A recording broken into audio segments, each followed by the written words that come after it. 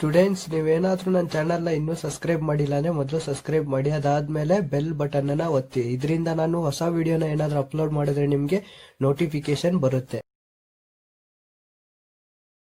ಇವತ್ತು income and expenditure ಮತ್ತು balance sheet ಎರಡನ್ನೂ ಹೇಳ್ಕೊಡ್ತೀನಿ ನಾನು. ಇಲ್ಲಿ ನಮ್ಮ ಹತ್ರ ಇಲ್ಲಿ ಇನ್ಕಮ್ ಆ್ಯಂಡ್ ಎಕ್ಸ್ಪೆಂಡಿಚರ್ ಅಕೌಂಟ್ನ ನಾನು ಮಾಡೋದು ಯಾವ ರೀತಿ ಅಂತ ಹೇಳ್ಕೊಡ್ತೀನಿ. ನೋಡ್ತಾ ಇರ್ಬೋದು, ಇಲ್ಲೊಂದು ಬ್ಯಾಲೆನ್ಸ್ ಶೀಟ್ ಈ ರೀತಿ ಮಾಡಬೇಕಾಗತ್ತೆ ನಾವು. ಇಲ್ಲಿ ರೆಸಿಪ್ಟ್ ಆ್ಯಂಡ್ ಪೇಮೆಂಟ್ ಅಕೌಂಟಲ್ಲಿ ನಾವು ಸಬ್ಸ್ಕ್ರಿಪ್ಷನನ್ನು ತೊಗೋತೀವಿ, ಎಂಟ್ರೆನ್ಸ್ ಫೀಸನ್ನು ತೊಗೋತೀವಿ ಮತ್ತು ಲಾಕರ್ ರೆಂಟ್ನ ತೊಗೋತೀವಿ. ಅಂದರೆ ಯಾವುದು ಕಂಟಿನ್ಯೂಸ್ ಆಗಿ ನಡೆಯುತ್ತೋ ಅದನ್ನು ಮಾತ್ರ ನಾವು ಇನ್ಕಮ್ ಅಂತ ತೊಗೊಳ್ಳೋದು. ಇದನ್ನು ನೀಟಾಗಿ ಅರ್ಥ ಮಾಡ್ಕೊಳ್ಳಿ. ಅದಾದಮೇಲೆ ನೋಡಿ, ಇಲ್ಲಿ ಇನ್ಕಮ್ ಸೈಡ್ ಅದನ್ನು ತೊಗೋತೀವಿ ನಾವು. ಅದಾದಮೇಲೆ ಪೇಮೆಂಟ್ ಸೈಡ್ ಏನು ಬರುತ್ತೆ, ಅದು ಎಕ್ಸ್ಪೆಂಡಿಚರ್ ಸೈಡ್ ಬರುತ್ತೆ. ಇಲ್ಲಿ ನಾವು ತೊಗೊಳ್ಳೋದೇನಪ್ಪ ಅಂದರೆ ಟೆಲಿಫೋನ್ ಎಕ್ಸ್ಪೆನ್ಸಸ್ ತೊಗೋತೀವಿ, ಸ್ಯಾಲರಿ ತೊಗೋತೀವಿ, ನ್ಯೂಸ್ ಪೇಪರ್ಸ್ ತೊಗೋತೀವಿ, ಸ್ಯಾಂಡ್ರಿ ಎಕ್ಸ್ಪೆನ್ಸಸ್ ಇರುತ್ತಲ್ಲ ಅದನ್ನು ತೊಗೋತೀವಿ.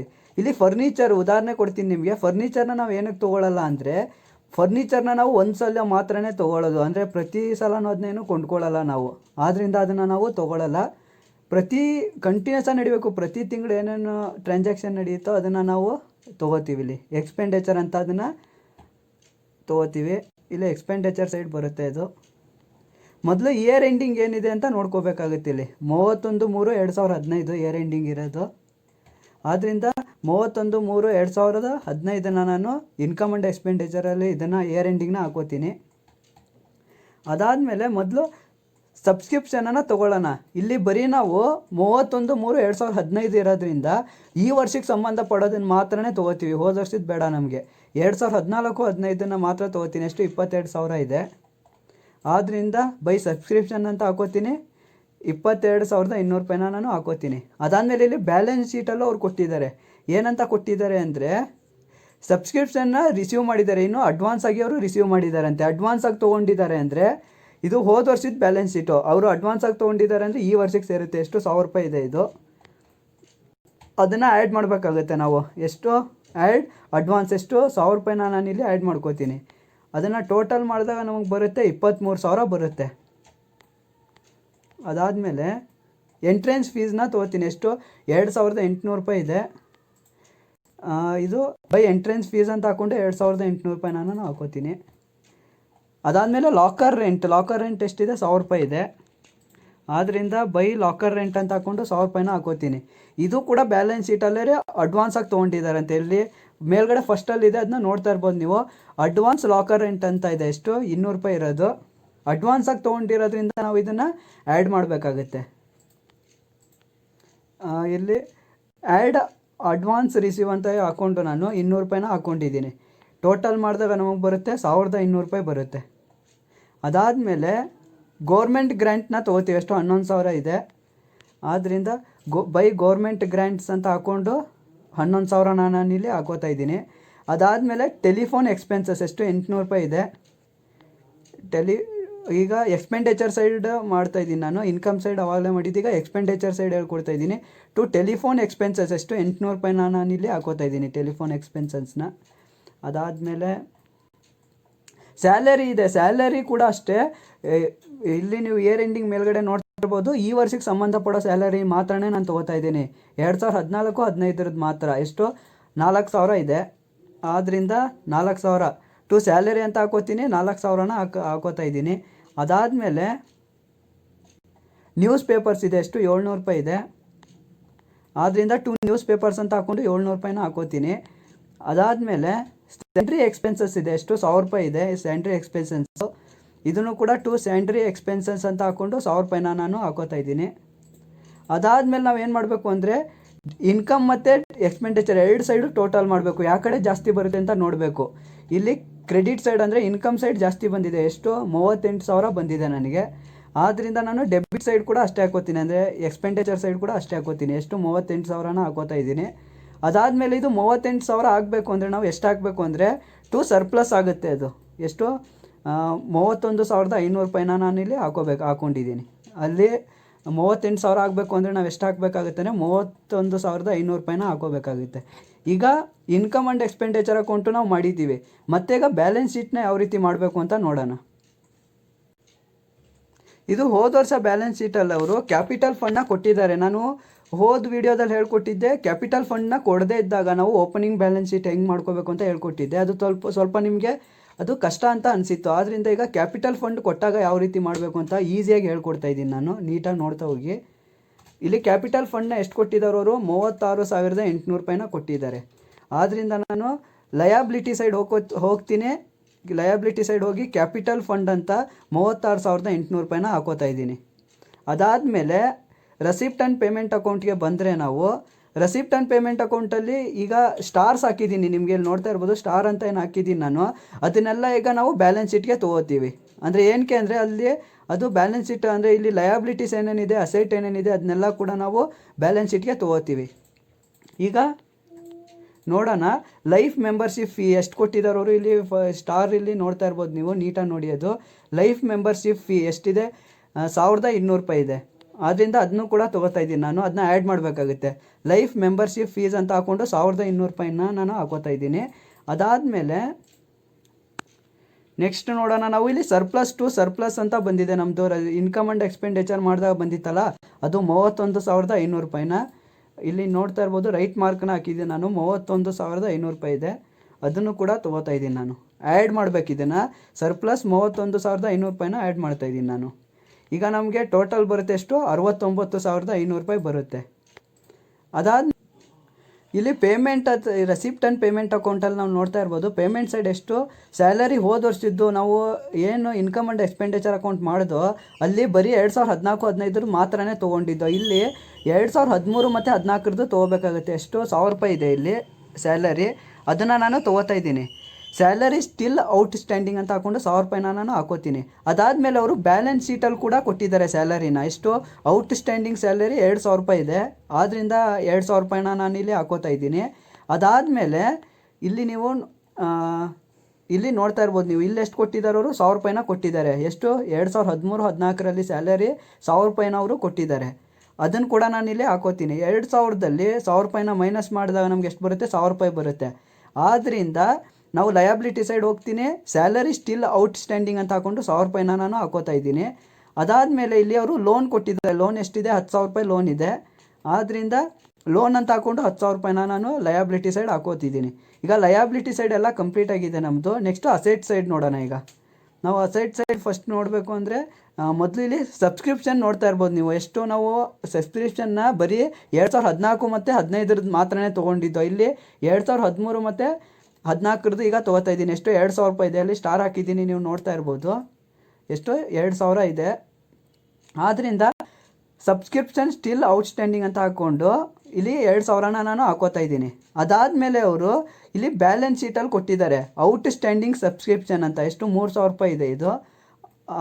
ಅದನ್ನು ನಾವೇನು ಮಾಡಬೇಕಾಗತ್ತೆ ಅಂದರೆ 3,000ದಲ್ಲಿ 2,000ನ ನಾವು ಮೈನಸ್ ಮಾಡಬೇಕಾಗತ್ತೆ. ಎಷ್ಟು? 3,000ದಲ್ಲಿ ನಾವು 2,000 ಮೈನಸ್ ಮಾಡಿದಾಗ ನಮಗೆ ಬರುತ್ತೆ 1,000 ರೂಪಾಯಿ ಬರುತ್ತೆ. ಅದಾದಮೇಲೆ ಇಲ್ಲಿ ಪೇಮೆಂಟ್ ಸೈಡ್ ಹೋದರೆ ಫರ್ನಿಚರ್ ಇದೆ. ಫರ್ನಿಚರ್ ಎಷ್ಟು ಕೊಟ್ಟಿದ್ದಾರೆ? 4,000 ರೂಪಾಯಿದು ಫರ್ನಿಚರ್ ಇದೆ. ಆದ್ದರಿಂದ ನಾನು ಫರ್ನಿಚರ್ ಅಂತ ಹೋಗ್ತೀನಿ, 4,000ನ ಎಂಟ್ರಿ ಮಾಡ್ತೀನಿ.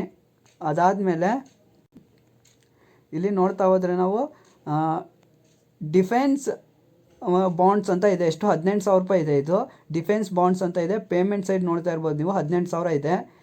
ಅದನ್ನು ನಾನು ಏನು ಮಾಡ್ತೀನಿ? ಡಿಫೆನ್ಸ್ ಬಾಂಡ್ಸ್ ಅಂತ ಹಾಕ್ಕೊಂಡು ಅಸೆಟ್ ಸೈಡ್ ಹೋಗಿ 18,000ನ ಅದನ್ನ ಹಾಕೋತೀನಿ. ಅದಾದಮೇಲೆ ಇಲ್ಲಿ ಲ್ಯಾಂಡ್ ಕೊಟ್ಟಿದ್ದಾರೆ. ಲ್ಯಾಂಡ್ ಎಷ್ಟು? 20,000 ಇದೆ. ಆದ್ದರಿಂದ ಲ್ಯಾಂಡ್ ಅಂತ ಹಾಕೋತೀನಿ. ಅಸೆಟ್ ಸೈಡು 20,000ನ ನಾನು ಹಾಕೋತಾ ಇದ್ದೀನಿ. ಅದಾದಮೇಲೆ ಇಲ್ಲಿ ಬ್ಯಾಲೆನ್ಸ್ ಶೀಟಲ್ಲಿ ಅವರು ಬಿಲ್ಡಿಂಗ್ ಕೊಟ್ಟಿದ್ದಾರೆ. ಎಷ್ಟಿದೆ ಇಲ್ಲಿ ಬಿಲ್ಡಿಂಗು? 35,000 ರೂಪಾಯಿ ಇದೆ. ಆದ್ದರಿಂದ ಬಿಲ್ಡಿಂಗ್ಸ್ ಅಂತ ಹಾಕ್ಕೊಂಡು ಅಸೆಟ್ ಸೈಡು 35,000ನ ಹಾಕೋತೀನಿ. ಅದಾದಮೇಲೆ ನಾನು ಈಗ ಇಲ್ಲಿ ನಾವು ನೋಡ್ತಾ ಇರ್ಬೋದು, ಹೋದ ವರ್ಷ ಕ್ಯಾಪಿಟಲ್ ಫಂಡ್ನ ಅವ್ರು ಕೊಟ್ಟಿರೋದು. ಕ್ಯಾಪಿಟಲ್ ಫಂಡ್ನ ಕೊಟ್ಟಾಗ ಯಾವ ರೀತಿ ಮಾಡಬೇಕು ಅಂತ ನಾನು ಈ ವಿಡಿಯೋದಲ್ಲಿ ಹೇಳ್ತಾ ಇರೋದು ನಿಮಗೆ. ಈಗ ಆಯಿತು. ಅದಾದಮೇಲೆ ನಾವು ಏನು ಮಾಡ್ಕೋಬೇಕು? ಅಸೆಟ್ ಸೈಡ್ ಕೂಡ ಟೋಟಲ್ ಮಾಡ್ತೀನಿ. 85,500 ರೂಪಾಯಿ ಬಂದಿದೆ. ಅದೇ ರೀತಿ ಲಯಾಬಿಲಿಟಿ ಸೈಡ್ ಟೋಟಲ್ ಮಾಡಿದಾಗ ನನಗೆ 85,500 ರೂಪಾಯಿ ಬಂದಿದೆ. ಈಗ ನಿಮ್ಮ ಅಸೆಟ್ ಮತ್ತು ಲಯಾಬಿಲಿಟಿ ಎರಡು ಕಡೆನೂ ಒಂದೇ ಅಮೌಂಟ್ ಬಂದರೆ ನೀವು ಮಾಡಿರೋ ಬ್ಯಾಲೆನ್ಸ್ ಶೀಟ್ ಕರೆಕ್ಟಾಗಿದೆ ಅಂತ. ಈ ವಿಡಿಯೋನ ನೀಟಾಗಿ ನೋಡಿ, ನೀಟಾಗಿ ಅರ್ಥ ಮಾಡ್ಕೊಳ್ಳಿ. ಹಾಯ್ ಸ್ಟೂಡೆಂಟ್ಸ್, ಇವತ್ತಿನ ಕ್ಲಾಸಲ್ಲಿ ನಾನು ನಿಮ್ಗೆ ಹೇಳ್ಕೊಡ್ತಾ ಇದ್ದೀನಿ ರಿವ್ಯಾಲ್ಯೂಯೇಷನ್ ಅಕೌಂಟ್ನ ಯಾವ ರೀತಿ ಮಾಡಬೇಕು ಅಂತ ಹೇಳ್ಕೊಡ್ತೀನಿ. ಇಲ್ಲಿ ನೀವು ನೋಡ್ತಾ ಇರ್ಬೋದು, ಅವರೊಂದು ಬ್ಯಾಲೆನ್ಸ್ ಶೀಟ್ನ ಕೊಟ್ಟಿದ್ದಾರೆ. ಅದಾದಮೇಲೆ ಇಲ್ಲಿ ಕೆಲವೊಂದು ಅಡ್ಜಸ್ಟ್ಮೆಂಟ್ಗಳನ್ನ ಕೊಟ್ಟಿರ್ತಾರೆ. ಮೊದಲನೇದಾಗಿ ನಾವು ನೋಡ್ಕೋಬೇಕಾಗಿರೋದು ಏನು ಅಂದರೆ, ಇವತ್ತು ನಾನು ಹೇಳ್ಕೊಡ್ತಾ ಇರೋದು ಅಡ್ಮಿಷನ್ ಬಗ್ಗೆ ಹೇಳ್ಕೊಡ್ತಾ ಇದ್ದೀನಿ. ಅಂದರೆ ಯಾವ್ದಾರ ಪಾರ್ಟ್ನರ್ ಅಡ್ಮಿಟ್ ಆದರೆ ಯಾವ ರೀತಿ ಮಾಡಬೇಕು ಅಂತ ಹೇಳ್ತಾ ಇದ್ದೀನಿ. ಇಲ್ಲಿ ನೀಟಾಗಿ ನೋಡ್ಕೋಬೇಕಾಗುತ್ತೆ ನೀವು ಇದನ್ನು.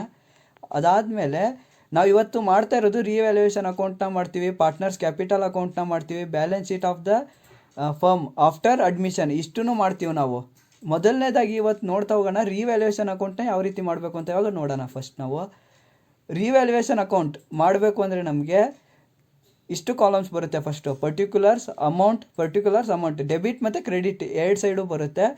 ಇಲ್ಲಿ ಡೆಬಿಟ್ ಸೈಡ್ ಯಾವ ಅಮೌಂಟ್ನ ಹಾಕೋತೀವಿ ಅಂದರೆ ನಾವು ಅಸೆಟ್ ವ್ಯಾಲ್ಯೂ ಏನಾದ್ರು ಡಿಕ್ರೀಸ್ ಆದರೆ ಆವಾಗ ನಾವು ಏನು ಮಾಡ್ತೀವಿ, ಡೆಬಿಟ್ ಸೈಡ್ ಹಾಕೋತೀವಿ. ಯಾವ ರೀತಿ ಅಂತ ನಿಮ್ಗೆ ಹೇಳ್ತೀನಿ ನಾನು ಇವಾಗ ಅಸೆಟ್ ಬ್ಯಾಲೆನ್ಸ್ ಶೀಟಲ್ಲಿ ಅವರು ಕೊಟ್ಟಿರೋಂಥ ಅಮೌಂಟು ಮತ್ತು ಅಡ್ಜಸ್ಟ್ಮೆಂಟಲ್ಲಿ ಕೊಟ್ಟಿರೋ ಅಮೌಂಟ್ ಏನಾದರೂ ಅಡ್ಜಸ್ಟ್ಮೆಂಟಲ್ ಅಮೌಂಟು ಕಡಿಮೆ ಆಗಿದ್ದರೆ, ಬ್ಯಾಲೆನ್ಸ್ ಶೀಟಲ್ಲಿ ಜಾಸ್ತಿ ಆಗಿದ್ದು ಅಸೆಟ್ ವ್ಯಾಲ್ಯೂ ಅಡ್ಜಸ್ಟ್ಮೆಂಟಲ್ಲಿ ಕಡಿಮೆ ಆಗಿದ್ದರೆ ನಾವು ಅದನ್ನು ಡೆಬಿಟ್ ಸೈಡ್ ಹಾಕೋತೀವಿ. ಅದೇ ರೀತಿ ಲಯಾಬಿಲಿಟಿ ವ್ಯಾಲ್ಯೂ ಏನಾದರೂ ಜಾಸ್ತಿ ಆದರೆ ಅದೇನು ಮಾಡ್ತೀವಿ, ಡೆಬಿಟ್ ಸೈಡ್ ಹಾಕೋತೀವಿ. ಅದೇ ರೀತಿಯೇ ಕ್ರೆಡಿಟ್ ಸೈಡಿಗೆ ಬಂದರೆ ನಾವು ಅಸೆಟ್ ವ್ಯಾಲ್ಯೂ ಏನಾದ್ರು ಜಾಸ್ತಿ ಆದರೆ ಅಂದರೆ ಏನಂದರೆ ಅವರು ಬ್ಯಾಲೆನ್ಸ್ ಶೀಟಲ್ಲಿ ಕೊಟ್ಟಿರೋ ಅಮೌಂಟ್ಗೂ ಮತ್ತು ಅಡ್ಜಸ್ಟ್ಮೆಂಟಲ್ಲಿ ಏನಾರು ಕೊಟ್ಟಿರೋ ಅಡ್ಜಸ್ಟ್ಮೆಂಟಲ್ ಅಮೌಂಟ್ ಏನಾದ್ರು ಜಾಸ್ತಿ ಕೊಟ್ಟಿದ್ರೆ, ಬ್ಯಾಲೆನ್ಸ್ ಶೀಟ್ಗಿಂತ ಅಡ್ಜಸ್ಟ್ಮೆಂಟಲ್ಲಿ ಜಾಸ್ತಿ ಅಮೌಂಟ್ ಕೊಟ್ಟಿದ್ರೆ ಅದೇನಾಗುತ್ತೆ, ಕ್ರೆಡಿಟ್ ಸೈಡ್ ಬರುತ್ತೆ. ಅದಾದಮೇಲೆ ಲಯಾಬಿಲಿಟೀಸ್ ಏನಾದರೂ ಕಡಿಮೆ ಆದರೆ ಏನು ಬರುತ್ತೆ, ಅದು ಕ್ರೆಡಿಟ್ ಸೈಡ್ ಬರುತ್ತೆ. ಇದನ್ನು ನೀವು ಪೆನ್ಸಿಲಲ್ಲಿ ಬರ್ಕೊಳ್ಳಿ. ಸೈಡಲ್ಲಿ ನಿಮ್ಗೆ ನೀಟಾಗಿ ಅರ್ಥ ಆಗಬೇಕು ಅಂದರೆ, ರಿವ್ಯಾಲ್ಯೂಯೇಷನ್ ಅಕೌಂಟ್ನ ಮಾಡಬೇಕು ಅಂದರೆ ಇದನ್ನು ಪೆನ್ಸಿಲಲ್ಲಿ ಬರ್ಕೊಂಡು ನೀವು ಮಾಡಿದ್ರೆ ನಿಮಗೆ ಈಸಿ ಆಗುತ್ತೆ. ಇವಾಗ ನಾವು ಇಲ್ಲಿ ಗಮನಿಸ್ಬೇಕಾಗಿರೋದೇನು ಅಂದರೆ, ನಾವು ರಿವ್ಯಾಲ್ಯೂಯೇಷನ್ ಅಕೌಂಟ್ನ ಮಾಡ್ಬೇಕಾದ್ರೆ ಯಾವಾಗಲೂ ಅಷ್ಟೇ ಇಲ್ಲಿ ಅಡ್ಜಸ್ಟ್ಮೆಂಟಲ್ಲಿ ಏನು ಕೊಟ್ಟಿದ್ದಾರೆ ಇದನ್ನು ಮಾತ್ರನೇ ತೊಗೋಬೇಕು. ಬ್ಯಾಲೆನ್ಸ್ ಶೀಟಲ್ಲಿ ಅವರು ಏನು ಕೊಟ್ಟಿರ್ತಾರಲ್ಲ ಇಲ್ಲಿ ಸಂಬಂಧಪಟ್ಟಿರೋ ಅಮೌಂಟ್ಗಳನ್ನ ಮಾತ್ರ ತೊಗೊಳ್ಳಿ. ಇನ್ನು ಮಿಕ್ಕಿದ್ದೇನಾದ್ರು ಬೇರೆ ಏನೇನು ಇರುತ್ತಲ್ಲ ಅದನ್ನೆಲ್ಲ ಬಿಟ್ಬಿಡಿ, ಅದನ್ನ ತೊಗೊಳಕ್ಕೆ ಹೋಗಬೇಡಿ. ಈಗ ನೆಕ್ಸ್ಟ್ ನಾವು ನೋಡ್ತಾ ಹೋಗೋಣ. ಇಲ್ಲಿ Mantri has to be bring in 30,000 as is capital ಅಂತ ಕೊಟ್ಟಿದ್ದಾರೆ. ಅಂದರೆ ಮಂತ್ರಿ ಅನ್ನೋ ಪಾರ್ಟ್ನರ್ ಏನಾಗ್ತಿದ್ದಾನೆ ಇವಾಗ ಇಲ್ಲಿ ಬರ್ತಾ ಇದ್ದಾನೆ. ಅಂದರೆ ಅಡ್ಮಿಷನ್ ಆಗ್ತಾ ಇರೋದು ಯಾರು ಅಂದರೆ ಇಲ್ಲಿ ಅಡ್ಮಿಟ್ ಆಗ್ತಾ ಇರೋದು ಮಂತ್ರಿ ಅನ್ನೋ ಪಾರ್ಟ್ನರ್ ಅಡ್ಮಿಟ್ ಆಗ್ತಿದ್ದಾನೆ. ಅವನೇನು ತಂದಿದ್ದಾನೆ, 30,000 ಕ್ಯಾಪಿಟಲ್ನ ತಂದಿದ್ದಾನೆ.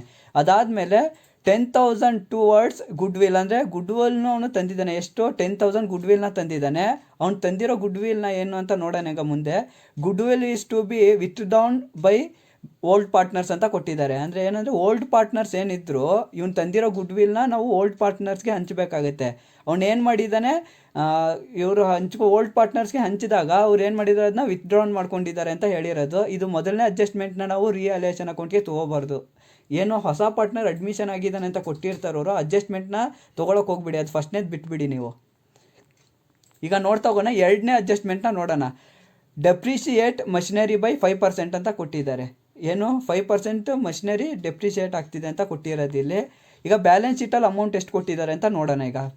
ಈಗ ಮಷಿನರಿ ಅಮೌಂಟ್ ಕೊಟ್ಟಿದ್ದಾರೆ 60,000 ಬ್ಯಾಲೆನ್ಸ್ ಶೀಟಲ್ಲಿದೆ. ಅಸೆಟ್ ಇದು ನೋಡ್ತಾ ಇರ್ಬೋದು, ನೀವು ನೀಟಾಗಿ ನೋಡ್ಕೊಳ್ಳಿ ಇದನ್ನು. ಅದಾದಮೇಲೆ ಇವಾಗ ನೀವು ನೋಡ್ತಾ ಇರ್ಬೋದು ಇದೇನಾಗುತ್ತೆ ಅಂದರೆ ಅಸೆಟ್ ವ್ಯಾಲ್ಯೂ ಡಿಕ್ರೀಸ್ ಆಗ್ತಿದೆ ಇಲ್ಲಿ. ಅಂದರೆ ಡಿಪ್ರಿಷಿಯೇಟ್ ಅಂತ ಕೊಟ್ಟಾಗ ಯಾವಾಗಲೂ ಅಷ್ಟೇ ಆ ವ್ಯಾಲ್ಯೂ ಕಡಿಮೆ ಆಗ್ತಿದೆ ಅಂತ ಅರ್ಥನೇ.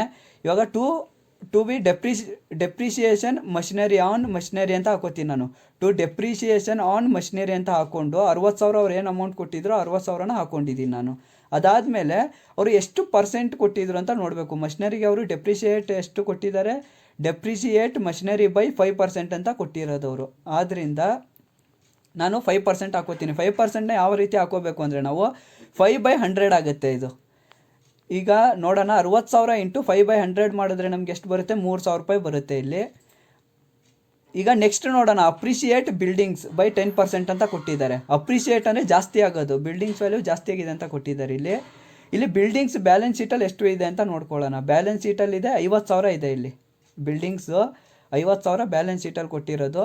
ಆದ್ದರಿಂದ ಇದೇನಾಗುತ್ತೆ ಅಂದರೆ ಅಸೆಟ್ ಜಾಸ್ತಿ ಆಗ್ತಿದೆ. ಅಪ್ರಿಷಿಯೇಟ್ ಅಂತ ಕೊಟ್ಟಾಗ ಯಾವಾಗಲೂ ಅಷ್ಟೇ ಅಸೆಟ್ ಜಾಸ್ತಿ ಆಗ್ತಿದೆ ಅಂತ. ಅಪ್ರಿಷಿಯೇಟ್ ಅಂದರೆ ಜಾಸ್ತಿ ಆಗೋದು, ಆದ್ದರಿಂದ ಇನ್ಕ್ರೀಸ್ ಆಗ್ತಿದೆ. ಆದ್ದರಿಂದ ಏನಾಗುತ್ತೆ, ಇದು ಕ್ರೆಡಿಟ್ ಸೈಡ್ ಬರುತ್ತೆ. ಬೈ ಬಿಲ್ಡಿಂಗ್ಸ್ ಅಂತ ಹಾಕ್ಕೊಳ್ಳಿ, 50,000ನ ಹಾಕ್ಕೊಳ್ಳಿ. ಅದಾದಮೇಲೆ ಅವರು ಅಪ್ರಿಷಿಯೇಟ್ ಆಗ್ತಾ ಇರೋದು ಬಿಲ್ಡಿಂಗ್ ಎಷ್ಟು ಅಂತ ಕೊಟ್ಟಿರೋದು 10% ಅಂತ ಕೊಟ್ಟಿರೋದು ಅವರು. ಆದರೆ 10%ನ ನಾವು ಯಾವ ರೀತಿ ಹಾಕೋಬೇಕು ಅಂದರೆ 10/100 ಅಂತ ಹಾಕೋತೀವಿ. ಅದಾದಮೇಲೆ 50,000 ಇಂಟು 10/100 ಮಾಡ್ತಾ ನಮ್ಗೆ ಎಷ್ಟು ಬರುತ್ತೆ, 5,000 ಬರುತ್ತೆ. ಅದಾದಮೇಲೆ ನೆಕ್ಸ್ಟ್ ನೋಡೋಣ. ಈಗ PBD ಈಸ್ ಮೆನ್ಷನ್ ಅಟ್ 4,000 ಅಂತ ಕೊಟ್ಟಿದ್ದಾರೆ. PBDನ ಅವರು ಮೆನ್ಷನ್ ಮಾಡಿರೋದಷ್ಟು 4,000 ಅಂತ ಕೊಟ್ಟಿರೋದು. ಇವಾಗ ಇಲ್ಲಿ ನೋಡೋಣ, ನಾವು ಇಲ್ಲಿ ಬ್ಯಾಲೆನ್ಸ್ ಶೀಟಲ್ಲಿ ಎಷ್ಟು ಕೊಟ್ಟಿದ್ದಾರೆ ಅಂದರೆ ಲೆಸ್ PBD 3,000 ಅಂತ ಇಲ್ಲಿದೆ. ಆದ್ದರಿಂದ ಟು ಪಿ ಬಿ ಡಿ ಅಂತ ಹಾಕೋತೀನಿ, ಅವರು ಬ್ಯಾಲೆನ್ಸ್ ಶೀಟಲ್ಲಿ ಕೊಟ್ಟಿರೋ 3,000 ನಾನು ಇಲ್ಲಿ ಹಾಕೋತೀನಿ. ಅದಾದಮೇಲೆ ಇದನ್ನು ನಾವು ನೋಡ್ತಾ ಹೋದರೆ ಇಲ್ಲಿ ಅಸೆಟ್ ವ್ಯಾಲ್ಯೂ ಡಿಕ್ರೀಸ್ ಆಗ್ತಿದೆ, ಅಂದರೆ ಅಸೆಟ್ ವ್ಯಾಲ್ಯೂ ಕಡಿಮೆ ಆಗ್ತಾ ಇರೋದು. ಇದು ನೀಟಾಗಿ ನೋಡ್ಕೊಳ್ಳಿ ಇದನ್ನು. ಅದಾದಮೇಲೆ ಇವರು ಪಿ ಬಿ ಡಿನ ಇಲ್ಲಿ ಕೊಟ್ಟಿರೋದೆಷ್ಟು 4,000ನ ಕೊಟ್ಟಿದ್ದಾರೆ. ಆದ್ದರಿಂದ ಇದೇನಾಗುತ್ತೆ ಅಂದರೆ 4,000 ಮೈನಸ್ 3,000 ಆಗುತ್ತೆ. ಇವಾಗ ಅಮೌಂಟ್ ಸೈಡ್ ಹೋಗ್ತೀನಿ, ನಾನು 1,000 ರೂಪಾಯಿನ ಹಾಕೋತೀನಿ. ಅದಾದಮೇಲೆ ನೆಕ್ಸ್ಟ್ ನೋಡೋಣ. ಈಗ ಇನ್ವೆಸ್ಟ್ಮೆಂಟ್ ಆರ್ ಟು ಬಿ ರೀವ್ಯಾಲ್ಯೂಡ್, ಅಂದರೆ ಇನ್ವೆಸ್ಟ್ಮೆಂಟ್ ರೀವ್ಯಾಲ್ಯೂ ಆಗಿದೆ ಅಂತ ಎಷ್ಟು 25,000 ಅಂತ ಕೊಟ್ಟಿದ್ದಾರೆ ಅವರು. ಇಲ್ಲಿ ಇನ್ವೆಸ್ಟ್ಮೆಂಟ್ ಎಷ್ಟಿದೆ ಅಂತ ನೋಡೋಣ. ಈಗ ಬ್ಯಾಲೆನ್ಸ್ ಶೀಟಲ್ಲಿ ಇನ್ವೆಸ್ಟ್ಮೆಂಟ್ ಇದೆ 20,000 ಕೊಟ್ಟಿದ್ದಾರೆ ಅವರು. ಅದಾದಮೇಲೆ ನಾನು ಇವಾಗ ಏನು ಮಾಡ್ತೀನಿ ಅಂದರೆ ಬೈ ಇನ್ವೆಸ್ಟ್ಮೆಂಟ್ ಅಂತ ಹಾಕೋತೀನಿ. ಎಷ್ಟು 20,000 ಅವ್ರು ಕೊಟ್ಟಿರೋ ಅಮೌಂಟ್ನ ಹಾಕೋತೀನಿ. ಇವಾಗ ಏನಾಗಿದೆ ಅಂದರೆ ಅಡ್ಜಸ್ಟ್ಮೆಂಟಲ್ಲಿ ಜಾಸ್ತಿ ಕೊಟ್ಟಿದ್ದಾರೆ. ಬ್ಯಾಲೆನ್ಸ್ ಶೀಟಲ್ಲಿ ಎಷ್ಟು 20,000 ಇರೋದು, ಅಡ್ಜಸ್ಟ್ಮೆಂಟಲ್ಲಿ 25,000 ಕೊಟ್ಟಿರೋದು. ಆದ್ದರಿಂದ ಇದೇನಾಗುತ್ತೆ ಅಂದರೆ ಅಸೆಟ್ ಜಾಸ್ತಿ ಆಗ್ತಿದೆ, ಅಸೆಟ್ ಇನ್ಕ್ರೀಸ್ ಆಗ್ತಿದೆ. ಆದ್ದರಿಂದ ಇದು ಕ್ರೆಡಿಟ್ ಸೈಡ್ ಬರುತ್ತೆ. ಅದಾದಮೇಲೆ ನೋಡೋಣ. ಇವಾಗ 25,000 ಇವರು ಅಡ್ಜಸ್ಟ್ಮೆಂಟಲ್ಲಿ ಕೊಟ್ಟಿರೋದು, ಆ 25,000 ನಾನು ಇಲ್ಲಿ ಹಾಕೋತೀನಿ. 25,000 ಮೈನಸ್ 20,000 ಮಾಡಿದ್ರೆ ನಮ್ಗೆ ಎಷ್ಟು ಬರುತ್ತೆ, 5,000 ಬರುತ್ತೆ. ಅದಾದಮೇಲೆ ಲಾಸ್ಟಲ್ಲಿ ನಾವು ಮಾಡಬೇಕಾಗಿರೋದೇನು ಅಂದರೆ ಡೆಬಿಟ್ ಮತ್ತು ಕ್ರೆಡಿಟ್ ಎರಡು ಸೈಡ್ ಕೂಡ ಟೋಟಲ್ ಮಾಡ್ಕೊಳ್ಳಿ. ಟೋಟಲ್ ಮಾಡ್ಕೊಂಡಾಗ ನನಗೆ ಇಲ್ಲಿ ಕ್ರೆಡಿಟ್ ಸೈಡ್ ಜಾಸ್ತಿ ಬಂದಿದೆ, ಎಷ್ಟು 10,000 ಬಂದಿದೆ. ಆ 10,000ನ ನಾನು ಡೆಬಿಟ್ ಮತ್ತು ಕ್ರೆಡಿಟ್ ಎರಡು ಸೈಡು ಹಾಕೋತೀನಿ. ನಾನು ಎರಡು ಸೈಡು ಹಾಕೊಂಡಾದ್ಮೇಲೆ ಏನು ಮಾಡಬೇಕು ಅಂದರೆ ಈಗ ಡೆಬಿಟ್ ಸೈಡ್ ನಮಗೆ 10,000 ಆಗಬೇಕದು. ಅಂದರೆ ಎಷ್ಟು ಅಮೌಂಟ್ನ ನಾವು ಹಾಕಬೇಕಾಗುತ್ತೆ, ಅಲ್ಲಿ 6,000 ರೂಪಾಯಿ ಅಮೌಂಟ್ನ ನಾವು ಅಲ್ಲಿ ಹಾಕಬೇಕಾಗುತ್ತೆ. 6,000ನ ಅಲ್ಲಿ ಹಾಕಬೇಕು ನಾವು. ಈ 6,000 ಏನಿರುತ್ತಲ್ಲ ಇದನ್ನು ಪಾರ್ಟ್ನರ್ಸ್ ಕ್ಯಾಪಿಟಲ್ ಅಕೌಂಟ್ಗೆ ನಾವು ಶೇರ್ ಮಾಡಬೇಕಾಗುತ್ತೆ. ಟು ಪಾರ್ಟ್ನರ್ಸ್ ಕ್ಯಾಪಿಟಲ್ ಅಕೌಂಟ್ ಅಂತ ಹಾಕೊಳ್ಳಿ. ಅದಾದಮೇಲೆ ಏನು ಮಾಡಬೇಕು ಅಂದರೆ ಇಲ್ಲಿ ರೇಷಿಯೋನ ನೋಡ್ಕೋಬೇಕು. ರಾಜ ಮತ್ತು ರಾಣಿ ಏನು ರೇಷಿಯೋ ಕೊಟ್ಟಿದ್ದವರು ಅವರು 3:2 ಅಂತ ರೇಷಿಯೋ ಕೊಟ್ಟಿರೋದವರು. ಈಗ ಈ ರೇಷಿಯೋನ ಹೆಂಗೆ ಮಾಡ್ಕೋಬೇಕಾಗುತ್ತೆ ಅಂದರೆ ಇಲ್ಲಿ 3:2 ಅಂತ ಏನಿದೆ 3+2 ಅಂತ ಮಾಡ್ಕೊಳ್ಳಿ, ಅದು 5 ಬರುತ್ತೆ. ಅದಾದಮೇಲೆ ರಾಜಾದು ರೇಷಿಯೋ ಎಷ್ಟಿರೋದು 3 ಅಂತ ಇರೋದು. ಈಗ ರಾಜಾದೇನಾಗುತ್ತೆ ಅಲ್ಲಿ ನಾವು ಏನು ಅದನ್ನ ಎರಡನ್ನೂ ಆ್ಯಡ್ ಮಾಡಿಕೊಂಡು ಅದು ಕೆಳಗಡೆ ಅಮೌಂಟ್ ಹಾಕೋಬೇಕಾಗುತ್ತೆ. ರಾಜ ಇದು ರೇಷಿಯೋ ಏನಾಗುತ್ತೆ ಅಂದರೆ 3/5 ಆಗುತ್ತೆ. 3/5 ಯಾವ ರೀತಿ ಬಂತು ಅಂತ ನಿಮಗೆ ನೀಟಾಗಿ ಅರ್ಥ ಆಗಿರ್ಬೋದು. ಈಗ 3/5 ಆಗುತ್ತೆ. ಆದ್ದರಿಂದ ನಾನು ಏನು ಮಾಡ್ತೀನಿ 6,000 ಇಂಟು 3/5 ಅಂತ ಹಾಕೋತೀನಿ. ರಾಜಾದ್ ಕಂಡು ಹಿಡಿತಾ ಇರೋದು. ಇಷ್ಟು ಮಾಡಿದಾಗ ನಮ್ಗೆ ಎಷ್ಟು ಬರುತ್ತೆ 3,600 ಬರುತ್ತೆ. ಅದಾದಮೇಲೆ ರಾಣಿದು ಎಷ್ಟಿರೋದು 2%, ಅಂದರೆ 2 ಇರೋದಿಲ್ಲಿ. ರಾಣಿದೆಷ್ಟು 2 ಇದೆ, ಅಂದರೆ 2 ಇರೋದು. ಇವಾಗ ಇದನ್ನು ಏನು ಮಾಡ್ಕೋತೀನಿ ನಾನು 3+2 ಮಾಡ್ಕೊಂಡಾಗ ಎಷ್ಟು ಬರುತ್ತೆ 5 ಬರುತ್ತೆ ನಮಗೆ. ಆ 5ನ ಕೆಳಗಡೆ ಹಾಕೋಬೇಕು. ರಾಣಿದೀಗ ರೇಷಿಯೋ ಆಗುತ್ತೆ 2/5 ಆಗುತ್ತೆ. ಆದ್ದರಿಂದ ರಾಣಿ 6,000 ಅಂತ ಹಾಕೋತೀನಿ ನಾನು, ಇಂಟು 2/5 ಹಾಕೋತೀನಿ. ನಮ್ಗೆ ಎಷ್ಟು ಬರುತ್ತೆ 2,400 ಬರುತ್ತೆ. ಇಷ್ಟೆಲ್ಲ ಮಾಡಾದ್ಮೇಲೆ ಇಲ್ಲಿ ಬಂದಿರೋ ಅಮೌಂಟ್ನ ನಾವು ಪಾರ್ಟ್ನರ್ಸ್ ಕ್ಯಾಪಿಟಲ್ ಅಕೌಂಟ್ಗೆ ಹಾಕಬೇಕಾಗುತ್ತೆ. ಪಾರ್ಟ್ನರ್ಸ್ ಕ್ಯಾಪಿಟಲ್ ಅಕೌಂಟ್ನ ಯಾವ ರೀತಿ ಮಾಡಬೇಕು ಅಂತ ಮುಂದೆ ನೋಡೋಣ. ಇವಾಗ ನಾವು ಪಾರ್ಟ್ನರ್ಸ್ ಕ್ಯಾಪಿಟಲ್ ಅಕೌಂಟ್ನ ಯಾವ ರೀತಿ ಮಾಡಬೇಕು ಅಂತ ನೋಡೋಣ. ಈಗ ನಾವು ಪಾರ್ಟ್ನರ್ಸ್ ಕ್ಯಾಪಿಟಲ್ ಅಕೌಂಟ್ ಮಾಡಬೇಕು ಅಂದರೆ ಪರ್ಟಿಕ್ಯುಲರ್ಸ್ ಮತ್ತು ಎಷ್ಟು ಜನ ಪಾರ್ಟ್ನರ್ಸ್ ಇದ್ದಾರಲ್ಲ ಅಷ್ಟು ಕಾಲಮ್ನ ನೀವು ಹಾಕೋಬೇಕಾಗುತ್ತೆ. ರಾಜ, ರಾಣಿ, ಮಂತ್ರಿ 3 ಜನ ಪಾರ್ಟ್ನರ್ಸ್ ಇರೋದು, ಅದರಿಂದ 3 ಕಾಲಮ್ನ ನಾನು ಹಾಕೊಂಡಿದ್ದೀನಿ. ಅದಾದಮೇಲೆ ಇಲ್ಲಿ ಮತ್ತೆ ಕ್ರೆಡಿಟ್ ಸೈಡು ಅಷ್ಟೇ ಪರ್ಟಿಕ್ಯುಲರ್ಸ್, ರಾಜ, ರಾಣಿ, ಮಂತ್ರಿ 3 ಕಾಲಮ್ನ ಹಾಕೋಬೇಕಾಗುತ್ತೆ. ಎಷ್ಟು ಜನ ಪಾರ್ಟ್ನರ್ಸ್ ಕೊಡ್ತಾರಲ್ಲ ಅವರು ಅಷ್ಟು ಕಾಲಮ್ ಅಮೌಂಟ್ನ ನೀವು ಹಾಕೋಬೇಕಾಗುತ್ತೆ. ಮೊದಲು ನಾವು ನೋಡಬೇಕಾಗಿರೋದೇನು ಅಂದರೆ ಬ್ಯಾಲೆನ್ಸ್ ಶೀಟಲ್ಲಿ ಅವರು ಕ್ಯಾಪಿಟಲ್ನ ಕೊಟ್ಟಿರ್ತಾರೆ ಎಷ್ಟು ಅಂತ. ಇಲ್ಲಿ ಫಸ್ಟು ರಾಜ ಕ್ಯಾಪಿಟಲ್ ಕೊಟ್ಟಿದ್ದಾರೆ, ಎಷ್ಟು 60,000 ಕೊಟ್ಟಿದ್ದಾರೆ ಅವರು. ಅದನ್ನು ನಾವು ಯಾವ ರೀತಿ ಹಾಕೋಬೇಕು ಅಂದರೆ ಕ್ರೆಡಿಟ್ ಸೈಡ್ ಹಾಕೋಬೇಕಾಗುತ್ತೆ. ಬೈ ಬ್ಯಾಲೆನ್ಸ್ ಬ್ರಾಡ್ ಡೌನ್ ಅಂತ ಹಾಕ್ಕೊಂಡು ರಾಜ ಸೈಡ್ ಹೋಗ್ತೀನಿ, 60,000ನ ನಾನು ಹಾಕೋತೀನಿ. ಅದಾದಮೇಲೆ ರಾಣಿದು ಎಷ್ಟು ಕೊಟ್ಟಿದ್ದಾರೆ ಅವರು 40,000 ಕೊಟ್ಟಿದ್ದಾರೆ ಕ್ಯಾಪಿಟಲ್ನ. ಬೈ ಬ್ಯಾಲೆನ್ಸ್ ಬ್ರಾಡ್ ಡೌನ್ ಅಂತ ಹಾಕ್ಕೊಂಡು 40,000ನ ರಾಣಿ ಸೈಡ್ ಹಾಕೋತೀನಿ ನಾನು. ಅದಾದಮೇಲೆ ಹೊಸ ಪಾರ್ಟ್ನರ್ ಏನಿರ್ತಾನಲ್ಲ ಅವ್ನು ತಂದಿರೋ ಕ್ಯಾಪಿಟಲ್ ಎಷ್ಟು ಅಂತ ನೋಡ್ಕೋಬೇಕು ನಾವು. ಮಂತ್ರಿ ಹ್ಯಾಸ್ ಟು ಬಿ ಬ್ರಿಂಗ್ 30,000 ಕ್ಯಾಪಿಟಲ್ನ ಅವನು ತಂದಿದ್ದಾನಂತೆ. ಇಲ್ಲಿ ನೋಡ್ತಾ ಇರ್ಬೋದು ನೀವು 30,000 ಅವನು ತಂದಿರೋದೆಷ್ಟು 30,000 ಕ್ಯಾಪಿಟಲ್ನ ತಂದಿರೋದು. ಆದ್ದರಿಂದ ನಾನು ಏನು ಮಾಡ್ತೀನಿ ಇದನ್ನು ಬೈ ಕ್ಯಾಶ್ ಅಕೌಂಟ್ ಅಂತ ಹಾಕೋಬೇಕು ನಾವು. ಯಾವಾಗಲೂ ಅಷ್ಟೇ ಹೊಸ ಪಾರ್ಟ್ನರ್ದು ಏನಿರುತ್ತೆ ಅದು ಕ್ಯಾಶ್ ಅಕೌಂಟ್ಗೆ ಹೋಗುತ್ತೆ. ಏನಾಗುತ್ತೆ ಬೈ ಕ್ಯಾಶ್ ಅಕೌಂಟ್ ಅಂತ ಹಾಕ್ಕೊಂಡು ಮಂತ್ರಿ ಸೈಡ್ ಹೋಗ್ತೀನಿ, 30,000ನ ನಾನು ಹಾಕೋತೀನಿ. ಅದಾದಮೇಲೆ ಇಲ್ಲಿ ಜನರಲ್ ರಿಸರ್ವ್ ಇರುತ್ತಲ್ಲ, ಜನರಲ್ ರಿಸರ್ವ್ ಏನಿರುತ್ತೆ 25,000 ಅವರು ಕೊಟ್ಟಿದ್ದಾರೆ. ಇದನ್ನು ನಾವು ಪಾರ್ಟ್ನರ್ಸ್ಗೆ ಹಂಚಬೇಕಾಗುತ್ತೆ, ರೇಷಿಯೋ ಪ್ರಕಾರ ಹಂಚಬೇಕು. ಇದನ್ನು ಬೈ ಜನರಲ್ ರಿಸರ್ವ್ ಅಂತ ಹಾಕ್ಕೊಂಡು 25,000 ಅವರು ಕೊಟ್ಟಿರೋದು. ಎಷ್ಟು ಅಮೌಂಟ್ ಅವ್ರು ಕೊಟ್ಟಿರೋದು ಇಲ್ಲಿ ನೋಡ್ತಾ ಇರ್ಬೋದು, 25,000 ಅವರು ಅಮೌಂಟ್ ಕೊಟ್ಟಿದ್ದಾರೆ. ಆದ್ದರಿಂದ 25,000ನ ರೇಷಿಯೋ ಪ್ರಕಾರ ಹಂಚಬೇಕಾಗುತ್ತೆ. ಫಸ್ಟು ನಾವಿಲ್ಲಿ ನೋಡ್ಕೋಬೇಕು ರೇಷಿಯೋ ಎಷ್ಟಿದೆ ಅಂತ. ರಾಜಾದು ಎಷ್ಟಿದೆ 3 ಇದೆ, ರೇಷಿಯೋ ಎಷ್ಟು ರಾಜಾದು 3 ಇದೆ.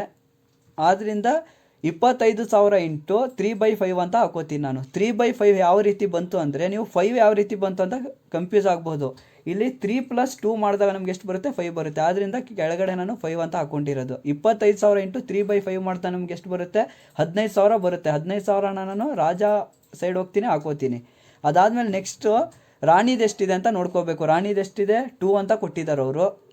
ಆದ್ದರಿಂದ ಇಲ್ಲಿ ಏನಾಗುತ್ತೆ? 25,000 ಇಂಟು 2/5 ಆಗುತ್ತೆ. ಮತ್ತು ಇಲ್ಲೂ ಅಷ್ಟೇ 5 ಯಾವ ರೀತಿ ಬಂತು ಅಂದರೆ 3 + 2 ಮಾಡಿದಾಗ ನಮಗೆ 5 ಬಂದಿದೆ. ಆದ್ದರಿಂದ 5 ಅಂತ ಹಾಕ್ಕೊಂಡಿರೋದು ಕೆಳಗಡೆ ನಾನು. 25,000 ಇಂಟು 2/5 ಮಾಡಿದ ನಮ್ಗೆ ಎಷ್ಟು ಬರುತ್ತೆ? 10,000 ಬರುತ್ತೆ. ಅದನ್ನು ರಾಣಿ ಸೈಡ್ ಹೋಗ್ತೀನಿ, 10,000ನ ರಾಣಿ ಸೈಡ್ ಹಾಕೋತೀನಿ ನಾನು. ಮತ್ತು ನೆಕ್ಸ್ಟ್ ನೋಡೋಣ, P&L ಅಕೌಂಟ್ ಅಂದರೆ ಪ್ರಾಫಿಟ್ ಆ್ಯಂಡ್ ಲಾಸ್ ಅಕೌಂಟ್ ಎಷ್ಟಿದೆ? 5,000ನ ಕೊಟ್ಟಿರೋದವರು. ಪ್ರಾಫಿಟ್ ಆ್ಯಂಡ್ ಲಾಸ್ ಅಕೌಂಟ್ ಎಷ್ಟು ಕೊಟ್ಟಿರೋದು? 5,000ನ ಕೊಟ್ಟಿದ್ದಾರೆ. ಇದನ್ನು ನಾನು ಪಾರ್ಟ್ನರ್ಸ್ಗೆ ಹಂಚಬೇಕಾಗುತ್ತೆ. ಇವಾಗ ಯಾವಾಗಲೂ ಅಷ್ಟೇ, ಅಲ್ಲಿ ರೈಟ್ ಸೈಡ್ ಕೊಟ್ಟರೆ ಇಲ್ಲಿ ಲೆಫ್ಟ್ ಸೈಡ್ ಬರುತ್ತೆ, ಅಲ್ಲಿ ಲೆಫ್ಟ್ ಕೊಟ್ಟರೆ ಇಲ್ಲಿ ರೈಟ್ ಸೈಡ್ ಹಾಕೋಬೇಕಾಗತ್ತೆ ನೀವು. ಈಗ ಟು P&L ಅಕೌಂಟ್ ಅಂತ ಹಾಕೋತೀನಿ, 5,000ನ ಅವ್ರು ಕೊಟ್ಟಿರೋ. ಇದನ್ನು ಕೂಡ ರೇಷಿಯೋ ಪ್ರಕಾರ ಮಾಡ್ಕೋಬೇಕು ನಾವು. ರಾಜಾದ ರೇಷಿಯೋ ಎಷ್ಟಿದೆ? 3 ಇದೆ. ಆದ್ದರಿಂದ 3/5 ಆಗುತ್ತೆ. ಇದು 5,000 ಇಂಟು 5,000 ಇಂಟು 3/5 ಮಾಡ್ಕೋತೀನಿ ನಾನು. 5 ಯಾವ ರೀತಿ ಬಂತು ಅಂದರೆ 3 + 2 ಮಾಡಿದಾಗ ನಮ್ಗೆ ಎಷ್ಟು ಬರುತ್ತೆ? 5 ಬರುತ್ತೆ. ಆದ್ದರಿಂದ ಕೆಳಗಡೆ ನಾನು 5 ಅಂತ ಹಾಕ್ಕೊಂಡಿರೋದು. 5,000 ಇಂಟು 3/5 ಮಾಡಿದಾಗ ನಮ್ಗೆ ಎಷ್ಟು ಬರುತ್ತೆ? 3,000 ಬರುತ್ತೆ. ಅದಾದಮೇಲೆ ರಾಣಿದು ಎಷ್ಟು ಕೊಟ್ಟಿದ್ದಾರೆ ಅವರು? ರೇಷಿಯೋನ 2 ಕೊಟ್ಟಿರೋದು. ಆದ್ದರಿಂದ 5,000 ಇಂಟು 2/5 ಆಗುತ್ತೆ. ಇಲ್ಲಿ 5 ಯಾವ ರೀತಿ ಬಂತು ಅಂದರೆ 3 + 2 ಏನಿತ್ತು ಮಾಡಿದಾಗ ನಮ್ಗೆ ಎಷ್ಟು ಬರುತ್ತೆ? 5 ಬರುತ್ತೆ. ಆದ್ದರಿಂದ ಕೆಳಗಡೆ ನಾನು 5ನ್ನು ಹಾಕ್ಕೊಂಡಿರೋದು. 5,000 ಇಂಟು 2/5 ಮಾಡಿದಾಗ ನಮ್ಗೆ ಎಷ್ಟು ಬರುತ್ತೆ? 2,000 ಬರುತ್ತೆ. ಅದಾದಮೇಲೆ ನೆಕ್ಸ್ಟ್ ನೋಡ್ಕೋಬೇಕಾಗಿರೋದೇನು ಅಂದರೆ, ನಾವು ರಿವ್ಯಾಲ್ಯೂಯೇಷನ್ ಅಕೌಂಟ್ ಮಾಡಿದಾಗ ಟು ಪಾರ್ಟ್ನರ್ಸ್ ಕ್ಯಾಪಿಟಲ್ ಅಕೌಂಟ್ ಅಂತ ಬಂದಿತ್ತು. ಇಲ್ಲಿ 2 ಅಂದರೆ ಲೆಫ್ಟ್ ಸೈಡ್ ಡೆಬಿಟ್ ಸೈಡ್ ಏನಾದ್ರು ಬಂದರೆ ಅಲ್ಲಿ ಕ್ರೆಡಿಟ್ ಸೈಡ್ ಹೋಗುತ್ತೆ. ಇದು ಟು ಪಾರ್ಟ್ನರ್ಸ್ ಕ್ಯಾಪಿಟಲ್ ಅಕೌಂಟು. ಆದ್ದರಿಂದ ಏನು ಮಾಡ್ಕೋತೀನಿ ನಾನು? ಬೈ ರಿವ್ಯಾಲ್ಯೂಯೇಷನ್ ಅಕೌಂಟ್ ಅಂತ ಹಾಕೋಬೇಕು ನೀವು. ಇಲ್ಲಿ ಕ್ರೆಡಿಟ್ ಸೈಡ್ ಬಂದು ಬೈ ರಿವ್ಯಾಲ್ಯೂಯೇಷನ್ ಅಕೌಂಟ್ ಅಂತ ಹಾಕ್ಕೊಂಡಿದ್ದೀನಿ ನಾನು. ಅದಾದಮೇಲೆ ಅಮೌಂಟ್ ನೋಡ್ತಾ ಹೋಗೋಣ. ಈಗ ರಾಜಾದೆಷ್ಟು? 3,600 ಇರೋದು. ಆದ್ದರಿಂದ ರಾಜ ಸೈಡ್ ಹೋಗ್ತೀನಿ ನಾನು, 3,600ನ ಹಾಕೋತೀನಿ. ಅದಾದಮೇಲೆ ರಾಣಿದೆಷ್ಟು ಕೊಟ್ಟಿದ್ದಾರೆ ಅವರು? 2,400. 2,400ನ ರಾಣಿದು ಕೊಟ್ಟಿರೋದು. ಆದ್ದರಿಂದ ಬೈ ರಿವ್ಯಾಲ್ಯೂಯೇಷನ್ ಅಕೌಂಟ್ ಅಂತ ಹಾಕ್ಕೊಂಡು ರಾಣಿ ಸೈಡ್ ಹೋಗ್ತೀನಿ, 2,400ನ ನಾನು ಹಾಕೋತೀನಿ. ಅದಾದಮೇಲೆ ಈಗ ನೆಕ್ಸ್ಟ್ ನೋಡಬೇಕಾಗಿರೋದೇನು ಅಂದರೆ, ಹೊಸ ಪಾರ್ಟ್ನರ್ ಗುಡ್ವಿಲ್ ಏನಾದ್ರು ತಂದಿದ್ದಾನ ಅಂತ ನೋಡಬೇಕು. ಇವನು ತಂದಿದ್ದಾನೆ. ಎಷ್ಟು? 10,000 ಗುಡ್ವಿಲ್ನ ತಂದಿರೋದು. ಮಂತ್ರಿ ಎಷ್ಟು ತಂದಿದ್ದಾನೆ ಗುಡ್ವಿಲ್ನ?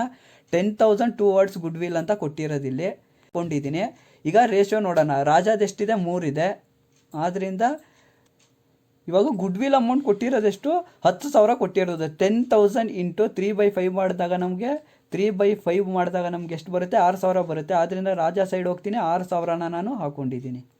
ಅದಾದಮೇಲೆ ಇಲ್ಲಿ 5 ಯಾವ ರೀತಿ ಬಂತು ಅಂದರೆ 3 + 2 ಮಾಡ್ಕೊಂಡಿದ್ದೀನಿ. ಆದ್ದರಿಂದ 5ನ ಕೆಳಗಡೆ ಹಾಕ್ಕೊಂಡಿರೋದು ನಾನು. ಅದಾದಮೇಲೆ ರಾಣಿದು ಎಷ್ಟಿದೆ? ರೇಷಿಯೋ 2 ಇದೆ. ರಾಣಿದು ಎಷ್ಟಿರೋದು? ರೇಷಿಯೋ 2 ಅಂತ ಇರೋದು. ಆದ್ದರಿಂದ 10,000 ಇಂಟು 2/5 ಮಾಡಿದಾಗ ನಮ್ಗೆ ಎಷ್ಟು ಬರುತ್ತೆ? 4,000 ಬರುತ್ತೆ. ಅದನ್ನು ರಾಣಿ ಸೈಡ್ ಹೋಗ್ತೀನಿ ನಾನು, 4,000ನ ಹಾಕೋತೀನಿ. ಯಾವಾಗಲೂ ಅಷ್ಟೇ ಗುಡ್ವಿಲ್ನ ಓಲ್ಡ್ ಪಾರ್ಟ್ನರ್ಸ್ಗೆ ಮಾತ್ರನೇ ಹಂಚಬೇಕಾಗಿರೋದು. ಹೊಸ ಪಾರ್ಟ್ನರ್ಗೆ ಗುಡ್ವಿಲ್ನ ಹಂಚೋ ಅವಶ್ಯಕತೆ ಇಲ್ಲ ನಾವು. ಏನು ಓಲ್ಡ್ ಪಾರ್ಟ್ನರ್ಸ್ ಇದ್ರಲ್ಲ ಅವ್ರಿಗಷ್ಟೇ ಹಂಚಬೇಕಾಗುತ್ತೆ ನಾವು. ಅದಾದಮೇಲೆ ಇಲ್ಲೂ ಅಷ್ಟೇ 3 + 2 ಮಾಡ್ಕೊಂಡಿದ್ದೀನಿ. 5 ಏನು ಬಂದಿತ್ತಲ್ಲ ಅದನ್ನು ಕೆಳಗಡೆ ಹಾಕ್ಕೊಂಡಿರೋದು ನಾನು. ಅದಾದಮೇಲೆ ಗುಡ್ವಿಲ್ ಆಯಿತು. ಈಗ ಇಲ್ಲಿ ನೀವು ನೋಡ್ತಾ ಇರ್ಬೋದು ಗುಡ್ವಿಲ್ ಏನಂತ ಕೊಟ್ಟಿದ್ದಾರವರು? Goodwill is to be withdrawn by the old partners ಅಂತ ಕೊಟ್ಟಿದ್ದಾರೆ. ಅಂದರೆ ಓಲ್ಡ್ ಪಾರ್ಟ್ನರ್ಸ್ ಏನು ಗುಡ್ವಿಲ್ನ ನಾವು 10,000 ಏನು ಹೊಸ ಪಾರ್ಟ್ನರ್ ತಂದಿದ್ನಲ್ಲ ಅದು ಓಲ್ಡ್ ಪಾರ್ಟ್ನರ್ಸ್ಗೆ ಹಂಚಿದ್ವಿ ನಾವು. ಅದನ್ನು ಅವ್ರು ಏನು ಮಾಡಿದ್ದಾರೆ? ವಿತ್ಡ್ರಾ ಮಾಡಿದ್ದಾರೆ, ಓಲ್ಡ್ ಪಾರ್ಟ್ನರ್ಸ್ ಅಂತ ಕೊಟ್ಟಿದ್ದಾರೆ. ಅದಾದಮೇಲೆ ಗುಡ್ವಿಲ್ ಆಯಿತು. ಈಗ ಈ ಗುಡ್ವಿಲ್ ಏನಿದೆ ಅಲ್ಲ, ಅವರು ತಂದಿರೋಂಥ ಗುಡ್ವಿಲ್ಲು ವಿತ್ಡ್ರಾ ಮಾಡ್ಕೊಂಡಿದ್ದಾರೆ ಅಂತ ಕೊಟ್ಟಿರೋದಲ್ಲಿ ಅಡ್ಜಸ್ಟ್ಮೆಂಟಲ್ಲಿ ಏನಂತ ಕೊಟ್ಟಿದ್ದಾರೆ ಅವರು? ವಿತ್ಡ್ರಾ ಮಾಡ್ಕೊಂಡಿದ್ದಾರೆ ಅಂತ ಕೊಟ್ಟಿರೋದು. ಆದ್ದರಿಂದ ಟು ಕ್ಯಾಶ್ ಅಕೌಂಟ್ ಅಂತ ಹಾಕೋತೀನಿ ನಾನು. ಕ್ಯಾಶ್ ಅಕೌಂಟ್ ಅಂತ ಹಾಕ್ಕೊಂಡು ರಾಜಾದ ಎಷ್ಟಿರೋದು ಗುಡ್ವಿಲ್? 6,000 ಇರೋದು. 6,000ನ ಇಲ್ಲಿ ಡೆಬಿಟ್ ಸೈಡ್ ಕೂಡ 6,000 ಅಂತ ಹಾಕೋತೀನಿ ನಾನು. ಅದಾದಮೇಲೆ ರಾಣಿದು ಎಷ್ಟಿರೋದು? 4,000 ಇರೋದು. ಆದ್ದರಿಂದ 4,000ನ ನಾನು ಇಲ್ಲಿ ಹಾಕೋತೀನಿ.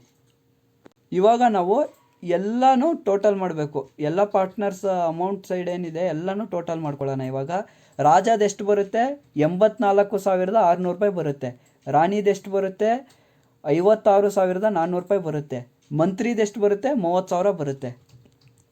ಆದ್ದರಿಂದ ಈಗ ನನ್ನ ಟೋಟಲ್ ಮಾಡಿದಾಗ ನನಗೆ ಕ್ರೆಡಿಟ್ ಸೈಡ್ ಜಾಸ್ತಿ ಬಂದಿದೆ, ಆದ್ದರಿಂದ ಡೆಬಿಟ್ ಸೈಡ್ ಅದೇ ಅಮೌಂಟ್ನ ನಾನು ಹಾಕೋತೀನಿ. ಎಷ್ಟು 4,656,430 ಹಾಕೋತೀನಿ ನಾನು. ರಾಜ ರಾಣಿ ಮಂತ್ರಿ 3 ಜನದ ಅಮೌಂಟ್ ಏನಿತ್ತಲ್ಲ ಅದೇ ಅಮೌಂಟ್ನ ಡೆಬಿಟ್ ಸೈಡ್ ನಾನು ಹಾಕೋತಾ ಇದ್ದೀನಿ.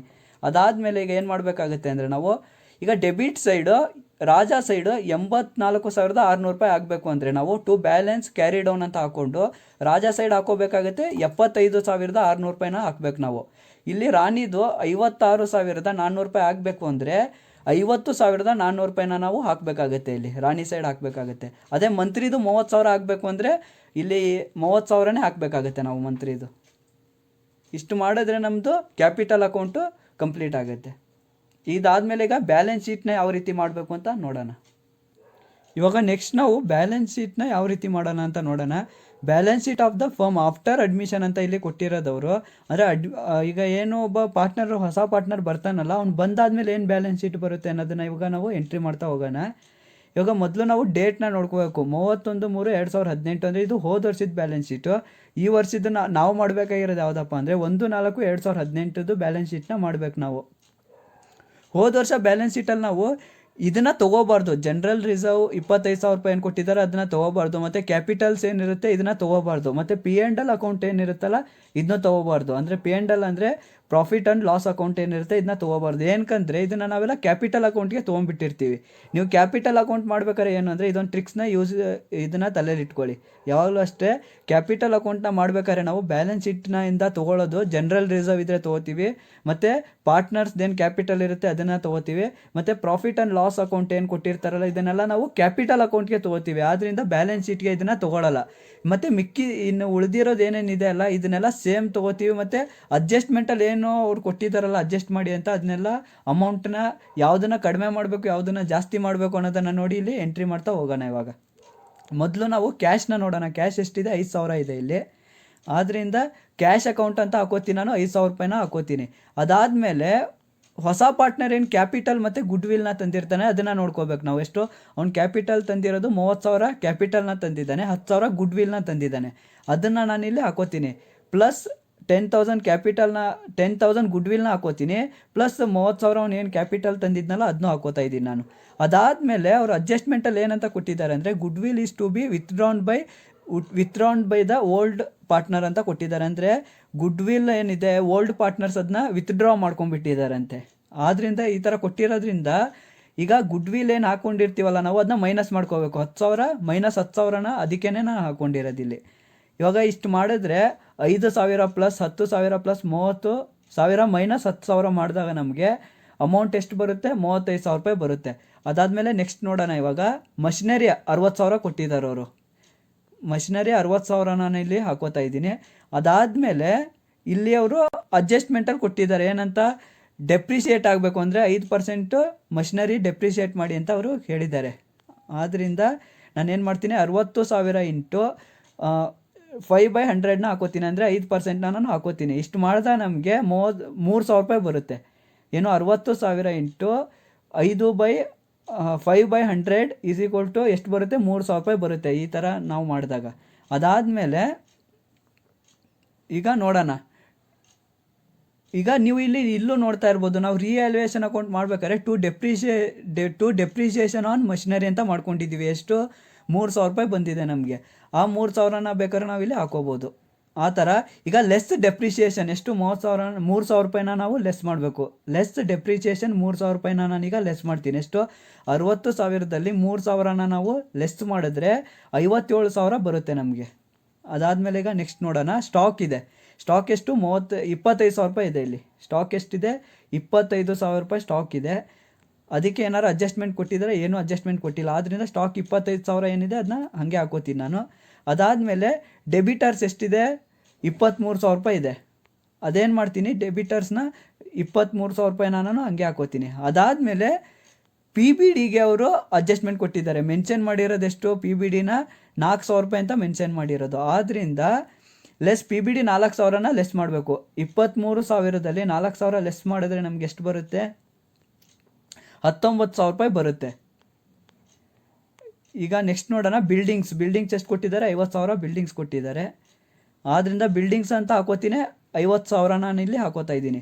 ಅದಾದಮೇಲೆ ಇಲ್ಲಿ ಅಡ್ಜಸ್ಟ್ಮೆಂಟಲ್ಲಿ ಅವ್ರು ಕೊಟ್ಟಿದ್ದಾರೆ ಬಿಲ್ಡಿಂಗ್ ಅಪ್ರಿಷಿಯೇಟ್ ಆಗಬೇಕು ಅಂತ, ಎಷ್ಟು 10% ಬಿಲ್ಡಿಂಗ್ ಅಪ್ರಿಷಿಯೇಟ್ ಆಗುತ್ತೆ ಅಂತ ಅವರು ಇಲ್ಲಿ ಕೊಟ್ಟಿದ್ದಾರೆ.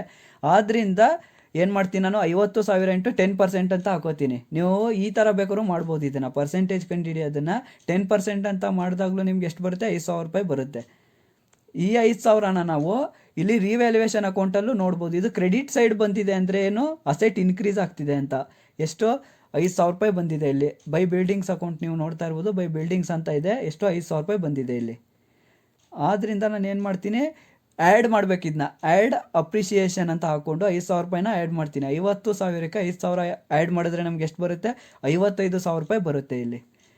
ಈಗ ನೆಕ್ಸ್ಟ್ ನೋಡೋಣ, ಇನ್ವೆಸ್ಟ್ಮೆಂಟ್ಸ್ ಎಷ್ಟಿದೆ, 20,000 ಇದೆ ಇಲ್ಲಿ. ಆದ್ದರಿಂದ ಇನ್ವೆಸ್ಟ್ಮೆಂಟ್ನ 20,000 ನಾನು ಇಲ್ಲಿ ಹಾಕೋತಾ ಇದ್ದೀನಿ. ಅದಾದಮೇಲೆ ಅವರು ಇದಕ್ಕೆ ಅಡ್ಜಸ್ಟ್ಮೆಂಟ್ ಕೊಟ್ಟಿದ್ದಾರೆ, investment are to be revalued ಅಂತ ಕೊಟ್ಟಿದ್ದಾರೆ. ರಿವ್ಯಾಲ್ಯೂ ಆಗಿದೆ ಎಷ್ಟು, 25,000 ರೂಪಾಯಿ ಅಂತ ಕೊಟ್ಟಿದ್ದಾರೆ ಇಲ್ಲಿ. 25,000 ಇರೋದ್ರಿಂದ ನಾನೇನು ಮಾಡ್ತೀನಿ, ಅಡ್ಜಸ್ಟ್ಮೆಂಟಲ್ಲಿ 20,000 ಮೈನಸ್ 25,000 ರೂಪಾಯಿ ಹಾಕೋತೀನಿ ನಾನು. ಅಂದರೆ ನಾವು ಇಲ್ಲಿ 25ರಿಂದ ನಾನು 20,000ನ ಮೈನಸ್ ಮಾಡ್ತಾ ಇರೋದು. ಇವಾಗ ನನಗೆ ಎಷ್ಟು ಬರುತ್ತೆ, 5,000 ರೂಪಾಯಿ ಬರುತ್ತೆ. ಇಲ್ಲಿ ನೀವು 5,000ನ ಇಲ್ಲೂ ನೋಡ್ತಾ ಇರ್ಬೋದು. 25,000ದಲ್ಲಿ ಮೈನಸ್ ಬಿಲ್ಡಿಂಗ್ನ ನಾನು 20,000 ಮಾಡ್ಕೊಂಡಿದ್ದೀನಿ. ರಿವ್ಯಾಲ್ಯೂಯೇಷನಲ್ಲಿ ಎಷ್ಟು ಬಂದಿದೆ, 5,000 ಬಂದಿದೆ. ಆದ್ದರಿಂದ ಇಲ್ಲಿ ಆ್ಯಡ್ ಅಪ್ರಿಷಿಯೇಷನ್ ಅಂತ ಹಾಕೋತೀನಿ ನಾನು. ಆ್ಯಡ್ ಅಪ್ರಿಷಿಯೇಷನ್ ಮಾಡಿದಾಗ 5,000 ರೂಪಾಯಿ ಆ್ಯಡ್ ಮಾಡಿದಾಗ ಎಷ್ಟು ಬರುತ್ತೆ, 20,000ಕ್ಕೆ 5,000 ರೂಪಾಯಿನ ಆ್ಯಡ್ ಮಾಡ್ತಿದ್ದೀನಿ ನಾನು. ಎಷ್ಟು ಬರುತ್ತೆ ಅವಾಗ, 25,000 ರೂಪಾಯಿ ಬರುತ್ತೆ ನಮಗೆ. ಅದಾದಮೇಲೆ ಈಗ ಅಸೆಟ್ ಸೈಡ್ ಎಲ್ಲ ಕಂಪ್ಲೀಟ್ ಮಾಡಿದೆ. ಈಗ ಕ್ರೆಡಿಟ್ ಸೈಡ್ ನೋಡ್ತಾ ಹೋಗೋಣ. ಕ್ರೆಡಿಟ್ ಸೈಡ್ ಕ್ರೆಡಿಟರ್ಸ್ ಎಷ್ಟಿದೆ, ಈಗ ಅಸೆಟ್ ಸೈಡ್ ಪೂರ್ತಿ ಕಂಪ್ಲೀಟ್ ಮಾಡಿದ್ದೀವಿ ನಾವು. ಈಗ ಲಯಾಬಿಲಿಟಿ ಸೈಡು ನೋಡೋಣ ಈಗ, ಆಯಿತಾ. ಈಗ ಕ್ರೆಡಿಟರ್ಸ್ ಎಷ್ಟಿದೆ, ಇಲ್ಲಿ 40,000 ರೂಪಾಯಿ ಕ್ರೆಡಿಟರ್ಸ್ ಇದೆ. ಆದ್ದರಿಂದ ಏನು ಮಾಡ್ತೀನಿ, ಕ್ರೆಡಿಟರ್ಸ್ 40,000 ರೂಪಾಯಿನ ನಾನು ಹೆಂಗಿದೆ ಹಂಗೆ ಹಾಕೋತೀನಿ, ಯಾಕೆಂದರೆ ಏನು ಅಡ್ಜಸ್ಟ್ಮೆಂಟ್ ಕೊಟ್ಟಿಲ್ಲ ಅವರು. ಅದಾದಮೇಲೆ ಬಿಲ್ಸ್ ಪೇಯಬಲ್ ಇದೆ, ಎಷ್ಟು, 20,000 ಬಿಲ್ಸ್ ಪೇಯಬಲ್ ಇದೆ. ಆದ್ದರಿಂದ 20,000ನ ನಾನು ಹಾಕೋತಾ ಇದ್ದೀನಿ.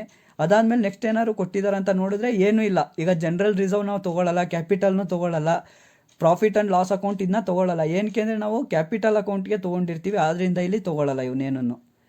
ಈಗ ನೆಕ್ಸ್ಟ್ ನೋಡೋಣ ನಾವು. ಈಗ ನಾವು ಕ್ಯಾಪಿಟಲ್ ಯಾವುದನ್ನು ತೊಗೋಬೇಕು ಅಂದರೆ to balance carry down, partners capital account ಮಾಡಿದಾಗ ನಾವು ಟು ಬ್ಯಾಲೆನ್ಸ್ ಕ್ಯಾರಿ ಡೌನ್ ಅಂತ ಏನು ಪಾರ್ಟ್ನರ್ಸ್ ಇದನ್ನು ಮಾಡಿರ್ತೀವಲ್ಲ, ಇಲ್ಲಿ ಬ್ಯಾಲೆನ್ಸ್ ಏನು ಅಮೌಂಟ್ ಇದೆ ಇದನ್ನು ನಾವು ಕ್ಯಾಪಿಟಲ್ ಅಂತ ತೊಗೋತೀವಿ ಬ್ಯಾಲೆನ್ಸ್ ಶೀಟಲ್ಲಿ. ಈಗ ನೋಡ್ತಾ ಹೋಗೋಣ, ಕ್ಯಾಪಿಟಲ್ಸ್ ಎಷ್ಟಿದೆ, ಕ್ಯಾಪಿಟಲ್ಸ್ ಅಂತ ಹಾಕೋತೀನಿ ನಾನು ಬ್ಯಾಲೆನ್ಸ್ ಶೀಟಲ್ಲಿ. ಕ್ಯಾಪಿಟಲ್ಸ್ ಅಂತ ಹಾಕ್ಕೊಂಡು ಈಗ ಒಂದೊಂದಾಗಿ ನೋಡೋಣ. ರಾಜಾದು ಎಷ್ಟಿದೆ, 75,600 ರೂಪಾಯಿ ರಾಜಾದು. ಆದ್ದರಿಂದ ನಾನು ಏನು ಮಾಡ್ತೀನಿ, ರಾಜ ಅಂತ ಹಾಕೋತೀನಿ, 75,600 ರೂಪಾಯಿನ ಹಾಕೋತಾ ಇದ್ದೀನಿ.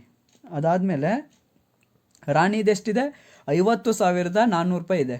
ಆದ್ದರಿಂದ ರಾಣಿ ಅಂತ ಹಾಕೋತೀನಿ, 50,400 ರೂಪಾಯಿನ ಹಾಕೋತಾ ಇದ್ದೀನಿ. ಅದಾದಮೇಲೆ ಮಂತ್ರಿದು ಎಷ್ಟಿದೆ, 30,000 ರೂಪಾಯಿ ಇದೆ. ಆದ್ದರಿಂದ ಮಂತ್ರಿ 30,000 ರೂಪಾಯಿನ ಹಾಕೋತೀನಿ. ಇವಾಗ ನಾವು ಇದನ್ನೆಲ್ಲ ಟೋಟಲ್ ಮಾಡಿದಾಗ ನಮ್ಗೆ ಎಷ್ಟು ಬರುತ್ತೆ ಅಂದರೆ 1,56,000 ರೂಪಾಯಿ ಬರುತ್ತೆ. ಏನು ಇದು ಕ್ಯಾಪಿಟಲ್ಸ್ ಎಲ್ಲ ಟೋಟಲ್ ಮಾಡಿದಾಗ ನಮಗೆ ಅಸೆಟ್ ಮತ್ತು ಲಯಬಿಲಿಟಿ ಎರಡನ್ನೂ ಟೋಟಲ್ ಮಾಡ್ಕೋತೀನಿ ನಾನು. ಅಸೆಟ್ ಮತ್ತು ಲಯಬಿಲಿಟಿ ಎರಡನ್ನೂ ಟೋಟಲ್ ಮಾಡಿದ್ರೆ ನನಗೆ ಒಂದೇ ಅಮೌಂಟ್ ಬರುತ್ತೆ. ಎಷ್ಟು, 2,16,000 ರೂಪಾಯಿ ಬರುತ್ತೆ. 2,16,000 ರೂಪಾಯಿ ಅಸೆಟ್ ಮತ್ತು ಲಯಬಿಲಿಟಿ ಎರಡು. ಇದು ಒಂದೇ ಥರ ಆನ್ಸರ್ ಬರಬೇಕು ನಿಮಗೆ. ಏನಾದ್ರು ಬೇರೆ ಬೇರೆ ಬರ್ತಾ ಇದ್ದರೆ ನೀವು ಬ್ಯಾಲೆನ್ಸ್ ಶೀಟಲ್ಲಿ ಏನೋ ತಪ್ಪು ಮಾಡಿದ್ದೀರಿ ಅಂತ.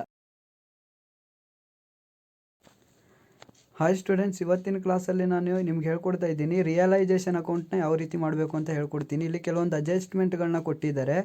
ಅದಾದಮೇಲೆ ಇವತ್ತು ನಾವು ಕಲಿತಾ ಇರೋದು prepare realisation account, partners capital account ಮತ್ತು ಬ್ಯಾಂಕ್ ಅಕೌಂಟ್ನ ಯಾವ ರೀತಿ ಮಾಡಬೇಕು ಅಂತ ಹೇಳ್ಕೊಡ್ತೀನಿ.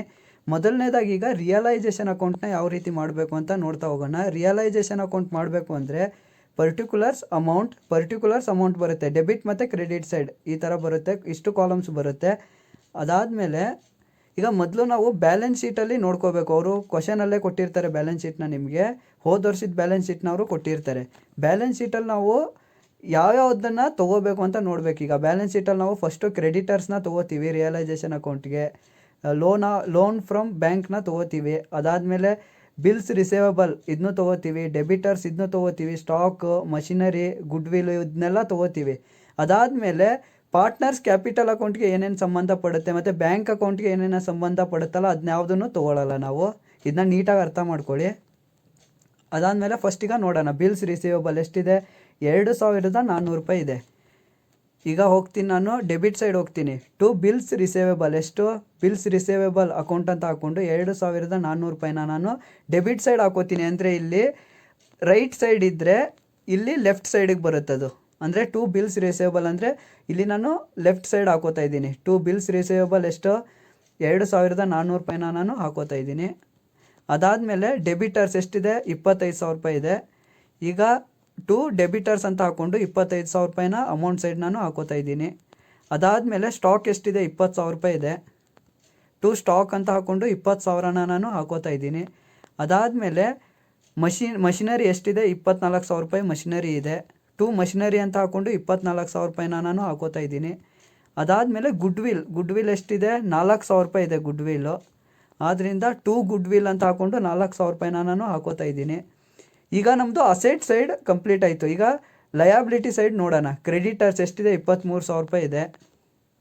ಬೈ ಕ್ರೆಡಿಟರ್ಸ್ ಅಂತ ಹಾಕ್ಕೊಂಡು 23,000 ರೂಪಾಯಿನ ನಾನು ಹಾಕೋತಾ ಇದ್ದೀನಿ. ಇಲ್ಲಿ ನೋಡ್ತಾ ಇರ್ಬೋದು ನೀವು, ಇಲ್ಲಿ ಲೆಫ್ಟ್ ಸೈಡ್ ಇದೆ. ಅಂದರೆ ಕ್ರೆಡಿಟರ್ಸ್ ಯಾವ ಕಡೆ ಇದೆ ಲೆಫ್ಟ್ ಸೈಡ್ ಇದೆ.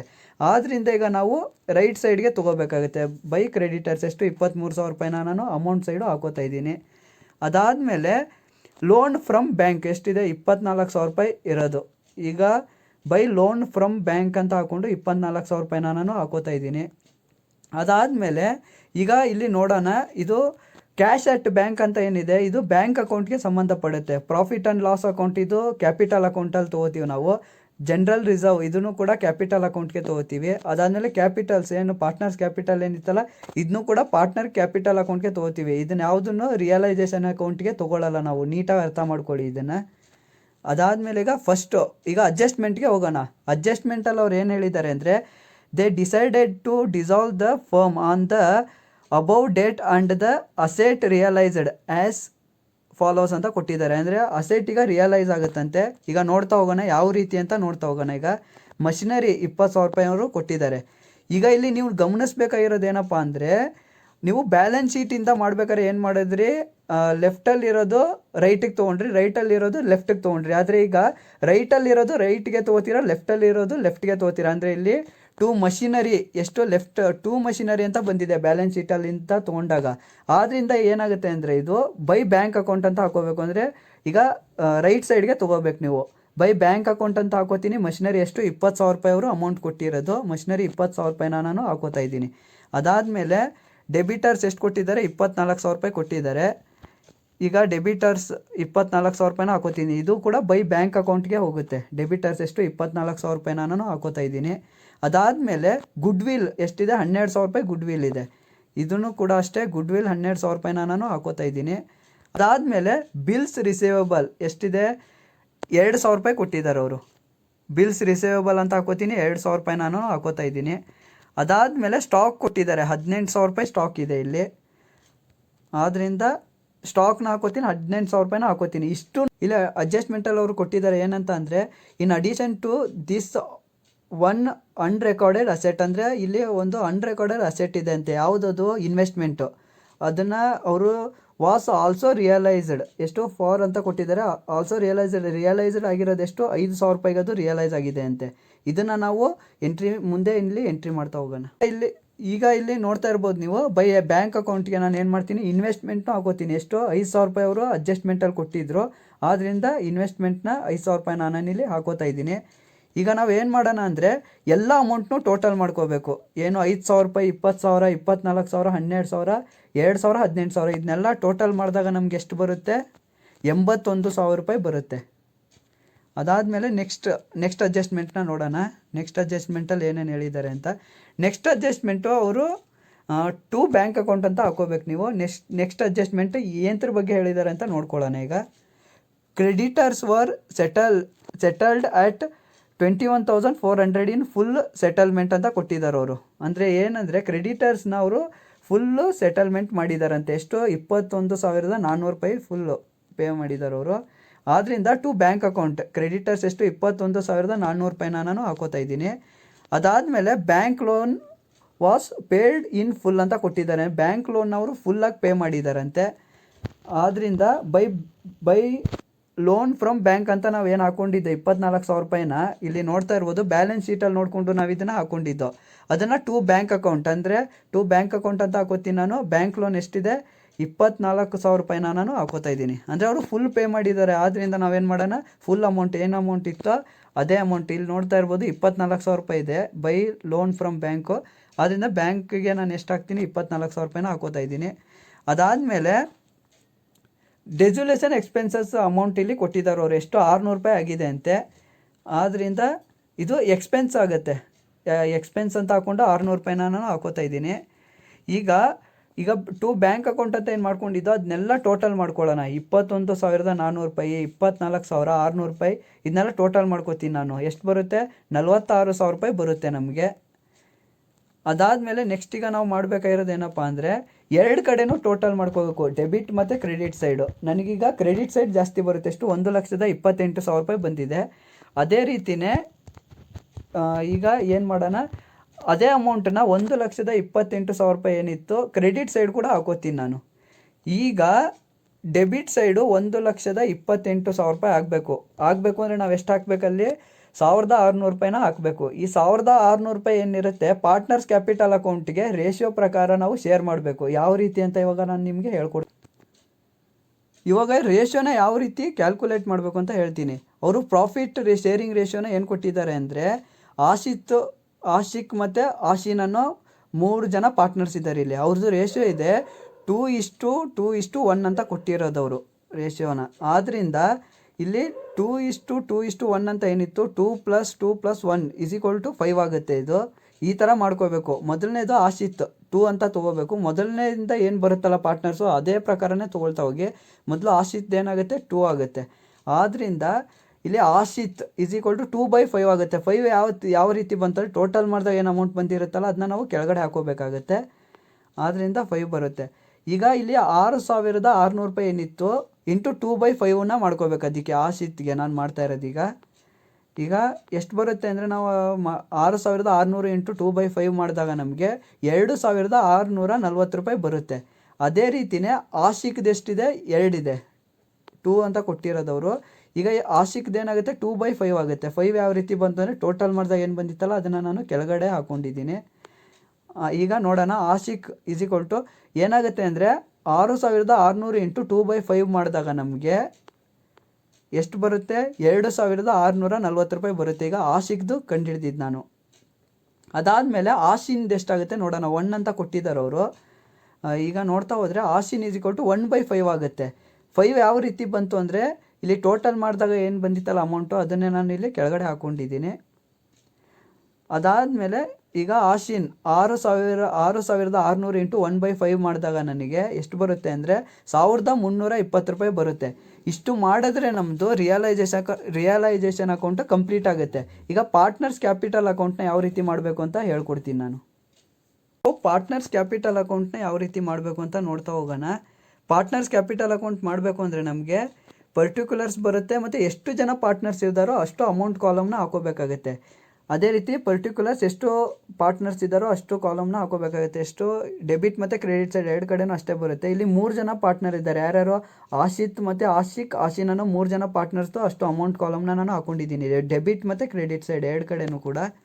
ಈಗ ನೋಡ್ತಾ ಹೋಗೋಣ. ಮೊದಲನೇದಾಗಿ ಬ್ಯಾಲೆನ್ಸ್ ಶೀಟಲ್ಲಿ ಕೊಟ್ಟಿರೋ ಕ್ಯಾಪಿಟಲ್ನ ಹಾಕೊಳ್ತಾ ಹೋಗ್ಬೇಕು ನಾವು. ಎಷ್ಟು ಆಶಿತ್ ಎಷ್ಟಿದೆ 12,000 ರೂಪಾಯಿ ಇದೆ. ಈಗ ನೀವು ಯಾವುದೇ capital account partners capital account ಮಾಡಬೇಕಾದ್ರೂ ಅಷ್ಟೇ ಬೈ ಬ್ಯಾಲೆನ್ಸ್ ಬ್ರಾಟ್ ಡೌನ್ ಅಂತ ಹಾಕ್ಕೊಂಡು ಆ ಕ್ಯಾಪಿಟಲ್ ಏನು ಕೊಟ್ಟಿದ್ದಾರೆ ಅದನ್ನ ನೀವು ಹಾಕೊಂಬಿಡಿ. ಎಷ್ಟು ಆಶಿತ್ದು ಎಷ್ಟಿದೆ 12,000 ರೂಪಾಯಿ ಇದೆ. ಅದೇ ರೀತಿ ಆಶಿಕ್ದು ಎಷ್ಟಿದೆ 8,000 ರೂಪಾಯಿ ಇದೆ.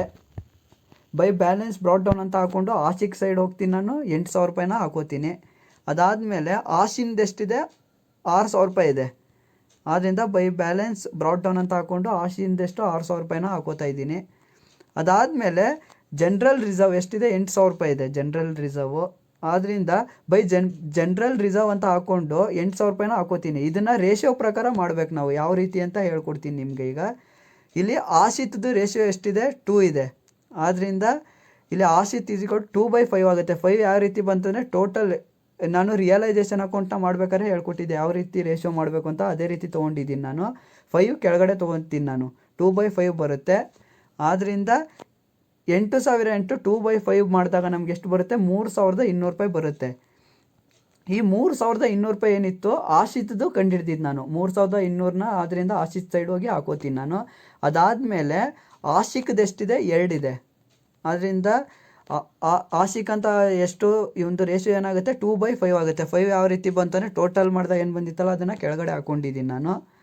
ಅದಾದಮೇಲೆ 8,000 ಇಂಟು 2/5 ಮಾಡಿದಾಗ ನಮ್ಗೆ ಎಷ್ಟು ಬರುತ್ತೆ? 3,600 ರೂಪಾಯಿ ಬರುತ್ತೆ. 3,200 ರೂಪಾಯಿ ಬರುತ್ತೆ. 3,200 ರೂಪಾಯಿ ಬರುತ್ತೆ. ಈ 3,200 ರೂಪಾಯಿ ಏನಿತ್ತಲ್ಲ 3,200ನ ಆಶಿಕ್ದು ಕಂಡುಹಿಡಿದಿದ್ದು ನಾನು. 3,200 ರೂಪಾಯಿನ ಹಾಕ್ತಾಯಿದ್ದೀನಿ ನಾನು ಆಶಿಕ್ ಸೈಡ್ ಹೋಗಿ. ಅದಾದಮೇಲೆ ಆಶಿನ್ದು ಎಷ್ಟಿದೆ? 1 ಇದೆ. ಆಶಿನ್ದು 1 ಅಂತ ಕೊಟ್ಟಿರೋದು. ಆಶಿನ್ 1/5 ಆಗುತ್ತೆ. 5 ಯಾವ ರೀತಿ ಬಂತು ಅಂದರೆ ಟೋಟಲ್ ಮಾಡಿದಾಗ ನಮ್ಗೆ ಏನು ಬಂದಿತ್ತಲ್ಲ ಆ 5ನ ನಾನಿಲ್ಲಿ ಕೆಳಗಡೆ ತೊಗೊಂಡಿರೋದು. ನೀಟಾಗಿ ನೋಡ್ಕೊಳ್ಳಿ ಇದನ್ನು. ಈಗ 8,000 ಇಂಟು 1/5 ಮಾಡಿದಾಗ ನಮ್ಗೆ ಎಷ್ಟು ಬರುತ್ತೆ? 1,600 ರೂಪಾಯಿ ಬರುತ್ತೆ. ಈ 1,600 ರೂಪಾಯಿನ ನಾನು ಆಶಿನ್ ಸೈಡ್ ಹೋಗ್ತೀನಿ, 1,600 ರೂಪಾಯಿನ ಹಾಕೋತಾ ಇದ್ದೀನಿ ನಾನು. ಅದಾದಮೇಲೆ ರಿಯಲೈಸೇಷನ್ ಅಕೌಂಟ್ ಮಾಡಿದಾಗ ನಾವು 2 ಪಾರ್ಟ್ನರ್ಸ್ ಕ್ಯಾಪಿಟಲ್ ಅಕೌಂಟ್ ಅಂತ ಏನು ಮಾಡ್ಕೊಂಡಿದ್ವಲ್ಲ ಆ ಅಮೌಂಟ್ನ ತೊಗೋತಾ ಇದ್ದೀನಿ ನಾನು. ಆಶಿತ್ದು ಎಷ್ಟಿದೆ? 2,640 ರೂಪಾಯಿ ಇದೆ. ಇಲ್ಲಿ 2 ಸೈಡ್ ಇರೋದ್ರಿಂದ ಅಂದರೆ ಡೆಬಿಟ್ ಸೈಡ್ ಇರೋದ್ರಿಂದ ಇಲ್ಲಿ ಕ್ರೆಡಿಟ್ ಸೈಡ್ ಹಾಕೋಬೇಕಾಗತ್ತೆ ನಾವು. ಬೈ ರಿಯಲೈಸೇಷನ್ ಆಗುತ್ತೆ. ಈಗ ಬೈ ರಿಯಲೈಸೇಷನ್ ಎಷ್ಟಿರೋದು ಅಮೌಂಟಲ್ಲಿ ಕೊಟ್ಟಿರೋದು ಎಷ್ಟು? ಅಮೌಂಟ್ ಕೊಟ್ಟಿದ್ದಾರೆ 2,640 ರೂಪಾಯಿ ಇರೋದು.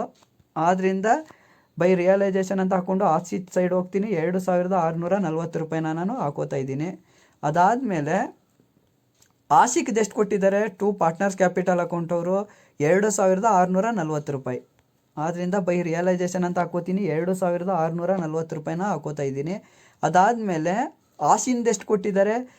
1,320 ರೂಪಾಯಿ. 2 ಪಾರ್ಟ್ನರ್ಸ್ ಕ್ಯಾಪಿಟಲ್ ಅಕೌಂಟ್ ಅವ್ರು ಕೊಟ್ಟಿರೋದು. ಆಶಿನ್ದೆಷ್ಟು? 1,320 ರೂಪಾಯಿ. ನಾವು ಮಾಡ್ಕೊಂಡು ರಿಯಲೈಸೇಷನ್ ಅಕೌಂಟ್ ಮಾಡಿದಾಗ ಬಂದಿತ್ತು ನಮಗೆ. ಬೈ ರಿಯಲೈಸೇಷನ್ ಅಕೌಂಟ್ ಅಂತ ಹಾಕೋತೀನಿ, ಆಶಿನ್ ಸೈಡ್ ಹೋಗ್ತೀನಿ ನಾನು, 1,320 ರೂಪಾಯಿನ ಹಾಕೋತಾ ಇದ್ದೀನಿ. ಅದಾದಮೇಲೆ ನೋಡೋಣ ಈಗ ಪ್ರಾಫಿಟ್ ಆ್ಯಂಡ್ ಲಾಸ್ ಅಕೌಂಟ್ ಇದೆ. ಎಷ್ಟು? 4,000 ರೂಪಾಯಿ ಇರೋದಿದು.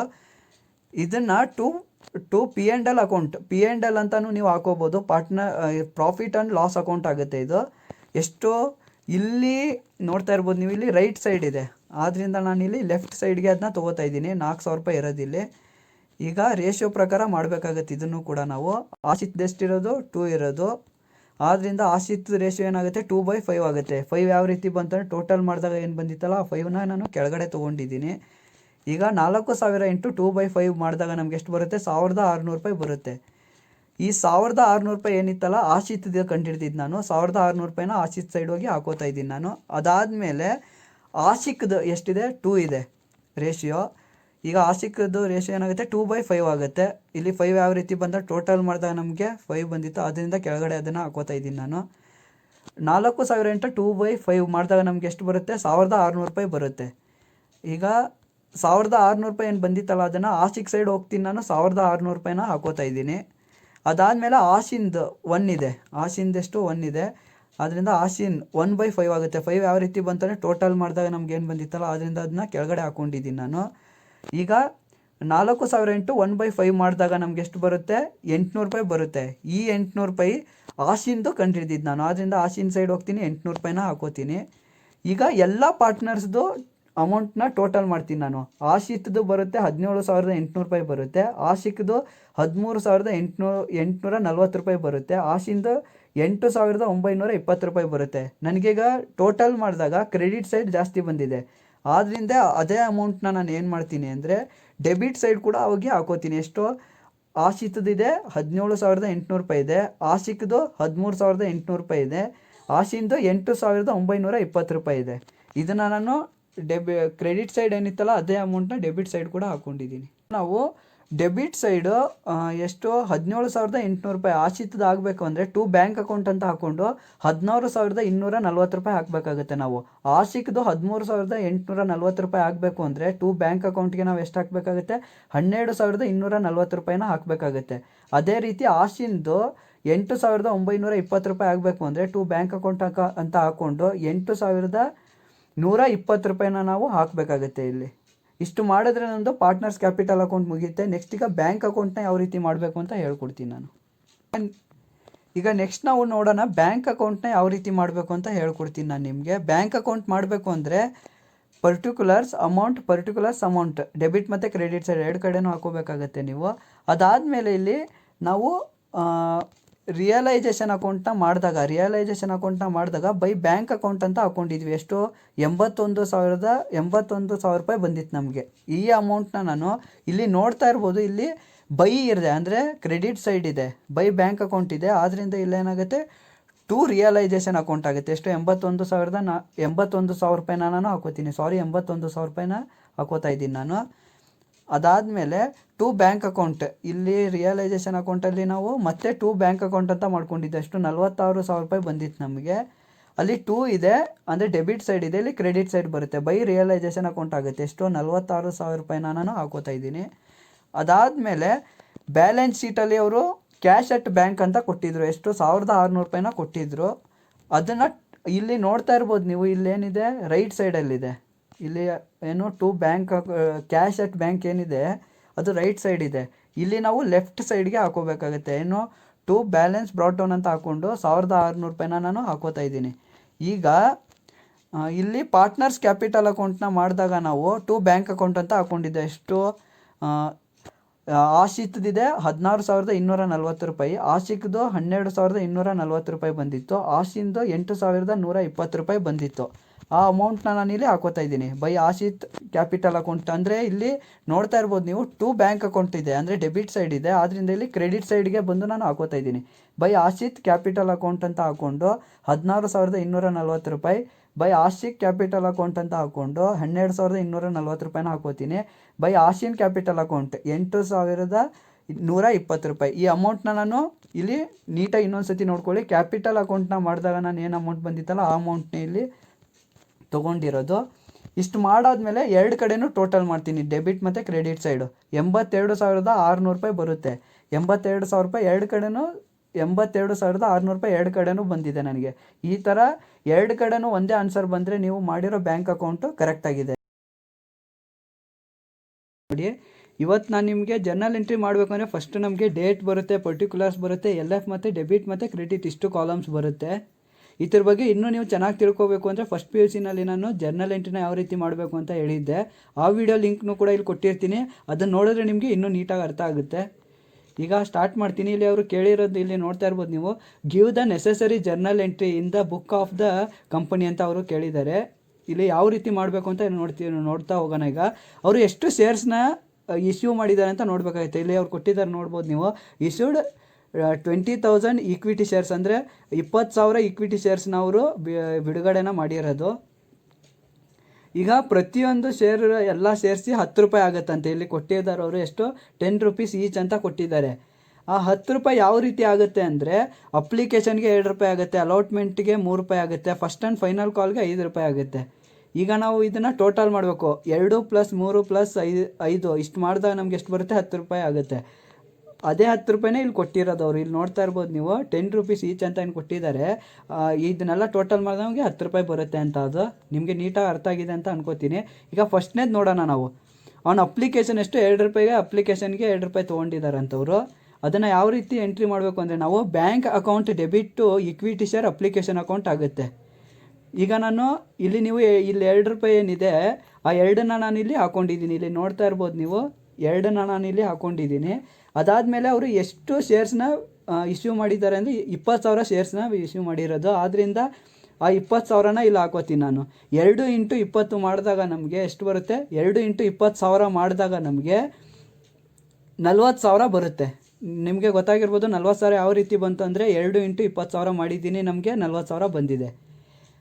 ಈಗ ಇದಕ್ಕೆ ನರೇಷನ್ ಆಗುತ್ತೆ ಇದಕ್ಕೆ ನರೇಷನ್ ಆಗುತ್ತೆ, being the application money received on 20,000 equity share at 2 rupees ಆಗುತ್ತೆ. ಅಂದರೆ ಪ್ರತಿಯೊಂದು ಶೇರು 20,000 ಶೇರ್ಸ್ ಏನಿದೆ ಅದು 2 ರೂಪಾಯಿ ತೊಗೊಂಡಿದ್ದೀವಿ ನಾವು. ಇದಕ್ಕೆ ಇಲ್ಲಿ ರಿಸೀವ್ ಆಗಿದೆ. ನೆಕ್ಸ್ಟ್ ನಾವು ಏನು ಮಾಡಬೇಕಾಗುತ್ತೆ? ಟ್ರಾನ್ಸ್ಫರ್ ಮಾಡಬೇಕಾಗುತ್ತೆ. Equity share application account debit to equity share capital account ಆಗುತ್ತೆ. ಯಾವ ರೀತಿ ಆಗುತ್ತೆ ಅಂತ ಇಲ್ಲಿ ನಾನು ಹೇಳ್ಕೊಡ್ತೀನಿ ನಿಮಗೆ. ಅಲ್ಲಿ ಮೇಲ್ಗಡೆ ನಾವು ಏನು ಮಾಡಿದ್ದೋ ಇಲ್ಲಿ ನೋಡ್ತಾ ಇರ್ಬೋದು ನೀವು, ನಮಗೆ ಎಷ್ಟು ಬಂದಿತ್ತು ಬ್ಯಾಂಕ್ ಅಕೌಂಟಲ್ಲಿ ಎಷ್ಟಿದೆ ಅಪ್ಲಿಕೇಶನ್ ನಾವು 40,000 ಬಂದಿತ್ತು. ಆ 40,000ನ ನಾವು ಇಲ್ಲಿ ಟ್ರಾನ್ಸ್ಫರ್ ಮಾಡಬೇಕಷ್ಟೇ. ಇಲ್ಲಿ ನೋಡಿ ನಾನು ಏನು ಮಾಡಿದ್ದೀನಿ, ಇಲ್ಲಿ ಆ 40,000ನೇ ಹಾಕ್ಕೊಂಡಿದ್ದೀನಿ. ಇದಕ್ಕೆ ನರೇಷನ್ ಆಗುತ್ತೆ. Being the application money transfer to capital account, ಅಂದರೆ ಅಲ್ಲಿ ಏನಾಗಿತ್ತು, ರಿಸೀವ್ ಆಗಿತ್ತು, ಇಲ್ಲಿ ಟ್ರಾನ್ಸ್ಫರ್ ಮಾಡ್ತಿದ್ದೀವಿ ಅಷ್ಟೇ ನಾವು. ಅದಾದಮೇಲೆ ನೋಡೋಣ ಈಗ ಆನ್ ಅಲಾಟ್ಮೆಂಟ್ 3 ರೂಪೀಸ್, ಅಂದರೆ 3 ರೂಪೀಸ್ಗೆ ಅವರು ಅಲಾಟ್ಮೆಂಟ್ಗೆ 3 ರೂಪಾಯಿನ ತೊಗೊಂಡಿರೋದವರು. ಈಗ ಇದಕ್ಕೆ ಜರ್ನಲ್ ಎಂಟ್ರಿ ಹೆಂಗಾಗುತ್ತೆ ಅಂದರೆ, ಇದು 3ನೇ ಜರ್ನಲ್ ಎಂಟ್ರಿನ ನಾನು ಮಾಡ್ತಾ ಇರೋದು. Equity share allotment debit to equity share capital account ಆಗುತ್ತೆ. ಅದಾದಮೇಲೆ ಈಗ ನೋಡ್ತಾ ಇರ್ಬೋದು ನೀವು, ಇಲ್ಲಿ 3 ರೂಪಾಯಿ ಏನು ಕೊಟ್ಟಿದ್ದಾರೋ ಅವರು, ಅದನ್ನು ನಾನು ಇಲ್ಲಿ ತೊಗೋತಾ ಇದ್ದೀನಿ, ಇಲ್ಲಿ 3 ರೂಪಾಯಿನ ಹಾಕ್ಕೊಂಡಿದ್ದೀನಿ. ಅದಾದಮೇಲೆ ಅವ್ರು ಎಷ್ಟು ಶೇರ್ಸ್ನ ಇಶ್ಯೂ ಮಾಡಿರೋದು, 20,000 ಶೇರ್ಸ್ನ ಇಶ್ಯೂ ಮಾಡಿರೋದು. ಆದ್ದರಿಂದ 3 ಇಂಟು 20,000ನ ಹಾಕೋತೀನಿ. ನಾವು 3 ಇಂಟು 20,000 ಮಾಡಿದಾಗ ನಮ್ಗೆ ಎಷ್ಟು ಬರುತ್ತೆ, 60,000 ಬರುತ್ತೆ. ಇದಕ್ಕೆ ನರೇಷನ್ ಆಗುತ್ತೆ, being the allotment money due ಆಗುತ್ತೆ. ಈಗ ನೆಕ್ಸ್ಟ್ ಮಾಡಬೇಕು, ಡ್ಯೂ ಇರೋದು ರಿಸೀವ್ ಮಾಡ್ಕೋಬೇಕಾಗತ್ತೆ. Bank account debit to equity share allotment account ಆಗುತ್ತೆ. ಇದಕ್ಕೆ ಅಮೌಂಟ್ ಮೇಲ್ಗಡೆ ಏನು ಅಮೌಂಟ್ ಇತ್ತು ಅದೇ ಅಮೌಂಟ್ನೇ ಹಾಕೋತೀವಿ. 60,000 ಡೆಬಿಟ್ ಮತ್ತು ಕ್ರೆಡಿಟ್ ಸೈಡ್ ಸೇಮ್ ಅಮೌಂಟ್ ಏನಿತ್ತು ಅದನ್ನೇ ಹಾಕೋತೀನಿ ನಾನು. ಅದಾದಮೇಲೆ ಇದಕ್ಕೆ ನರೇಷನ್ ಆಗುತ್ತೆ, ಬೀಯಿಂಗ್ ದ ಅಲಾಟ್ಮೆಂಟ್ ರಿಸೀವ್ಡ್ ಆಗುತ್ತೆ, ಅಂದರೆ ಅಲ್ಲಿ ಡ್ಯೂ ಆಗಿತ್ತು, ಇಲ್ಲಿ ರಿಸೀವ್ ಮಾಡ್ತಾ ಇದ್ದೀವಿ ಅಷ್ಟೇ ನಾವು. ಅದಾದಮೇಲೆ ನೆಕ್ಸ್ಟ್ ನೋಡೋಣ ಈಗ ಆ್ಯಂಡ್ ಫಸ್ಟ್ ಆ್ಯಂಡ್ ಫೈನಲ್ ಕಾಲ್. ಎಷ್ಟು ಫಸ್ಟ್ ಆ್ಯಂಡ್ ಫೈನಲ್ ಕಾಲ್ಗೆ 5 ರೂಪಾಯಿನ ತೊಗೊಂಡಿರೋದವರು. ಈಗ ಇದಕ್ಕೆ ಜರ್ನಲ್ ಎಂಟ್ರಿ 5ನೇದು ಇದನ್ನು ಜರ್ನಲ್ ಎಂಟ್ರಿ ಮಾಡ್ತಾ ಇರೋದು ನಾನು. Equity share first and final call account debit to equity share capital account ಆಗುತ್ತೆ. ಈಗ ಇಲ್ಲಿ ಕೊಟ್ಟಿರೋ 5 ರೂಪಾಯಿನ ನಾನು ಇಲ್ಲೇ ಹಾಕೋತಾ ಇದ್ದೀನಿ, ಇಲ್ಲಿ ನೋಡ್ತಾ ಇರ್ಬೋದು ನೀವು, ಇಲ್ಲಿ ಹಾಕ್ಕೊಂಡಿದ್ದೀನಿ. ಅವರು ಟೋಟಲ್ ಎಷ್ಟು ಶೇರ್ಸ್ನ ಇಶ್ಯೂ ಮಾಡಿರೋದು, 20,000 ಶೇರ್ಸ್ನ ಇಶ್ಯೂ ಮಾಡಿರೋದು. ಆದ್ದರಿಂದ 5 ಇಂಟು 20,000 ಮಾಡಬೇಕು. 5 ಇಂಟು 20,000 ಮಾಡಿದಾಗ ನಮ್ಗೆ ಎಷ್ಟು ಬರುತ್ತೆ ಅಂದರೆ 1 ಲಕ್ಷ ಬರುತ್ತೆ. ಆ 1 ಲಕ್ಷನ ಡೆಬಿಟ್ ಮತ್ತು ಕ್ರೆಡಿಟ್ ಸೈಡ್ 2 ಕಡೆನೂ ಹಾಕ್ಕೊಂಡಿದ್ದೀನಿ ನಾನು. ಇದಕ್ಕೆ ನರೇಷನ್ ಆಗುತ್ತೆ, being the first and final call money due on 20,000 shares ಅಂತ ಆಗುತ್ತೆ. ಇದಕ್ಕೆ ನರೇಷನ್ ಆಗುತ್ತೆ, ಇಲ್ಲಿ ಡ್ಯೂ ಆಗಿದೆ, ಇದನ್ನು ಕೂಡ ನಾವೇನು ಮಾಡಬೇಕು, ರಿಸೀವ್ ಮಾಡ್ಕೋಬೇಕಾಗುತ್ತೆ. Bank account debit to equity share first and final call account ಆಗುತ್ತೆ. ಈಗ ಇಲ್ಲೇನು ಅಂದರೆ, ಇಲ್ಲಿ ಸ್ವಲ್ಪ ನೀವು ಗಮನಿಸಬೇಕಾಗಿರೋದು ಸ್ವಲ್ಪ ಇಲ್ಲಿದೆ. ಏನಂದರೆ, all the shares were subscribed Akash holding 500 shares ಏನಿದೆ, ಆಕಾಶ್ ಅವರು ಇದನ್ನು ಇವ್ರು ತೊಗೊಂಡಿದ್ದಾರೆ. ಅದರಲ್ಲಿ 500 share did not pay first and final call money ಅಂತ ಹೇಳಿದ್ದಾರೆ. ಅಂದರೆ 500 ರೂಪಾಯಿ ಏನಿದೆ, 500 ಶೇರ್ಸ್ದೇನಿದೆ, ಅವರು ಫಸ್ಟ್ ಆ್ಯಂಡ್ ಫೈನಲ್ ಕಾಲ್ ಮನಿನ ಅವರು ಕೊಟ್ಟಿಲ್ವಂತೆ, ಅಂದರೆ ಅದು ಪೇ ಮಾಡಿಲ್ಲ. Not pay first and final call. ಎಷ್ಟ್ರದ್ದು 500 ಶೇರ್ಸ್ದವರು ಫಸ್ಟ್ ಆ್ಯಂಡ್ ಫೈನಲ್ ಕಾಲ್ದು ದುಡ್ಡನ್ನ ಕೊಟ್ಟಿಲ್ಲ. ಇಲ್ಲಿ ನೋಡ್ತಾ ಇರ್ಬೋದು ನೀವು, ಇದನ್ನ ನೀಟಾಗಿ ನೋಡ್ಕೊಳ್ಳಿ. ಇನ್ನೊಂದು ಸತಿ ಹೇಳ್ತಾ ಇದ್ದೀನಿ ನಾನು, ಆಕಾಶ್ ಅವರು ಸಬ್ಸ್ಕ್ರೈಬ್ ಮಾಡ್ಕೊಂಡಿದ್ದಾರೆ, ಆದರೆ 500 ಶೇರ್ಸ್ದವರು ದುಡ್ಡನ್ನ ಪೇ ಮಾಡಿಲ್ಲ ಫಸ್ಟ್ ಆ್ಯಂಡ್ ಫೈನಲ್ ಕಾಲ್ದು. ಆದ್ದರಿಂದ ನಾವು ಇಲ್ಲಿ ಟೋಟಲ್ ಅವರು ಇಶ್ಯೂ ಮಾಡಿರೋಷ್ಟು 20,000 ನಾನು ಇಲ್ಲಿ ಹಾಕೋತಾ ಇದ್ದೀನಿ. 20,000ದಲ್ಲಿ ಅವ್ರು ಪೇ ಮಾಡದೇ ಇರೋದು ಎಷ್ಟು ಶೇರ್ಸ್ದು, 500 ಶೇರ್ಸ್ದವರು ಪೇ ಮಾಡಿಲ್ಲ. ಆದ್ದರಿಂದ ಆ 500ನ ಇಲ್ಲಿ ಹಾಕೋತಾ ಇದ್ದೀನಿ. 20,000 ಮೈನಸ್ 500 ಮಾಡಿದಾಗ ನಮಗೆ ಎಷ್ಟು ಬರುತ್ತೆ, 19,500 ರೂಪಾಯಿ ಬರುತ್ತೆ ಇಲ್ಲಿ. ಈಗ 19,500 ಏನಿತ್ತು ಅದನ್ನು ಹಾಕ್ಕೊಂಡು 19,500 ಶೇರ್ಸ್ಗೆ ಮಾತ್ರ ಕಂಡುಹಿಡಿತಾ ಇರೋದು. ಏನಕ್ಕೆ ಅಂದರೆ 500 ಶೇರ್ಸ್ದವರು ಕೊಟ್ಟಿಲ್ಲ, ದುಡ್ಡನ್ನ ಪೇ ಮಾಡಿಲ್ಲ. ಆದ್ದರಿಂದ ಇಲ್ಲಿ ಅದಾದಮೇಲೆ ಫಸ್ಟ್ ಆ್ಯಂಡ್ ಫೈನಲ್ ಕಾಲ್ಗೆ, ಅಂದರೆ ಇಲ್ಲಿ ಸ್ಟಾರ್ ಹಾಕಿದ್ದೀನಿ, ನೀವು ನೋಡ್ತಾ ಇರ್ಬೋದು. ಫಸ್ಟ್ ಆ್ಯಂಡ್ ಫೈನಲ್ ಕಾಲ್ಗೆ ಎಷ್ಟು ರೂಪಾಯಿ ಹೇಳಿರೋದು, 5 ರೂಪಾಯಿನ ಹೇಳಿರೋದು. ಅದರಿಂದ 19,500 ಇಂಟು 5 ರೂಪಾಯಿ ಮಾಡಿದಾಗ ನಮ್ಗೆ ಎಷ್ಟು ಬರುತ್ತೆ, 97,500 ರೂಪಾಯಿ ಬರುತ್ತೆ. ಅದನ್ನ ನಾನು ಡೆಬಿಟ್ ಮತ್ತು ಕ್ರೆಡಿಟ್ ಸೈಡ್ 2 ಕಡೆನೂ ಹಾಕ್ಕೊಂಡಿದ್ದೀನಿ. ಇದಕ್ಕೆ ನರೇಷನ್ ಆಗುತ್ತೆ, being the first and final call money received on ಎಷ್ಟು 19,000 ಶೇರ್ಸ್ದು ಮಾತ್ರ 5 ರೂಪಾಯಿ ಹಂಗೆ ರಿಸೀವ್ ಮಾಡಿದ್ದೀವಿ ಅಂತ ಇಲ್ಲಿ ನರೇಷನ್ ಆಗುತ್ತೆ. ಎಷ್ಟು 19,500 shares at 5 rupees per shares ಅಂತ ಇಲ್ಲಿ ಕೊಟ್ಟಿದ್ದೀವಿ. ನರೇಷನ್ ಈ ಥರ ಬರುತ್ತೆ. ಈ ಥರದ್ದು ಸ್ವಲ್ಪ ನರೇಷನ್ ಬರಿಬೇಕಾದ್ರೆ ನೀವು ನೀಟಾಗಿ ಬರೀರಿ. ಅಂದರೆ ಹೆಂಗೆ ಅಂದರೆ, being the first and final call money received on 19,500 shares at 5 rupees per shares ಅಂತ ಈ ಥರ ನೀಟಾಗಿ ಬರೀರಿ. ಅಂದರೆ ಬೀಯಿಂಗ್ ಅನ್ನೋದನ್ನ ಫಸ್ಟು ಬರೀರಿ. ಕೆಲವೊಬ್ರು ಇದನ್ನು ಬರೆಯಲ್ಲ, ಆದ್ದರಿಂದ ನೀವು ಮಾರ್ಕ್ಸ್ ಕಳ್ಕೊಳ್ಳೋ ಚಾನ್ಸಸ್ ಇರುತ್ತೆ. ನೀಟಾಗಿ ನರೇಷನ್ ಬರಿಬೇಕಾದ್ರೆ ಸ್ವಲ್ಪ ಗಮನ ಇಟ್ಟು ನೀಟಾಗಿ ಬರೀರಿ. ಈಗ 7ನೇದು ನೋಡೋಣ ನಾವು. Equity share capital account debit to forfeited shares account ಆಗುತ್ತೆ. ಅದಾದಮೇಲೆ to equity share first and final call account ಆಗುತ್ತೆ. ಇದು ಯಾವ ರೀತಿ ಬರುತ್ತೆ ಅಂತ ನಾನು ಇವಾಗ ನಿಮಗೆ ಹೇಳ್ತಾ ಹೋಗ್ತೀನಿ. ಇಲ್ಲಿ ನೀವು ನೋಡ್ತಾ ಇರ್ಬೋದು, 500 ಶೇರ್ಸ್ದವರು ಏನು ಪೇ ಮಾಡಿಲ್ಲ ಫಸ್ಟ್ ಆ್ಯಂಡ್ ಫೈನಲ್ ಕಾಲ್ ಮನಿನ. ಆದ್ದರಿಂದ ನಾನು ಏನು ಮಾಡ್ತೀನಿ, 500ನ ಇಲ್ಲಿ ಹಾಕೋತೀನಿ. ಈಗ ಟೋಟಲ್ ಅವರು ಎಲ್ಲ ಶೇರ್ಸ್ಗೂ ಪೇ ಮಾಡಬೇಕಾಗಿರೋ ದುಡ್ಡು ಎಷ್ಟಾಗಿತ್ತು ಅಂದರೆ 10 ರೂಪಾಯಿ ಆಗಿತ್ತು. ಇಲ್ಲಿ ನೋಡ್ತಾ ಇರ್ಬೋದು 10 ರೂಪೀಸ್ ಈಚ್ ಅಂತ ಕೊಟ್ಟಿದ್ದಾರೆ ಅವರು. ಆದ್ದರಿಂದ 500 ಇಂಟು 10 ಮಾಡಿದಾಗ ನಮ್ಗೆ ಎಷ್ಟು ಬರುತ್ತೆ, 5,000 ಬರುತ್ತೆ. ಇಲ್ಲಿ ನೋಡ್ತಾ ಇರ್ಬೋದು ನೀವು, ಡೆಬಿಟ್ ಸೈಡನ್ನು ನಾನು ಏನು ಮಾಡಿದ್ದೀನಿ, 5,000ನ ಹಾಕ್ಕೊಂಡಿದ್ದೀನಿ. ಈಗ ನಾವು ಏನು ಮಾಡಬೇಕು ಅಂದರೆ ಎಷ್ಟಕ್ಕೆ ಪೇ ಮಾಡಿಲ್ಲ ಅನ್ನೋದನ್ನು ಕಂಡುಹಿಡ್ಕೋಬೇಕಾಗುತ್ತೆ. ಎಷ್ಟು, ಇಲ್ಲಿ 10 ರೂಪಾಯಿ ಇದೆ, 10 ರೂಪಾಯಿನ ನಾನು ತೊಗೋತಾ ಇದ್ದೀನಿ. ಇಲ್ಲಿ ನೋಡ್ತಾ ಇರ್ಬೋದು 10 ರೂಪಾಯಿನ ನಾನು ಇಲ್ಲಿ ಹಾಕ್ಕೊಂಡಿದ್ದೀನಿ. ಇಲ್ಲಿ ಸೈಡಲ್ಲಿ ನೋಡ್ತಾ ಇರ್ಬೋದು ನೀವು 10 ರೂಪಾಯಿ ಹಾಕ್ಕೊಂಡಿದ್ದೀನಿ. 10 ಅದಾದಮೇಲೆ ಫಸ್ಟ್ ಆ್ಯಂಡ್ ಫೈನಲ್ ಕಾಲ್ಗೆ ಅಂದರೆ ಇಲ್ಲಿ ಸ್ಟಾರ್ ಹಾಕಿದ್ದೀನಿ, ನೀವು ನೋಡ್ತಾ ಇರ್ಬೋದು. ಫಸ್ಟ್ ಆ್ಯಂಡ್ ಫೈನಲ್ ಕಾಲ್ಗೆ ಎಷ್ಟು ರೂಪಾಯಿ ಹೇಳಿರೋದು, 5 ರೂಪಾಯಿನ ಹೇಳಿರೋದು. ಆದ್ದರಿಂದ 10 ರೂಪಾಯಿನಲ್ಲಿ ನಾವು 5ನ್ನು ಮೈನಸ್ ಮಾಡಬೇಕಾಗತ್ತೆ. ಆವಾಗ ನಮಗೆ 10ನ ಮೈನಸ್ ಮಾಡಿದ್ರೆ 5 ರೂಪಾಯಿ ಬರುತ್ತೆ. ಈಗ ಬಂದಿರೋ 5 ರೂಪಾಯಿ ಏನಿದೆ ಇಲ್ಲಿ ಎಷ್ಟಿದೆ, 500 ಸೇರಿಸ್ದು ಪೇ ಮಾಡಿಲ್ಲ ಅವರು. ಆ 500ನ ಇಲ್ಲಿ ಹಾಕ್ಕೊಂಡಿದ್ದೀನಿ ನಾನು. ಎಷ್ಟು, 500ನ ಹಾಕ್ಕೊಂಡಿದ್ದೀನಿ. ಅದಾದಮೇಲೆ ಇಲ್ಲಿ ನಾವು 10 - 5 ಮಾಡಿದಾಗ ನಮ್ಗೆ ಎಷ್ಟು ಬಂದಿತ್ತು, 5 ರೂಪಾಯಿ ಬಂದಿತ್ತು. 500 × 5ನ ಅದಕ್ಕೆ ಹಾಕ್ಕೊಂಡಿರೋದು ನಾನು. ಅದಾದಮೇಲೆ ಇದನ್ನು ನಾವು ಇಷ್ಟು ಮಾಡಿದಾಗ 500 × 5 ಮಾಡಿದಾಗ ನಮಗೆ 2,500 ರೂಪಾಯಿ ಬರುತ್ತೆ. ಈ 2,500 ರೂಪಾಯಿ ಏನಿದೆ ಫರ್ಫಿಟೆಡ್ ಶೇರ್ಸ್ ಆಗುತ್ತೆ. ಇದು ಎಲ್ಲಿ ನೋಡ್ತಾ ಇರ್ಬೋದು ನೀವು, ಟು ಫರ್ಫಿಟೆಡ್ ಶೇರ್ಸ್ ಅಕೌಂಟ್ಗೆ ಇದು ಹೋಗುತ್ತೆ. ಎಷ್ಟು, 2,500 ರೂಪಾಯಿ. ಅದಾದಮೇಲೆ ಮತ್ತೆ ಇಲ್ಲಿ 500 ಶೇರ್ಸ್ ಏನಿದೆ ಅದು ಪೇ ಮಾಡಿಲ್ವಲ್ಲ ಫಸ್ಟ್ ಆ್ಯಂಡ್ ಫೈನಲ್ ಕಾಲು, ಆ ಶೇರ್ನ ತೊಗೋತಾ ಇದ್ದೀನಿ ನಾನು. ಅದಾದಮೇಲೆ ನೆಕ್ಸ್ಟ್ ಅವರು ಫಸ್ಟ್ ಆ್ಯಂಡ್ ಫೈನಲ್ ಕಾಲ್ಗೆ ಎಷ್ಟು ಹೇಳಿರೋದು, 5 ರೂಪಾಯಿ ಹೇಳಿರೋದು. ಆದ್ದರಿಂದ ಆ 5 ರೂಪಾಯಿನ ತೊಗೋತಾ ಇದ್ದೀನಿ. 500 × 5 ಮಾಡಿದಾಗ ನಮ್ಗೆ ಎಷ್ಟು ಬರುತ್ತೆ, 2,500 ರೂಪಾಯಿ ಬರುತ್ತೆ. ಇದೇನಿದೆ equity share first and final call ಅಕೌಂಟ್ಗೆ ಇದು ಹೋಗುತ್ತೆ. ನಿಮಗೆ ನೀಟಾಗಿ ಅರ್ಥ ಆಗಿರ್ಬೋದು, ಇದು ಕ್ರೆಡಿಟ್ ಆಗುತ್ತೆ. ಆವಾಗ ನಾವು ಇಲ್ಲಿ ನೋಡ್ತಾ ಇರ್ಬೋದು 2,500 ಇವೆರಡನ್ನು ಟೋಟಲ್ ಮಾಡಿದಾಗ ನಮಗೆ ಡೆಬಿಟ್ ಸೈಡ್ 5,000 ಕರೆಕ್ಟಾಗಿ ಬರುತ್ತೆ. ಅದಾದಮೇಲೆ ಈಗ ನೆಕ್ಸ್ಟ್ ನಾವು ನೋಡಬೇಕಾಗಿರೋದೇನು ಅಂದರೆ ಅವರು ರೀಇಶ್ಯೂ ಮಾಡಿದಾರಂತೆ. ಈಗ ನೋಡೋಣ ಇದೇನಂತ. The directors forfeited his shares and these shares were reissued to Sagar ಅನ್ನೋರಿಗೆ ರೀಇಶ್ಯೂ ಮಾಡಿದಾರಂತೆ. ಎಷ್ಟು, 7 rupees ಪರ್ ಶೇರ್, ಅಂದರೆ 7 ರೂಪೀಸ್ಗೆ ಅವರು ಒಂದು ಶೇರ್ಗೆ ಅವರು ಏನು ಮಾಡಿದ್ದಾರೆ, ರೀಇಶ್ಯೂ ಮಾಡಿದ್ದಾರೆ. ಆ್ಯಸ್ ಫುಲ್ಲಿ ಪೇಡ್ ಅಪ್ ಅಂತ ಕೊಟ್ಟಿದ್ದಾರೆ ಇಲ್ಲಿ. ಅಂದರೆ ಏನಂದರೆ ಸಾಗರ್ ಅನ್ನೋರಿಗೆ ಏನು ಶೇರ್ಸ್ ಇದ್ದೋ ಅದನ್ನು ರೀಇಶ್ಯೂ ಮಾಡಿದ್ದಾರೆ 7 ರೂಪಾಯಿ ಹಂಗೆ. ಅದು ಯಾವ ರೀತಿ ಜರ್ನಲ್ ಎಂಟ್ರಿ ಆಗುತ್ತೆ ಅಂತ ನೋಡೋಣ. Bank account debit to forfeited shares account debit to equity share capital account ಆಗುತ್ತೆ. ಇವಾಗ ಇದನ್ನ ನೋಡ್ತಾ ಹೋಗೋಣ ಯಾವ ರೀತಿ ಬರುತ್ತೆ ಅಂತ ನೀಟಾಗಿ ಹೇಳ್ಕೊಡ್ತಾ ಹೋಗ್ತೀನಿ ನಿಮಗೆ. ಇಲ್ಲಿ 500 ರೂಪಾಯಿ ಶೇರ್ಸ್ ಏನು ಪೇ ಮಾಡಿರಲಿಲ್ವಲ್ಲ, ಆ ಶೇರ್ಸ್ನ ತೊಗೊಳ್ಳೋಣ. 500 ಇಂಟು ಅದಾದಮೇಲೆ ಅವರು ರೀಇಶ್ಯೂ ಮಾಡಿರೋದು 7 ರೂಪಾಯಿ ಹಂಗೆ ಮಾಡಿರೋದು. ಆದ್ದರಿಂದ 500 × 7 ಮಾಡಿದಾಗ ನಮ್ಗೆ ಎಷ್ಟು ಬರುತ್ತೆ, 3,500 ರೂಪಾಯಿ ಬರುತ್ತೆ. ಅದಾದಮೇಲೆ ನಾವು ಇಲ್ಲೇನು ಮಾಡ್ಕೋಬೇಕಾಗತ್ತೆ ಅಂದರೆ ಈ 10 ರೂಪಾಯಿ ಏನಿತ್ತಲ್ಲ 10 ರೂಪಾಯಿನ ತೊಗೋಬೇಕು. 10 ರೂಪಾಯಿನ ನಾನು ಇಲ್ಲಿ ತೊಗೊಂಡಿದ್ದೀನಿ. ಅದಾದಮೇಲೆ ಅವರು ರೀಇಶ್ಯೂ ಮಾಡಿರೋದಷ್ಟು 7 ರೂಪಾಯಿಗೆ. 10 - 7 ಮಾಡಿದಾಗ ನಮಗೆ ಎಷ್ಟು ಬರುತ್ತೆ ಅಂದರೆ 3 ರೂಪಾಯಿ ಬರುತ್ತೆ.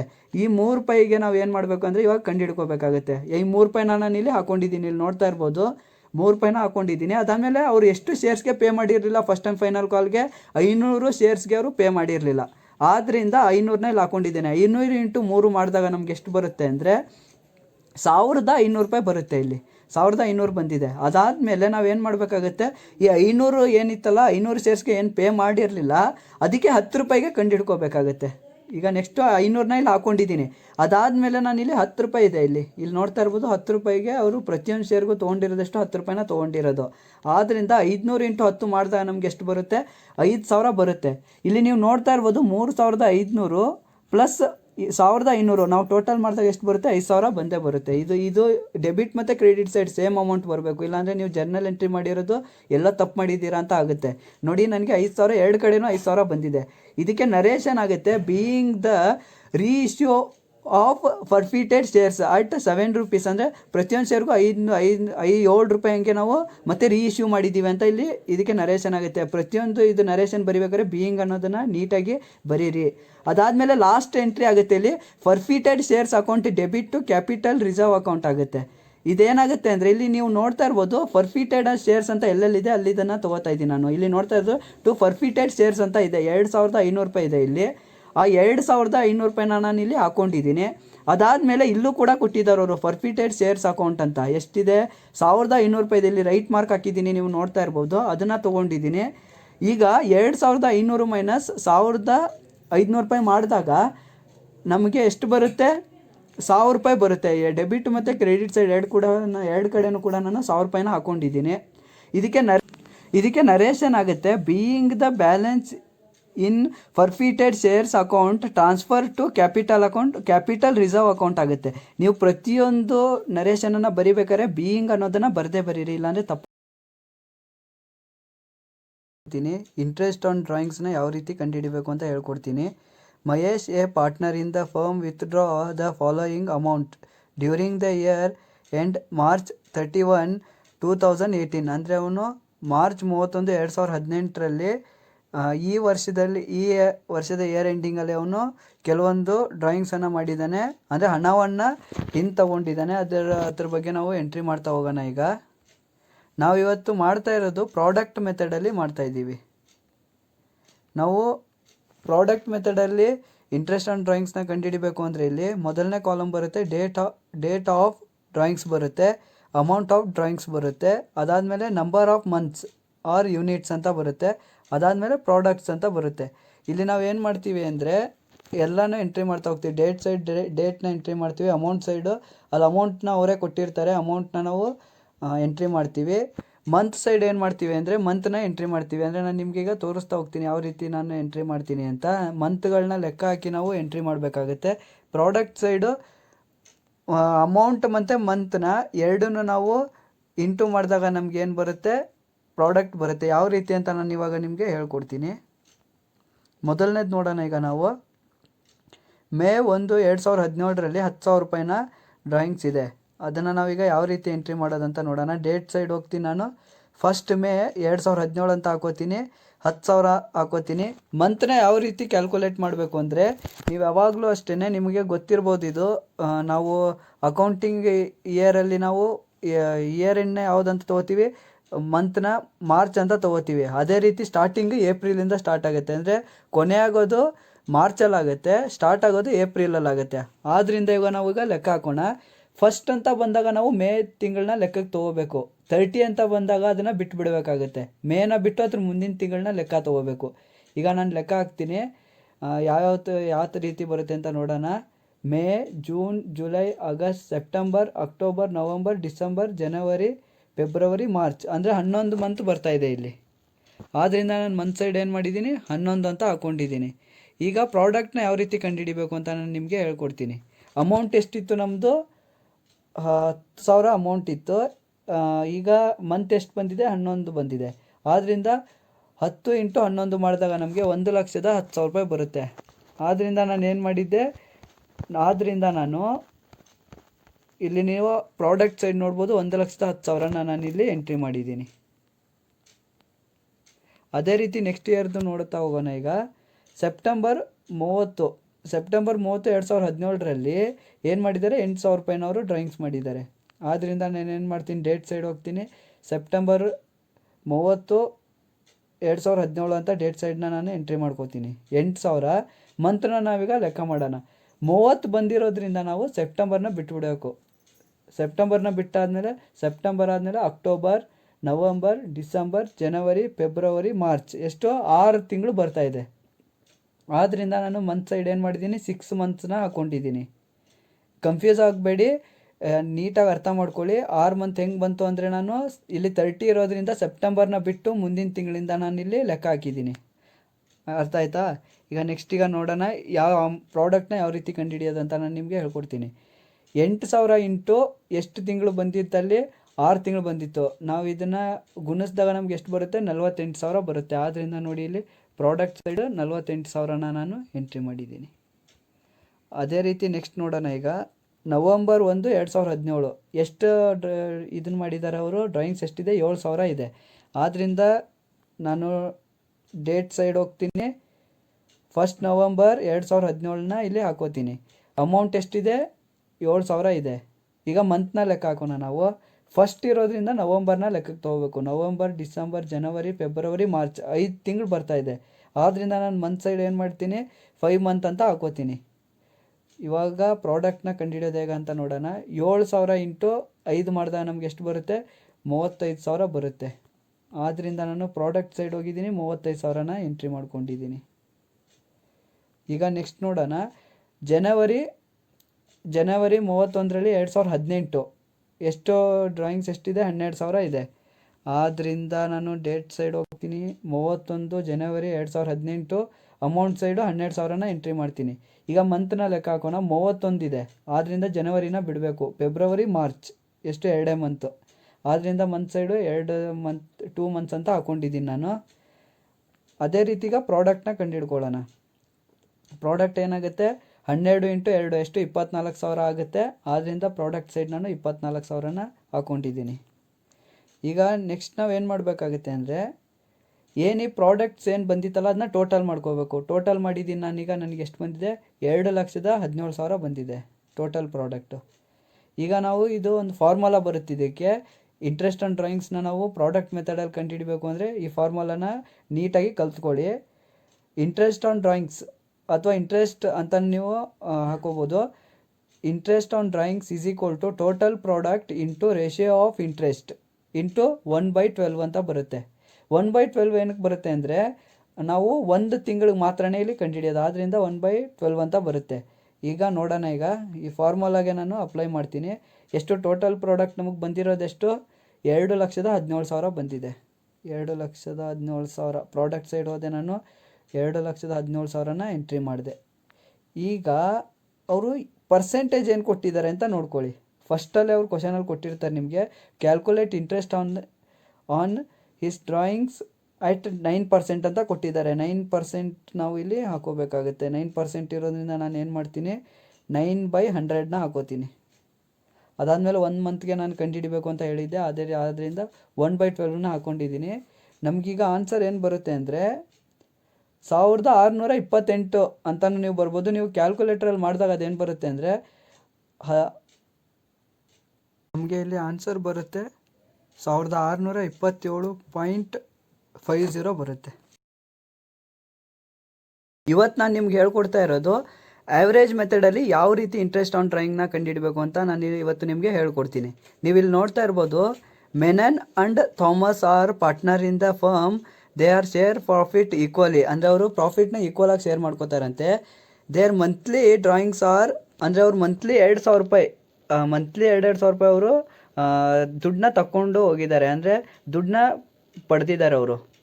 ಈಗ interest on drawing is to be charge 10%, ಅಂದರೆ 10% ಅವ್ರಿಗೆ ಅವರು ತೊಗೊಂಡಿರೋಂಥ ದುಡ್ಡಿಗೆ ನಾವು ಇಂಟ್ರೆಸ್ಟ್ ಚಾರ್ಜ್ ಮಾಡಬೇಕಾಗತ್ತೆ. ಕ್ಯಾಲ್ಕುಲೇಟ್ ಇಂಟ್ರೆಸ್ಟ್ ಆನ್ ಮೋನೋಸ್ ಡ್ರಾಯಿಂಗ್ಸ್, ಅಂದರೆ ಮೋನೋದಲ್ಲಿ ಡ್ರಾಯಿಂಗ್ನ ನಾವು ಕಂಡುಹಿಡಿಬೇಕು ಎಷ್ಟು ಅಂತ. ಫಾರ್ ದ ಇಯರ್ ಏನಿದೆ 2006 ಇದೆ, ಅಂದರೆ ಅವ್ರ ಇಯರ್ ಏನಿದೆ, ವರ್ಷ ಏನಿದೆ 2006 ಇದೆ.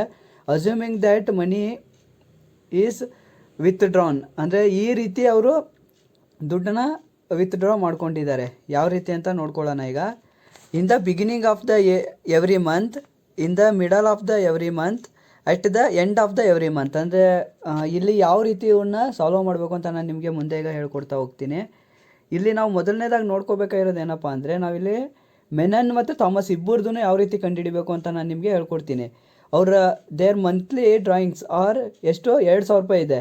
ಮಂತ್ಲಿ ಅಂತ ಕೊಟ್ಟಿರೋದ್ರಿಂದ ನಾವು ವರ್ಷದ್ದು ಕಂಡುಹಿಡ್ಕೋಬೇಕು. ಫಸ್ಟು ಏನಾಗುತ್ತೆ, 2,000 × 12, ಅಂದರೆ ವರ್ಷದಲ್ಲಿ 12 ತಿಂಗಳಿರೋದ್ರಿಂದ 12 ಮಾಡ್ಕೋತೀನಿ ನಾನು, ಆದರೆ 24,000 ಬರುತ್ತಿಲ್ಲಿ. ಅದಾದಮೇಲೆ ಈಗ ಮೊದಲನೇದು ನೋಡೋಣ ನಾವು. In the beginning of the every month ಯಾವ ರೀತಿ ಇದನ್ನು ಮಾಡಬೇಕು ಅಂತ ನಾನು ನಿಮ್ಗೆ ಹೇಳ್ಕೊಡ್ತೀನಿ. ಈಗ ಇದಕ್ಕೆ ಫಸ್ಟು ಒಂದು ಫಾರ್ಮುಲಾ ಬರುತ್ತೆ, ಅದನ್ನು ನೀವು ನೀಟಾಗಿ ಕಲ್ತ್ಕೋಬೇಕು. ಈ ಫಾರ್ಮುಲಾನ ನೀಟಾಗಿ ಕಲ್ತ್ಕೊಳ್ಳಿ. Interest of drawings is equal to total drawings into rate into 13/2 into 1/12 ಅಂತ ಬರುತ್ತೆ. ಇಲ್ಲಿ ನೀವು ನೋಡ್ತಾ ಇರ್ಬೋದು 13/2 ಅಂತ ಇದೆ. ಇದನ್ನು ನೀವು ನೀಟಾಗಿ ಗಮನಿಸಬೇಕು. ಬಿಗಿನಿಂಗ್ ಆಫ್ ಎವ್ರಿ ಮಂತ್ ಅಂತ ಕೊಟ್ಟಾಗ ನೀವು ಯಾವಾಗಲೂ ಅಷ್ಟೇ 13/2ನ ಹಾಕೋಬೇಕಾಗುತ್ತೆ. ಇನ್ನು ಮಿಕ್ಕಿದೆಲ್ಲ ಸೇಮ್ ಹೇಗಿದೆ ಅದೇ ರೀತಿಯೇ ಬರುತ್ತೆ. ಈಗ ನಾವು ಮೊದಲನೇದಾಗಿ ಮೆನನ್ ಮತ್ತು ಥಾಮಸ್ ಇಬ್ಬರದು ಕಂಡುಹಿಡಿಯೋಣ. ನಾನು ಮೆನನ್ಸ್ದು ಫಸ್ಟ್ ಕಂಡುಹಿಡಿತೀನಿ ಎಷ್ಟಿದೆ ಅಂತ. ಒಂದು ವರ್ಷದ್ದು 24,000 ಡ್ರಾಯಿಂಗ್ ಇದೆ, ಆದ್ದರಿಂದ ನಾನು ಟೋಟಲ್ ಡ್ರಾಯಿಂಗ್ ಸೈಡ್ ಹೋಗ್ತೀನಿ, 24,000ನ ಎಂಟ್ರಿ ಮಾಡ್ಕೋತೀನಿ. ಇಂಟ್ರೆಸ್ಟ್ ಅವ್ರು ಹೇಳಿರೋದೆಷ್ಟು 10% ಅಂತ ಹೇಳಿದ್ದಾರೆ, ಆದ್ದರಿಂದ ನಾನು 10%ನ ಹಾಕೋತೀನಿ. 10/100ನ ಹಾಕೋತೀನಿ. 10/100ನ ಇಲ್ಲಿ ನಾನು ಹಾಕ್ಕೊಂಡಿದ್ದೀನಿ. ಅದಾದಮೇಲೆ ಸೇಮ್ ಅದು ಫಾರ್ಮುಲಾದಲ್ಲಿ ಇರೋ ರೀತಿ ನಾವೇನು ಮಾಡೋಣ, ಇಲ್ಲಿ 13/2ನ ನಾನಿಲ್ಲಿ ಹಾಕ್ಕೊಂಡಿದ್ದೀನಿ. ಅದಾದಮೇಲೆ ಲಾಸ್ಟಲ್ಲಿ ನಾವು ಒಂದು ತಿಂಗಳಿಗೆ ಎಷ್ಟು ಅಂತ ಕಂಡುಹಿಡಿಬೇಕು, ಆದ್ದರಿಂದ ನಾನು ಏನು ಮಾಡ್ತೀನಿ 1/12ನ ಹಾಕೋತೀನಿ. ಈಗ ನೋಡೋಣ ಅಮೌಂಟ್ ಎಷ್ಟು ಬರುತ್ತೆ ಅಂದರೆ ನಾವು ಇದನ್ನು ಮಾಡಿದಾಗ ನಮಗೆ 1300 ರೂಪಾಯಿ ಬರುತ್ತೆ. ಸೇಮ್ ಅಮೌಂಟಲ್ಲಿ ಏನೂ ಚೇಂಜ್ ಆಗಿಲ್ಲ. ಆದ್ದರಿಂದ ನೀವು ಬೇಕಾದ್ರೆ ಇದನ್ನು ಪ್ರಾಕ್ಟೀಸ್ಗೆ ಮಾಡ್ಬೋದು. ನೀವು ಬೇಕಾದ್ರೆ ಪ್ರಾಕ್ಟೀಸ್ ಮಾಡ್ಕೊಳ್ಳಿ. ಥಾಮಸ್ದು ಬೇಕಾದ್ರೂ ನೀವು ಮಾಡ್ಬೋದು. ಸೇಮ್ ಅಮೌಂಟ್ ಬಂದಿರೋದ್ರಿಂದ ನಾನು ಏನು ಮಾಡಿದ್ದೀನಿ 1300ನ ಹಾಕಿದ್ದೀನಿ. ಬೇಕಾದ್ರೆ ನೀವು ಪ್ರಾಕ್ಟೀಸ್ಗೋಸ್ಕರ ಮಾಡಿ, ಇನ್ನೊಂದು ಸಲ ಮಾಡಿ ಇದನ್ನು. ಅದಾದಮೇಲೆ ನೆಕ್ಸ್ಟ್ ನೋಡೋಣ ಈಗ in the middle of every month. ಅಂದರೆ ಮಿಡಲ್ ಆಫ್ ಎವ್ರಿ ಮಂತ್ ಬಂದಾಗ ಯಾವ ರೀತಿ ಮಾಡಬೇಕು ಅಂತ ನಾನು ನಿಮ್ಗೆ ಹೇಳ್ತೀನಿ. ಅಮೌಂಟ್ ಸೇಮ್ ಇರುತ್ತೆ, 24,000 ವರ್ಷದ ಕಂಡು ಹಿಡ್ಕೊಂಡಿದ್ವಲ್ಲ ಅದೇ ರೀತಿ ಅಷ್ಟೇ ಇರುತ್ತೆ. ಇದಕ್ಕೆ ಫಾರ್ಮುಲಾ ಬರುತ್ತೆ ಸೇಮ್ ಅದೇ ಹೆಂಗಿತ್ತು, ಅದು ಸ್ವಲ್ಪ ಚೇಂಜ್ ಆಗುತ್ತೆ. ಎಲ್ಲಿ ಚೇಂಜ್ ಆಗುತ್ತೆ ಅಂತ ನಾನು ನಿಮಗೆ ಹೇಳ್ಕೊಡ್ತೀನಿ. Interest on drawings is equal to total drawings into rate into 12/2 into 1/12 ಬರುತ್ತೆ. ಇಲ್ಲಿ ನೀವು 12/2 ಇದೆ, ಅದನ್ನು ನೀವು ಗಮನಿಸ್ತಾ ಇರ್ಬೋದು. ಇಲ್ಲಿ ಮಿಡಲ್ ಆಫ್ ಎವ್ರಿ ಮಂತ್ ಅಂತ ಕೊಟ್ಟಾಗ ಯಾವಾಗಲೂ ಅಷ್ಟೇ 12/2ನ ನೀವು ಫಾರ್ಮುಲಾದಲ್ಲಿ ಹಾಕೋಬೇಕಾಗುತ್ತೆ. ಈಗ ನಾನು ಇಲ್ಲೂ ಕೂಡ ಅಷ್ಟೇ ಮೆನನ್ ಮತ್ತು ಥಾಮಸ್ ಇಬ್ಬರದ್ದು ಕಂಡುಹಿಡಿತೀನಿ. ಸೇಮ್ ಅಮೌಂಟ್ ಎಷ್ಟಿದೆ 24,000 ಅಮೌಂಟ್ ಇದೆ. ಆದ್ದರಿಂದ ನಾನು ಮೆನನ್ಸ್ ಹಾಕೋತೀನಿ. ಅದಾದಮೇಲೆ ಟೋಟಲ್ ಡ್ರಾಯಿಂಗ್ಸ್ ಅಂತ ಏನಿತ್ತು ಅಲ್ಲಿ 24,000ನ ಹಾಕೋತೀನಿ. ಮತ್ತು ಅವರು ಇಂಟ್ರೆಸ್ಟ್ ಎಷ್ಟು ಹೇಳಿದ್ದಾರೆ 10% ಹೇಳಿದ್ದಾರೆ. ಆದ್ದರಿಂದ ನಾನು ಏನು ಮಾಡ್ತೀನಿ 10/100ನ ಹಾಕೋತೀನಿ. ಅದಾದಮೇಲೆ ಫಾರ್ಮುಲಾದಲ್ಲಿ ಇರೋ ಥರ 12/2ನ ನಾನಿಲ್ಲಿ ಹಾಕೋತೀನಿ. ಅದಾದಮೇಲೆ ನಾವು ಒಂದು ತಿಂಗಳಿಗೆ ಎಷ್ಟು ಅಂತ ಕಂಡುಹಿಡಬೇಕು, ಅದಕ್ಕೆ 1/12ನ ನಾನು ಹಾಕೋತೀನಿ. ಈಗ ಇದು ನಾವು ಮಾಡಿದಾಗ ನಮಗೆ ಬರುತ್ತೆ 1200 ಬರುತ್ತೆ. ಸೇಮ್ ಅಮೌಂಟ್ ಇರೋದ್ರಿಂದ ನಾನು ಏನು ಮಾಡಿದ್ದೀನಿ ಥಾಮಸ್ದು ಕೂಡ 1200ನ ಹಾಕಿದ್ದೀನಿ. ನೀವು ಬೇಕಾದ್ರೆ ಪ್ರಾಕ್ಟೀಸ್ಗೋಸ್ಕರ ಇನ್ನೊಂದ್ಸಲ ಮಾಡಿ ಇದನ್ನು. ಇವಾಗ ನಾವು ಮೂರನೇದನ್ನು ನೋಡೋಣ. At the end of the every month. End of the every month ಕೊಟ್ಟಾಗ ನಾವು ಯಾವ ರೀತಿ ಮಾಡಬೇಕು ಅಂತ ನೋಡೋಣ. ಇಲ್ಲೂ ಕೂಡ ಅಷ್ಟೇ ನಾನು ಮೆನನ್ ಮತ್ತು ಥಾಮಸ್ ಇಬ್ಬರದ್ದು ಮಾಡ್ತಾಯಿದ್ದೀನಿ. ಇಲ್ಲಿ ಇದು ಏನು ಇಲ್ಲಿ ನೀವು ಸ್ವಲ್ಪ ಮಿಸ್ಟೇಕ್ ಆಗಿದೆ. ಇದು ಮೂರನೇದನ್ನೇ ಮಾಡಿರೋದು, 2 ಅಂತ ಇಲ್ಲಿ ಬಂದಿದೆ. ಇದು ಮೂರನೇದನ್ನೇ ಮಾಡ್ತಾ ಇರೋದು. Interest on drawings is equal to total drawings into rate into 11/12 into 1/12 ಬರುತ್ತೆ. ಇಲ್ಲಿ ನೀವು ಚೇಂಜ್ ಆಗೋದೇನೂ ಇಲ್ಲ. ಇದರಲ್ಲಿ ಫಾರ್ಮುಲಾದಲ್ಲೇ ಒಂದು ಚೇಂಜ್ ಆಗುತ್ತೆ. ಏನಪ್ಪ ಅಂದರೆ 11/2 ಅಂತ ಏನು ಬಂದಿದೆಯಲ್ಲ ಅದೊಂದು ಸ್ವಲ್ಪ ಚೇಂಜ್ ಆಗುತ್ತೆ ಅಷ್ಟೇ. ಈಗ ನಾವು ನೋಡೋಣ. ಸೇಮ್ ಅಮೌಂಟ್ ಎಷ್ಟಿತ್ತು 24,000 ಏನು ಒಂದು ವರ್ಷದ ಕಂಡು ಹಿಡ್ಕೊಂಡ್ವಲ್ಲ ಅಷ್ಟೇ ಅಮೌಂಟ್ ಇರುತ್ತೆ. ಮೆನನ್ಸ್ದನ್ನು ಸೇಮ್ ನಾನು ಆವಾಗಲೇ ಏನು ಕಂಡು ಹಿಡಿದಿದ್ದೆ ಅದೇ ರೀತಿ ಕಂಡು ಹಿಡಿತೀನಿ. 24,000 ಹಾಕೋತೀನಿ. ಅದಾದಮೇಲೆ ಇಂಟ್ರೆಸ್ಟ್ ಎಷ್ಟು ಹೇಳಿದ್ದಾರೆ ಅವರು 10% ಹೇಳಿದ್ದಾರೆ. ಆದ್ದರಿಂದ 10/100ನ 10/100ನ ನಾನು ಹಾಕೋತೀನಿ ಇಲ್ಲಿ. ಅದಾದಮೇಲೆ ಸೇಮ್ ಅಲ್ಲಿ ಫಾರ್ಮುಲಾದಲ್ಲಿ ಇರೋ ರೀತಿ 11/2 ಕೂಡ ನಾನು ಹಾಕೋತೀನಿ. ಅದಾದಮೇಲೆ ಇಂಟು ಒಂದು ತಿಂಗಳಿಗೆ ನಾವು ಕಂಡುಹಿಡಬೇಕು. ಆದ್ದರಿಂದ 1/12ನ ನಾನು ಹಾಕೋತೀನಿ. ಈಗ ನಾವು ಇಷ್ಟು ಮಾಡಿದಾಗ ನಮಗೆ ಅಮೌಂಟ್ ಬರುತ್ತೆ 1100 ಬರುತ್ತೆ. ಈಗ ಸೇಮ್ ಅಮೌಂಟ್ ಇರೋದ್ರಿಂದ ನಾನು ಥಾಮಸ್ಗೂ ಕೂಡ ಅಷ್ಟೇ ಅಮೌಂಟ್ ಹಾಕೋತೀನಿ. ನೀವು ಬೇಕಾದ್ರೆ ಪ್ರಾಕ್ಟೀಸ್ಗೆ ಇನ್ನೊಂದ್ಸತಿ ಮಾಡ್ಬೋದು. ಇಲ್ಲಿ ಕನ್ಫ್ಯೂಸ್ ಆಗಬೇಡಿ, ಅದು 2 ಅಂತ ಇದೆ, ಅದು ಮೂರನೇದನ್ನೇ ನಾನು ಮಾಡಿರೋದು. ಈಗ ನಿಮಗೆ ಇನ್ನೊಂದು ಈಸಿಯಾಗಿ ಟ್ರಿಕ್ ಹೇಳ್ತೀನಿ. ಇದಕ್ಕೆ ಯಾವ ರೀತಿ ಮಾಡಬೇಕು ನೀವು ಅನ್ನೋದಕ್ಕೆ ಈಸಿಯಾಗಿ ಹೇಳ್ಕೊಡ್ತೀನಿ ನಿಮಗೆ. ಇಲ್ಲಿ ನೀವು ಫಸ್ಟ್ ಹೇಳ್ತಾ ಹೋಗ್ತೀನಿ ನಾನು. ಬಿಗಿನಿಂಗ್ ಅಂತ ಏನಾದರೂ ಕೊಟ್ಟರೆ ಅವರು ಬಿಗಿನಿಂಗ್ ಆಫ್ ಎವ್ರಿ ಮಂತ್ ಅಂತ ಕೊಟ್ಟರೆ 13/2ನ ಹಾಕೋಬೇಕು. ಅದೇ ರೀತಿಯೇ ಮಿಡಲ್ ಆಫ್ ಎವ್ರಿ ಮಂತ್ ಅಂತ ಕೊಟ್ಟರೆ ಏನು ಮಾಡ್ತೀರಿ ನೀವು 12/2ನ ಹಾಕೋತೀರಿ. ಅದೇ ರೀತಿಯೇ ಎಂಡ್ ಆಫ್ ಎವ್ರಿ ಮಂತ್ ಅಂತ ಕೊಟ್ಟರೆ ಅವರು ಏನು ಮಾಡ್ತೀರಾ 11/2ನ ಹಾಕೋ. ಹಾಯ್ ಸ್ಟೂಡೆಂಟ್ಸ್, ಇವತ್ತಿನ ಕ್ಲಾಸಲ್ಲಿ ನಾನು ನಿಮ್ಗೆ ಹೇಳ್ಕೊಡ್ತೀನಿ ಎಕ್ಸಿಕ್ಯೂಟರ್ ಅಕೌಂಟ್ನ ಯಾವ ರೀತಿ ಮಾಡಬೇಕು ಅಂತ ಹೇಳ್ತೀನಿ. ಮೊದಲನೇದಾಗಿ ನಾವು ನೋಡ್ತಾ ಹೋಗೋಣ. ಈಗ ಎಕ್ಸಿಕ್ಯೂಟರ್ ಅಕೌಂಟ್ ಮಾಡಬೇಕು ಅಂದರೆ ಇಲ್ಲಿ ಬ್ಯಾಲೆನ್ಸ್ ಶೀಟ್ನ ಕೊಟ್ಟಿದ್ದಾರೆ. ಇಲ್ಲಿ ನಾವು ಯಾವ ಎಕ್ಸಿಕ್ಯೂಟರ್ ಅಕೌಂಟ್ ಅಂದರೆ ಈ ವರ್ಷ ನಡೀತಾ ಇರ್ಬೇಕಾದ್ರೆ ಒಬ್ಬ ಪಾರ್ಟ್ನರು ಸತ್ತೋಗ್ತಾನೆ. ಅವನಿಗೆ ಸಂಬಂಧಪಟ್ಟಿರೋ ಪ್ರಾಫಿಟ್ ಆಗಿರ್ಬೋದು, ಅವನಿಗೆ ಕ್ಯಾಪಿಟಲ್ಗೆ ಇಂಟ್ರೆಸ್ಟ್ ಕೊಡೋದಾಗಿರ್ಬೋದು, ಏನೇನೋ ಅವನು ಕೊಡಬೇಕಾಗುತ್ತೋ ನಾವು ಅದನ್ನು ಅವನಿಗೆ ಕೊಡಬೇಕಾಗತ್ತೆ. ಅದನ್ನು ಯಾವ ರೀತಿ ಮಾಡೋದು ಅಂತ ನಾನು ಇವಾಗ ಹೇಳ್ಕೊಡ್ತಾ ಹೋಗ್ತೀನಿ. ನೋಡೋಣ. ಈಗ ಇಲ್ಲಿ ನೀವು ನೋಡ್ತಾ ಇರ್ಬೋದು ಪ್ರಿಪೇರ್ ಸೀಸ್ ಎಕ್ಸಿಕ್ಯೂಟರ್ಸ್ ಅಕೌಂಟ್ ಅಂತ ಕೊಟ್ಟಿದ್ದಾರೆ. ಅಂದರೆ ಇಲ್ಲಿ ಸತ್ತಿರೋದಾರು ಸಿ ಅನ್ನೋ ಪಾರ್ಟ್ನರ್ ಏನಿದ್ದಾನಲ್ಲ ಅವನು ಸತ್ತಿದ್ದಾನೆ. ಈಗ ನೋಡ್ತಾ ಹೋಗೋಣ. ನಾವು ಎಕ್ಸಿಕ್ಯೂಟರ್ ಅಕೌಂಟ್ನ ಮಾಡಬೇಕು ಅಂದರೆ ಮೊದಲನೇದಾಗಿ ನಮಗೆ ಪರ್ಟಿಕ್ಯುಲರ್ಸ್ ಅಮೌಂಟ್ ಬರುತ್ತೆ. ಡೆಬಿಟ್ ಮತ್ತು ಕ್ರೆಡಿಟ್ ಸೈಡ್ 2 ಸೈಡು ಇಷ್ಟು ಕಾಲಮ್ಸ್ ಬರುತ್ತೆ. ಅದಾದಮೇಲೆ ನಾವು ಇಲ್ಲಿ ನೋಡಬೇಕಾಗಿರೋದು ಏನಪ್ಪ ಅಂದರೆ ಡೆಬಿಟ್ ಸೈಡು ಪಾರ್ಟ್ನರ್ ನಮಗೆ ಏನೇನು ಪೇ ಮಾಡಬೇಕಾಗುತ್ತೋ ಅದನ್ನು ನಾವಿಲ್ಲಿ ಎಂಟ್ರಿ ಮಾಡ್ತೀವಿ. ಕ್ರೆಡಿಟ್ ಸೈಡು ಪಾರ್ಟ್ನರ್ಗೆ ನಾವೇನೇನು ಕೊಡ್ತೀವೋ ಅದನ್ನು ಇಲ್ಲಿ ಎಂಟ್ರಿ ಮಾಡ್ತಾ ಹೋಗ್ತೀವಿ. ಅಂದರೆ ಪಾರ್ಟ್ನರ್ಗೆ ಪ್ರಾಫಿಟ್ ಆಗಿರ್ಬೋದು, ಕ್ಯಾಪಿಟಲ್ಗೆ ಇಂಟ್ರೆಸ್ಟ್ ಕೊಡೋದಾಗಿರ್ಬೋದು, ಗುಡ್ ವಿಲ್, ಇದನ್ನೆಲ್ಲ ಇಲ್ಲಿ ಕ್ರೆಡಿಟ್ ಸೈಡ್ ಎಂಟ್ರಿ ಮಾಡ್ತಾ ಹೋಗ್ತೀವಿ ನಾವು. ಈಗ ನಾನು ನೋಡೋಣ. ಈಗ ನೋಡಿ ಇಲ್ಲಿ ಕೊಟ್ಟಿದ್ದಾರೆ ಅವರು C died on 13th September 2017 ಅಂತ ಕೊಟ್ಟಿದ್ದಾರೆ. ಅಂದರೆ ಸಿ ಯಾವಾಗ ಸತ್ತಿದ್ದಾನಂದರೆ 30 ಸೆಪ್ಟೆಂಬರ್ 2017ರಲ್ಲಿ ಸತ್ತಿರೋದು. ಅಂದರೆ ಅವನು ಸೆಪ್ಟೆಂಬರ್ 30ರಲ್ಲಿ ಸತ್ತಿದ್ದಾನೆ. ಅಂದರೆ ನಾವೀಗ ಯಾವುದೇ ಲೆಕ್ಕನ ಮಾಡಬೇಕಾಗಿರೋದೇನು ಅಂದರೆ ನಮ್ಮದು ಅಕೌಂಟಿಂಗ್ ಇಯರ್ ಸ್ಟಾರ್ಟ್ ಆಗೋದು ಯಾವಾಗ ಸ್ಟಾರ್ಟ್ ಆಗುತ್ತೆ ಅಂದರೆ ಏಪ್ರಿಲಲ್ಲಿ ಸ್ಟಾರ್ಟ್ ಆಗುತ್ತೆ. ಏಪ್ರಿಲಿಂದ ಮಾರ್ಚ್ಗೆ ಎಂಡ್ ಆಗುತ್ತೆ. ನಾವು ಸಿ ಪಾರ್ಟ್ನರ್ಗೆ ಅವ್ನ ಕ್ಯಾಪಿಟಲ್ಗೆ ಇಂಟ್ರೆಸ್ಟ್ ಕೊಡೋದಾಗಿರ್ಬೋದು, ಪ್ರಾಫಿಟ್ ಆಗಿರ್ಬೋದು, ಏನೇ ಕೊಟ್ಟರೂ ಕೂಡ ಏಪ್ರಿಲಿಂದ ಸೆಪ್ಟೆಂಬರ್ವರೆಗೂ ಮಾತ್ರನೇ ಅವನಿಗೆ ಕೊಡಬೇಕು. ಯಾಕೆಂದರೆ ಸೆಪ್ಟೆಂಬರ್ 30ರವರೆಗೂ ಅವನು ಬದುಕಿದ್ದಾನೆ. ಸೆಪ್ಟೆಂಬರ್ 30 ಆದಮೇಲೆ ಅವನು ಸತ್ತೋಗಿದ್ದಾನೆ. ಆದ್ದರಿಂದ ನಾವು ಸೆಪ್ಟೆಂಬರ್ವರೆಗೂ ಮಾತ್ರನೇ ಅವನಿಗೆ ಕೊಡಬೇಕು. ಈಗ ನೋಡ್ತಾ ಹೋಗೋಣ. ಮೊದಲನೇದಾಗಿ ಸಿದು ಕ್ಯಾಪಿಟಲ್ ಎಷ್ಟಿದೆ? 40,000 ಇದೆ. ಆದ್ದರಿಂದ ನಾನು ಎಕ್ಸಿಕ್ಯೂಟರ್ ಅಕೌಂಟ್ಗೆ ಹೋಗ್ತೀನಿ. ಬೈ ಸೀಸ್ ಕ್ಯಾಪಿಟಲ್ ಅಕೌಂಟ್ ಅಂತ ಹಾಕೋತೀನಿ. 40,000ನ ಇಲ್ಲಿ ಎಂಟ್ರಿ ಮಾಡ್ಕೋತೀನಿ. ಅದಾದಮೇಲೆ ಈಗ ರಿಸರ್ವ್ ಫಂಡ್ ಇದೆ. ಎಷ್ಟು? 50,000 ಇದೆ. ಈಗ ನಾವು ಏನು ಮಾಡಬೇಕಾಗುತ್ತೆ ಅಂದರೆ ರಿಸರ್ವ್ ಫಂಡ್ ಅಕೌಂಟ್ ಅಂತ ನಾನು ಇಲ್ಲಿ ಹಾಕ್ಕೊಂಡಿದ್ದೀನಿ. ಇದನ್ನು ನಾವು ಡೈರೆಕ್ಟಾಗಿ 50,000 ಅಂತ ಹಾಕೋಕ್ಕಾಗಲ್ಲ. ಏನಕ್ಕಂದರೆ ಇದು ಎಗೂ ಸೇರಬೇಕು, ಬಿಗೂ ಸೇರಬೇಕು ಮತ್ತು ಸಿಗೂ ಸೇರಬೇಕು. ಇಲ್ಲಿ ನಾವು ಸಿಗೆ ಪಾರ್ಟ್ನರ್ಗೆ ಏನೇನು ಸಂಬಂಧಪಟ್ಟಿದೆ ಅದನ್ನು ಮಾತ್ರನೇ ಇಲ್ಲಿ ಎಂಟ್ರಿ ಮಾಡ್ತಾ ಇರೋದು. ಆದ್ದರಿಂದ ನಾನು ಏನು ಮಾಡ್ತೀನಿ ಅಂದರೆ ಈಗ ಇಲ್ಲಿ ಅವ್ರದ್ದು ಏನಿದೆ ಅವ್ರಿಗೆ ಪ್ರಾಫಿಟ್ ಶೇರಿಂಗ್ ರೇಷಿಯೋ ಏನಿದೆ ಇಲ್ಲಿ ಕೊಟ್ಟಿರ್ತಾರೆ. ಅವರು ಏನು ಕೊಟ್ಟಿದ್ದಾರೆ?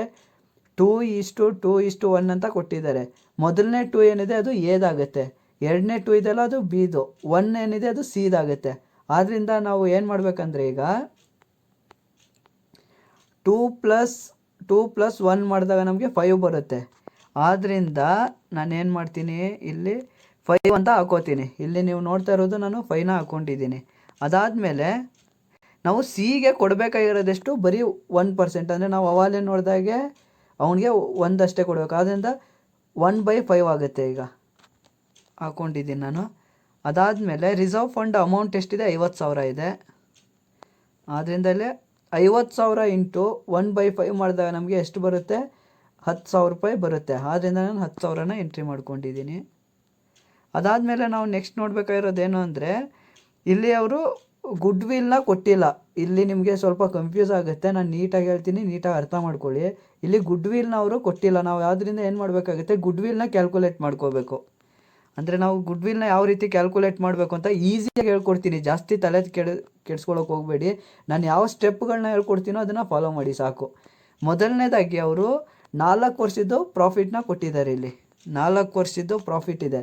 ಆದ್ದರಿಂದ ನಾನು 4 ವರ್ಷದ್ದು ಪ್ರಾಫಿಟ್ನ ತೊಗೋತೀನಿ. ಇಲ್ಲಿ ನೀವು ನೋಡ್ತಾ ಇರ್ಬೋದು 80,000, 50,000, 40,000, 30,000 ಇದೆ. ಅದನ್ನು ನಾನಿಲ್ಲಿ ತೊಗೋತೀನಿ. 80,000 ಪ್ಲಸ್ 50,000 ಪ್ಲಸ್ 40,000 ಪ್ಲಸ್ 30,000 ಮಾಡಿದಾಗ ನಮಗೆ ಎಷ್ಟು ಬರುತ್ತೆ? ಅದನ್ನೆಲ್ಲ ಕೂಡ್ಕೋಬೇಕು ನಾವು. 2 ಲಕ್ಷ ಬರುತ್ತೆ. ಅದಾದಮೇಲೆ ನಾವು ಇಲ್ಲಿ ಬಿ ಅಡ್ಜಸ್ಟ್ಮೆಂಟಲ್ಲಿ ಏನು ಕೊಟ್ಟಿದ್ದಾರೆ ಅದನ್ನು ನೀವೀಗ ನೋಡಬೇಕಾಗಿರೋದೇನಂದರೆ ಎಷ್ಟು ವರ್ಷದ್ದು ಪ್ರಾಫಿಟ್ ಕೊಟ್ಟಿದ್ದಾರೆ ಅವರು ಅಂತ. ಫಾರ್ ಲಾಸ್ಟ್ 4 ಇಯರ್ಸ್ ಅಂತ ಕೊಟ್ಟಿರೋದವರು. 4 ವರ್ಷದ್ದು ಕೊಟ್ಟಿದ್ದಾರೆ ಅವರು. ಅದಕ್ಕೆ ನಾನು ಏನು ಮಾಡ್ತೀನಿ, ಆ 2 ಲಕ್ಷನ 4ರಿಂದ ಭಾಗಿಸ್ಬೇಕು. ಅವಾಗ ಎಷ್ಟು ಬರುತ್ತೆ ನಮಗೆ? 50,000 ಬರುತ್ತೆ. ಈ 50,000ನ ಅವರು ಪರ್ಚೇಸ್ ಇಯರ್ ಅಂತ ಕೊಡ್ತಾರೆ. ನೀವಿಲ್ಲಿ ನೋಡಬೇಕಾಗಿರೋದು ಎಷ್ಟು ಇಯರ್ ಪರ್ಚೇಸ್ ಇಯರ್ ಅಂತ ಕೊಟ್ಟಿದ್ದಾರೆ ಅಂತ ನೋಡಬೇಕು. ಕನ್ಫ್ಯೂಸ್ ಆಗಬೇಡಿ, ಅರ್ಥ ಮಾಡ್ಕೊಳ್ಳಿ ನೀಟಾಗಿ. ಇಲ್ಲಿ ಕೊಟ್ಟಿರೋದೇನು ಅಂದರೆ ಅವರು 3 ಇಯರ್ಸ್ ಪರ್ಚೇಸ್ ಇಯರ್ನ ಕೊಟ್ಟಿದ್ದಾರೆ. 3 ಇಯರ್ಸ್ ಇದೆ. ಆದ್ದರಿಂದ ಆ ಬಂದಿರೋ 50,000ನ ನಾವು ಏನು ಮಾಡಬೇಕು? 3 ಇಯರ್ ಇಂಟು ಮಾಡಬೇಕು. ಎಷ್ಟಾಗುತ್ತೆ ಅವಾಗ ನಮಗೆ ಅಮೌಂಟ್ ಬರುತ್ತೆ? ಇಲ್ಲಿ 1,50,000 ಬರುತ್ತೆ. 1,50,000 ಯಾವ ರೀತಿ ಬಂತು ಅಂತ ನಿಮ್ಗೆ ಗೊತ್ತಾಯಿತು. ಮೊದಲನೇದಾಗ ನಾವು ನೋಡೋದು ಏನು ನೋಡ್ತೀವಿ? ಎಷ್ಟು ವರ್ಷ ಪ್ರಾಫಿಟ್ ಕೊಟ್ಟು, ಅಂದರೆ 4 ವರ್ಷದ ಪ್ರಾಫಿಟ್ ಕೊಟ್ಟರು, ಅದನ್ನು ಟೋಟಲ್ ಆ್ಯಡ್ ಮಾಡಿದೆ ನಾನು. ಅದಾದಮೇಲೆ ಎಷ್ಟು ವರ್ಷದ್ದು ಪ್ರಾಫಿಟ್ ಕೊಟ್ಟಿದ್ದಾರೆ? ಲಾಸ್ಟ್ 4 ಇಯರ್ಸ್ದು ಕೊಟ್ಟಿದ್ದರು. ಅದರಿಂದ 4 ವರ್ಷಕ್ಕೆ ಡಿವೈಡ್ ಮಾಡಿಕೊಂಡೆ. ಅದಾದಮೇಲೆ ಅವರು ಪರ್ಚೇಸ್ ಇಯರ್ನ ಎಷ್ಟು ವರ್ಷ ಕೊಟ್ಟಿದ್ರು ಅಂತ ನೋಡಿದೆ ನಾನು. ಪರ್ಚೇಸ್ ಇಯರ್ ಇಲ್ಲಿ ಮಾಡಿದ್ದೀನಿ ನೋಡಿ. ಪರ್ಚೇಸ್ ಇಯರ್ ಅವ್ರು ಕೊಟ್ಟಿದ್ದೆಷ್ಟು? 3 ವರ್ಷನ ಕೊಟ್ಟಿದ್ರು. ಆದ್ದರಿಂದ 3 ವರ್ಷ ಹಾಕ್ಕೊಂಡಿದ್ದೀನಿ ನಾನು. ಆಗ ಇಂಟು ಮಾಡಿದಾಗ 1,50,000 ಬಂತು. ಕನ್ಫ್ಯೂಸ್ ಆಗಬೇಡಿ, ಅದು ಸ್ವಲ್ಪ ನೀಟಾಗಿ ಅರ್ಥ ಮಾಡ್ಕೊಳ್ಳಿ. ಅದಾದಮೇಲೆ ಬೈ ಗುಡ್ ವಿಲ್ ಅಕೌಂಟ್ ಅಂತ ನಾನಿಲ್ಲಿ ಹಾಕೋತೀನಿ. ನಮಗೆ ಅಲ್ಲಿ ಕ್ಯಾಲ್ಕುಲೇಟ್ ಮಾಡಿದಾಗ ಗುಡ್ ವಿಲ್ ಎಷ್ಟು ಬಂತು ಇಲ್ಲಿ ನೋಡ್ತಾ ಇರ್ಬೋದು ನೀವು. ನಾವಿಲ್ಲಿ ಕ್ಯಾಲ್ಕುಲೇಟ್ ಮಾಡಿದಾಗ ನಮಗೆ ಗುಡ್ ವಿಲ್ ಬಂತು 1,50,000 ಬಂತು. ಅದನ್ನು ಈಗ ನಾವು ಇವನಿಗೆ ಶೇರ್ ಮಾಡಬೇಕು. 1,50,000 ಬಂದಿದೆ ನಮಗೆ. ಇಲ್ಲಿ ನೋಡಿ 1,50,000 ಇಂಟು 1/5 ಮಾಡ್ಕೋತೀನಿ ನಾನು. ಆವಾಗ ಎಷ್ಟಾಗುತ್ತೆ? 30,000 ಬರುತ್ತೆ. ನಾನು 1/5ನ ಏನಕ್ಕೆ ಮಾಡ್ಕೊಂಡೆ ಅಂದರೆ ಅವನ ರೇಷಿಯೋ ಏನಿದೆ ಅದ್ರ ಪ್ರಕಾರ ಮಾಡ್ಕೊಂಡಿದ್ದೀನಿ ನಾನು. ನೀಟಾಗಿ ಅರ್ಥ ಮಾಡ್ಕೊಳ್ಳಿ ಅದನ್ನು. ಅದಾದಮೇಲೆ ನಾವಿಲ್ಲಿ ನೋಡಬೇಕಾಗಿರೋದು ಇಂಟ್ರೆಸ್ಟ್ ಆನ್ ಕ್ಯಾಪಿಟಲ್ನ ಕೊಡಬೇಕಾಗತ್ತೆ ನಾವೀಗ. ಇಂಟ್ರೆಸ್ಟ್ ಆನ್ ಕ್ಯಾಪಿಟಲ್ ಎಷ್ಟು ಈಗ ಲೆಕ್ಕ ಮಾಡಿ ನೋಡೋಣ ಅದನ್ನ. By interest on capital account ಅಂತ ನಾನು ಎಕ್ಸಿಕ್ಯೂಟರ್ ಅಕೌಂಟಲ್ಲಿ ಹಾಕೋತೀನಿ. ಅದಾದಮೇಲೆ ಸಿದು ಕ್ಯಾಪಿಟಲ್ ಏನಿದೆ ಅಂತ ನೋಡ್ಕೋಬೇಕು. ನಾವಿಲ್ಲಿ ಸಿದು ಮಾತ್ರನೇ ಮಾಡ್ತಾ ಇರೋದು, ಆದ್ದರಿಂದ ಸಿದು ಮಾತ್ರನೇ ಕ್ಯಾಪಿಟಲ್ ತೊಗೋತೀವಿ. ಎಷ್ಟಿದೆ? 40,000 ಇದೆ ಸಿದು. ಆದ್ದರಿಂದ 40,000ನ ಹಾಕೋತೀನಿ ನಾನು.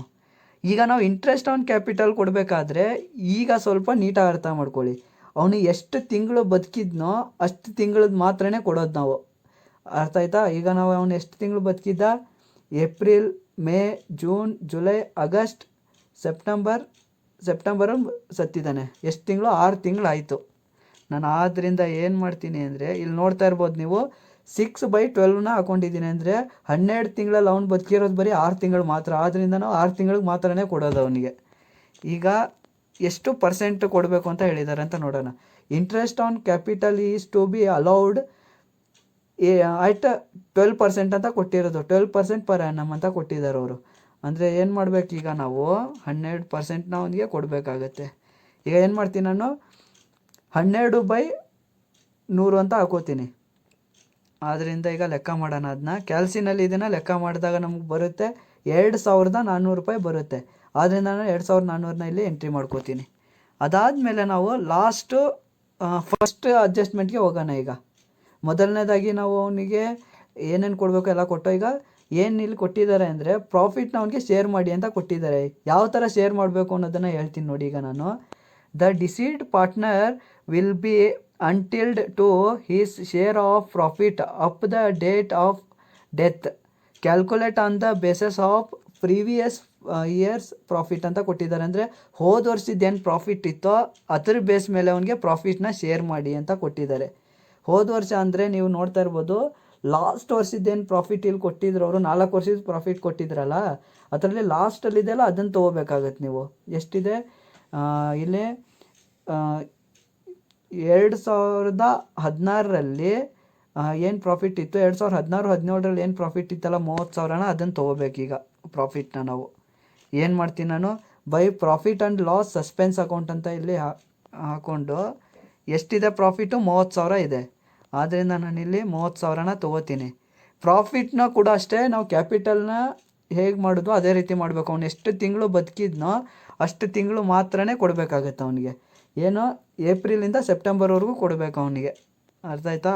ಈಗ ಏಪ್ರಿಲಿಂದ ಸೆಪ್ಟೆಂಬರ್ವರೆಗೂ ಕೊಟ್ಟರೆ 6 ತಿಂಗಳಾಗುತ್ತೆ. ಆದ್ದರಿಂದ ನಾನು ಏನು ಮಾಡ್ಕೊತೀನಿ, ಅವನು 12 ತಿಂಗಳಲ್ಲಿ 6 ತಿಂಗಳು ಮಾತ್ರನೇ ಬದುಕಿರೋದು. ಆದ್ದರಿಂದ 6 ತಿಂಗಳು ಹಾಕೋತೀನಿ ನಾನು. ಎಷ್ಟು? 6/12 ಆಗುತ್ತೆ ಆಗ. ಅದಾದಮೇಲೆ ಅವನ ರೇಷಿಯೋ ಏನಿದೆ ಅಂತ ನೋಡ್ಕೋಬೇಕು. ಎಷ್ಟಿದೆ? 1/5 ಇದೆ ಒಂದು. ಆದ್ದರಿಂದ ಇಲ್ಲಿ 1/5 ಮಾಡ್ಕೋತೀನಿ ನಾನು. ಅದಾದಮೇಲೆ ಇದನ್ನೆಲ್ಲ ಕ್ಯಾಲ್ಸಿನಲ್ಲಿ ಮಾಡಿದಾಗ ನಮ್ಗೆ ಬರುತ್ತೆ 3,000 ಬರುತ್ತೆ. ಇಷ್ಟೆಲ್ಲ ಆದಮೇಲೆ ಲಾಸ್ಟಲ್ಲಿ ನಾವು ಮಾಡಬೇಕಾಗಿರೋದು ಏನಪ್ಪ ಅಂದರೆ 85,000 ಟೋಟಲ್ ಮಾಡ್ಕೋಬೇಕು. 2 ಸೈಡು ಟೋಟಲ್ ಮಾಡ್ಕೊಂಡಿದ್ದೀನಿ. ನನಗೆ ಟೋಟಲ್ ಅಮೌಂಟ್ ಬಂದಿದೆ 85,400 ರೂಪಾಯಿ ಬಂದಿದೆ. ಈಗ ನಾನು ಏನು ಮಾಡ್ತೀನಿ, 85,400ನ 2 ಸೈಡು ಹಾಕೋತೀನಿ. ಅದಾದಮೇಲೆ ಕ್ರೆಡಿಟ್ ಸೈಡ್ ಏನು ಅಮೌಂಟ್ ಬಂದಿತ್ತೋ ಅಷ್ಟೇ ಅಮೌಂಟು ಡೆಬಿಟ್ ಸೈಡ್ ಬರಬೇಕು. ನಾವು ಬ್ಯಾಲೆನ್ಸ್ ಮಾಡಬೇಕಾಗತ್ತೆ.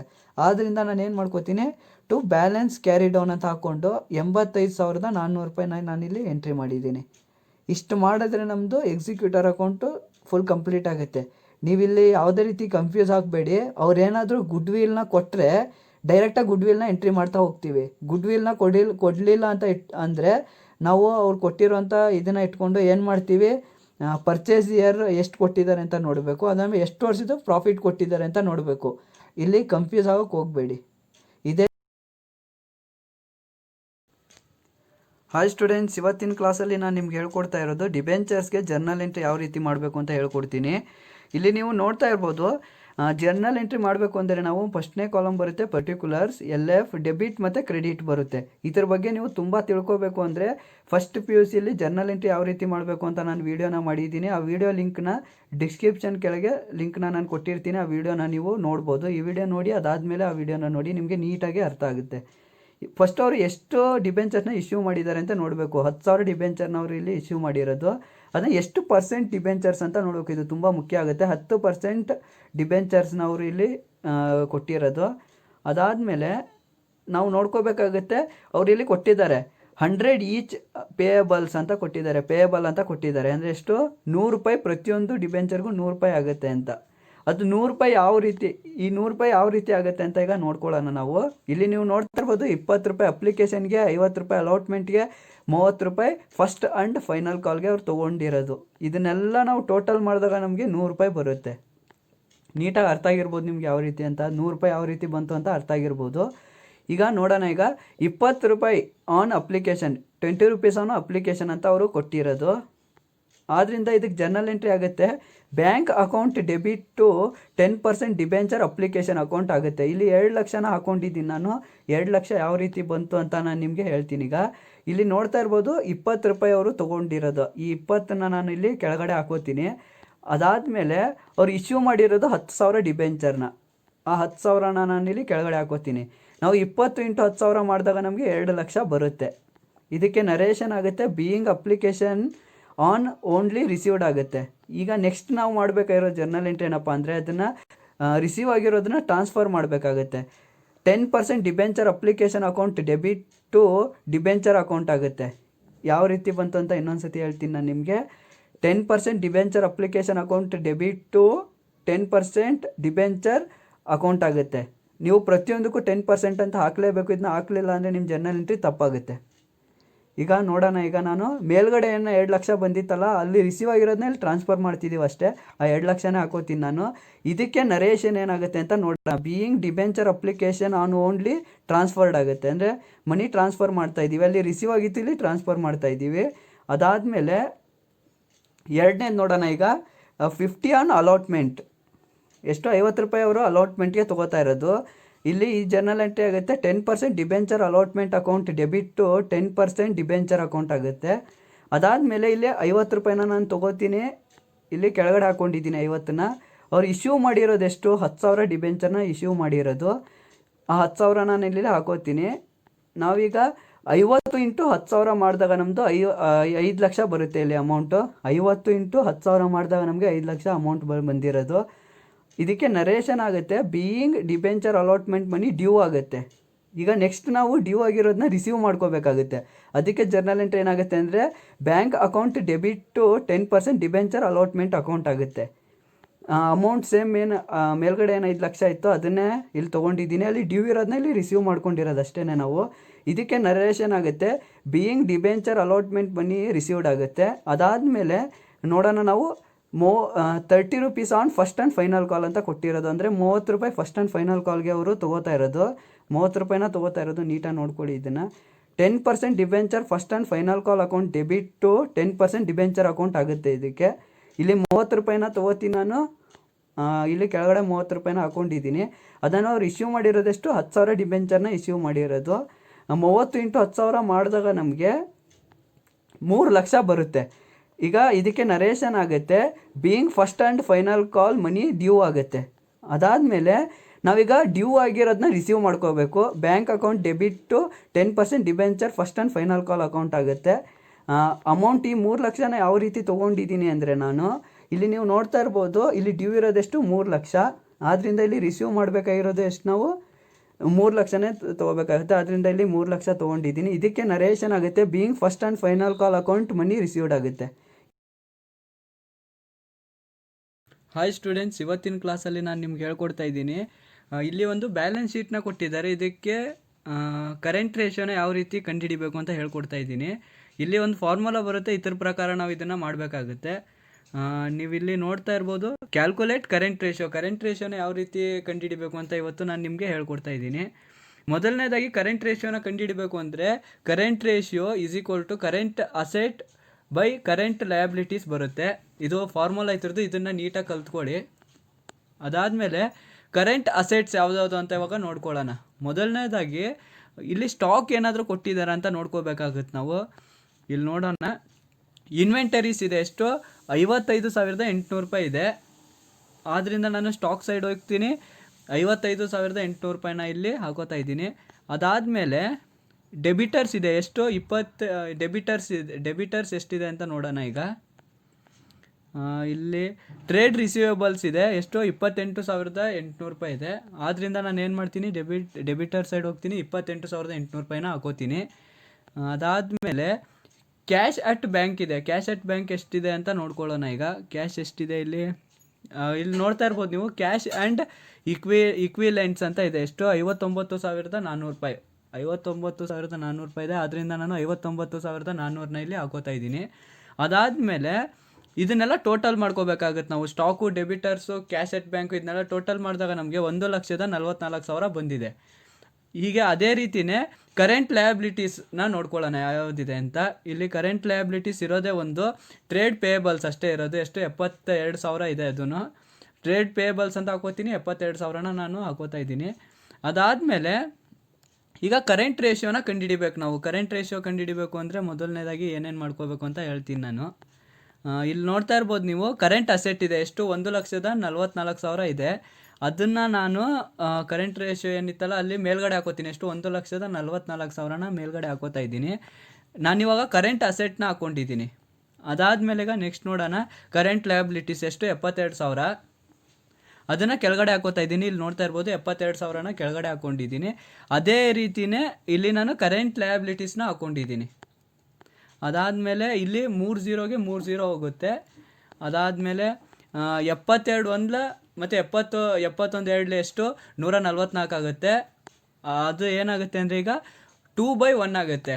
ಈಗ ನಮ್ಮದು ರೇಷಿಯೋ ಏನು ಬರುತ್ತೆ ಅಂದರೆ ಇಲ್ಲಿ 2:1 ಬರುತ್ತೆ. 2:1 ಬರುತ್ತೆ ರೇಷಿಯೋ ಇಲ್ಲಿ. ಇವಾಗ ನಮ್ಮದು ಕರೆಂಟ್ ರೇಷಿಯೋ ಏನಾಗುತ್ತೆ ಅಂದರೆ 2:1 ಆಗುತ್ತೆ.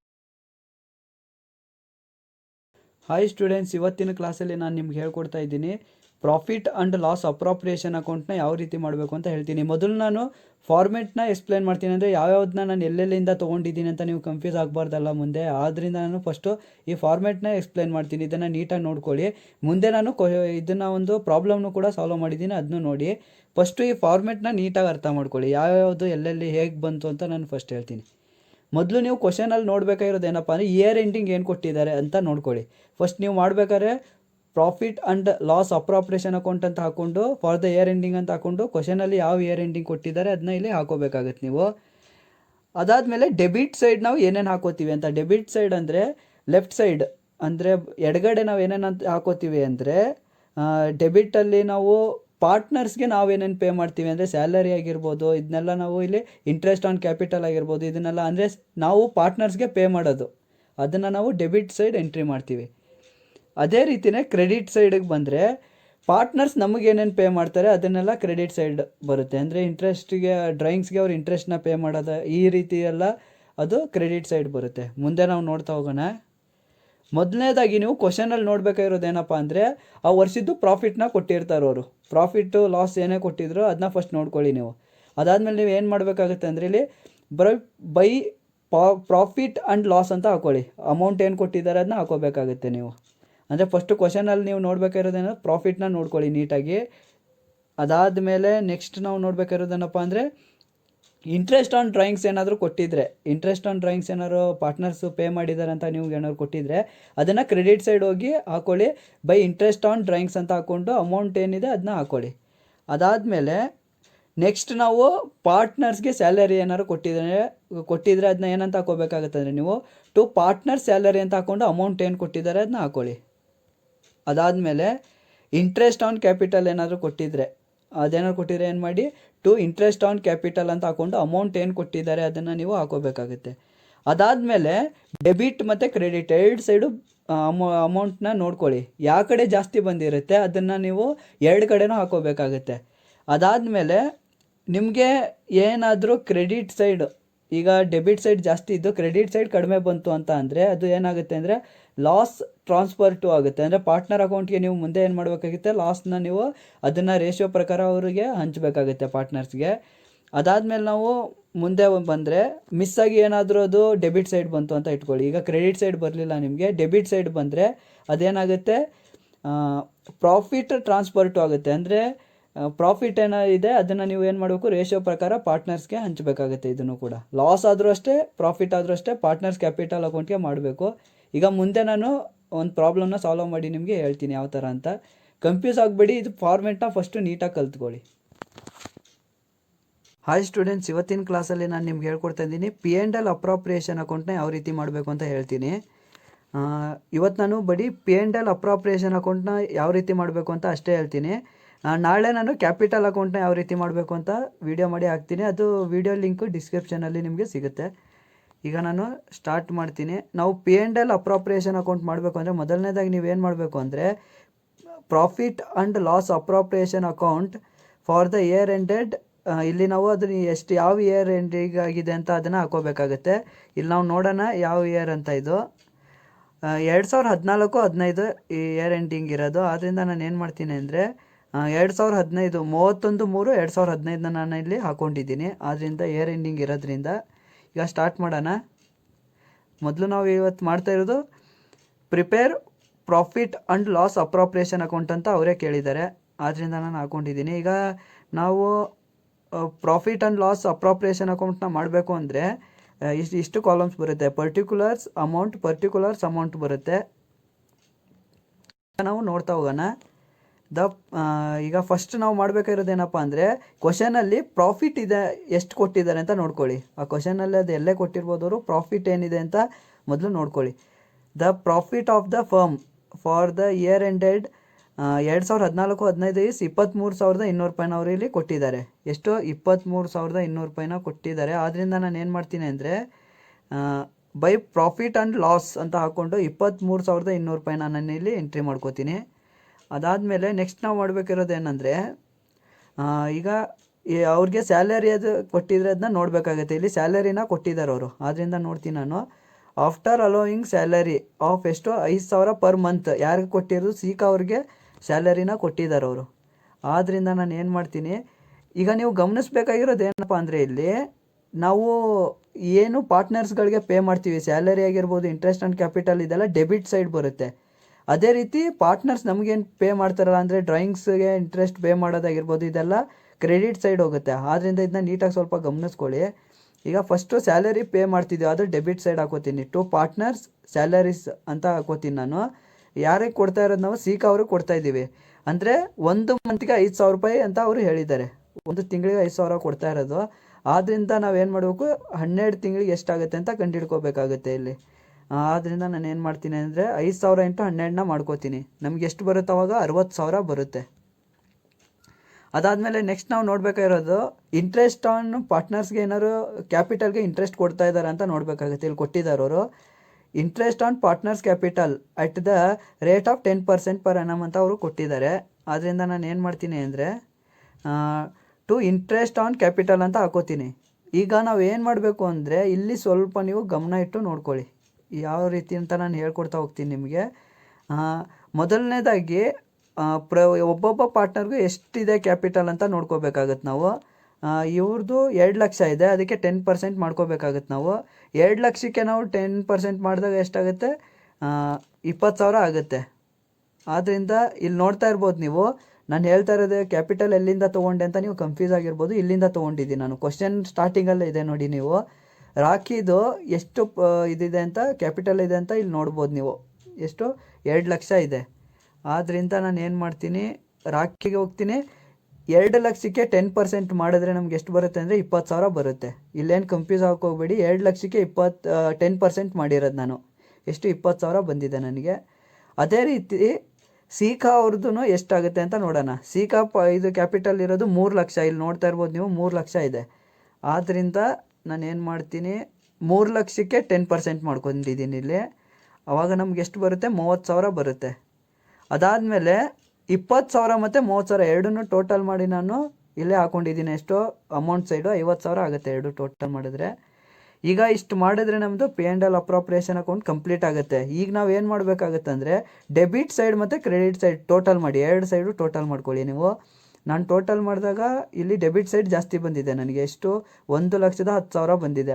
ಅದನ್ನು ನಾನು ಏನು ಮಾಡ್ತೀನಿ ಅಂದರೆ ಈ ಕಡೆನೂ ಹಾಕೋತೀನಿ. 1,10,000ನ ಈ ಕಡೆನೂ ಹಾಕೋತೀನಿ.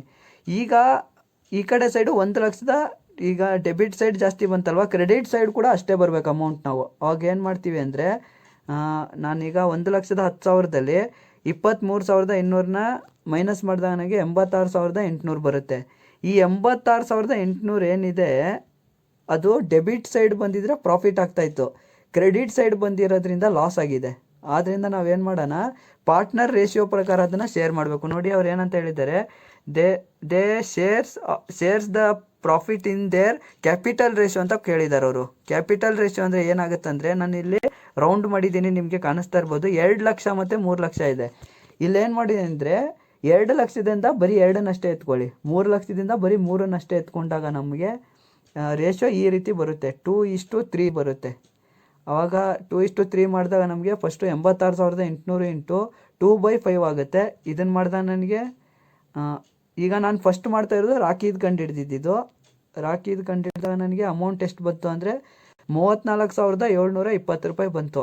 ಆವಾಗ ನಾನು ಏನು ಮಾಡ್ತೀನಿ ಅಂದರೆ ಲಾಸ್ ಟ್ರಾನ್ಸ್ಫರ್ ಟು ಅಂತ ಹಾಕ್ಕೊಂಡು ರಾಕಿ ಕ್ಯಾಪಿಟಲ್ ಅಕೌಂಟ್ಗೆ ಹಾಕ್ತೀನಿ. ನೋಡಿ ಈಗ ನಿಮ್ಗೆ ತೋರಿಸ್ತೀನಿ ಈಗ ಯಾವ ರೀತಿ ಅಂತ. ನಾನು ಫಸ್ಟಿಗೆ ಮಾಡಿದೆ, ಆವಾಗಲೇ ನಿಮಗೆ ಹೇಳಿದೆ ನಾನು. ರೇಷಿಯೋ ಪ್ರಕಾರ ಮಾಡಿದಾಗ ಎಷ್ಟು ಬಂತು? 34,720 ಬಂತು ನಮಗೆ. ಅದನ್ನು ನಾನು ಇಲ್ಲಿ ರಾಕಿ ಕ್ಯಾಪಿಟಲ್ ಅಕೌಂಟ್ ಅಂತ ಹಾಕ್ಕೊಂಡು 34,720 ಅಂತ ಹಾಕೋತೀನಿ ಇಲ್ಲಿ. ಅದಾದಮೇಲೆ ನೆಕ್ಸ್ಟ್ ನಾವು ಸೀಕಾದು ಕೂಡ ಅದೇ ರೀತಿ ಮಾಡ್ಕೋಬೇಕು. ಸೀಕಾದು ಏನು ಮಾಡ್ತೀವಿ, ಸೀಕಾದು 3 ಲಕ್ಷ ಇದೆ, ಆದ್ದರಿಂದ 3/5 ಆಗುತ್ತೆ. ಈಗ 86,800 ಇಂಟು 3/5 ಮಾಡಿದಾಗ ನಮಗೆ ಈಗ 86,800ಕ್ಕೆ 3/5 ಮಾಡ್ಕೋತೀನಿ ನಾನು. ನಮಗೆ ಅಮೌಂಟ್ ಬರುತ್ತೆ ಎಷ್ಟಂದರೆ, ಇಲ್ಲಿ ನಾನು ಹಾಕ್ಕೊಂಡಿದ್ದೀನಿ, ನಿಮಗೆ ಕಾಣಿಸ್ತಾ ಇರ್ಬೋದು, 52,080 ರೂಪಾಯಿ ಬರುತ್ತೆ. 52,080 ಬರುತ್ತೆ.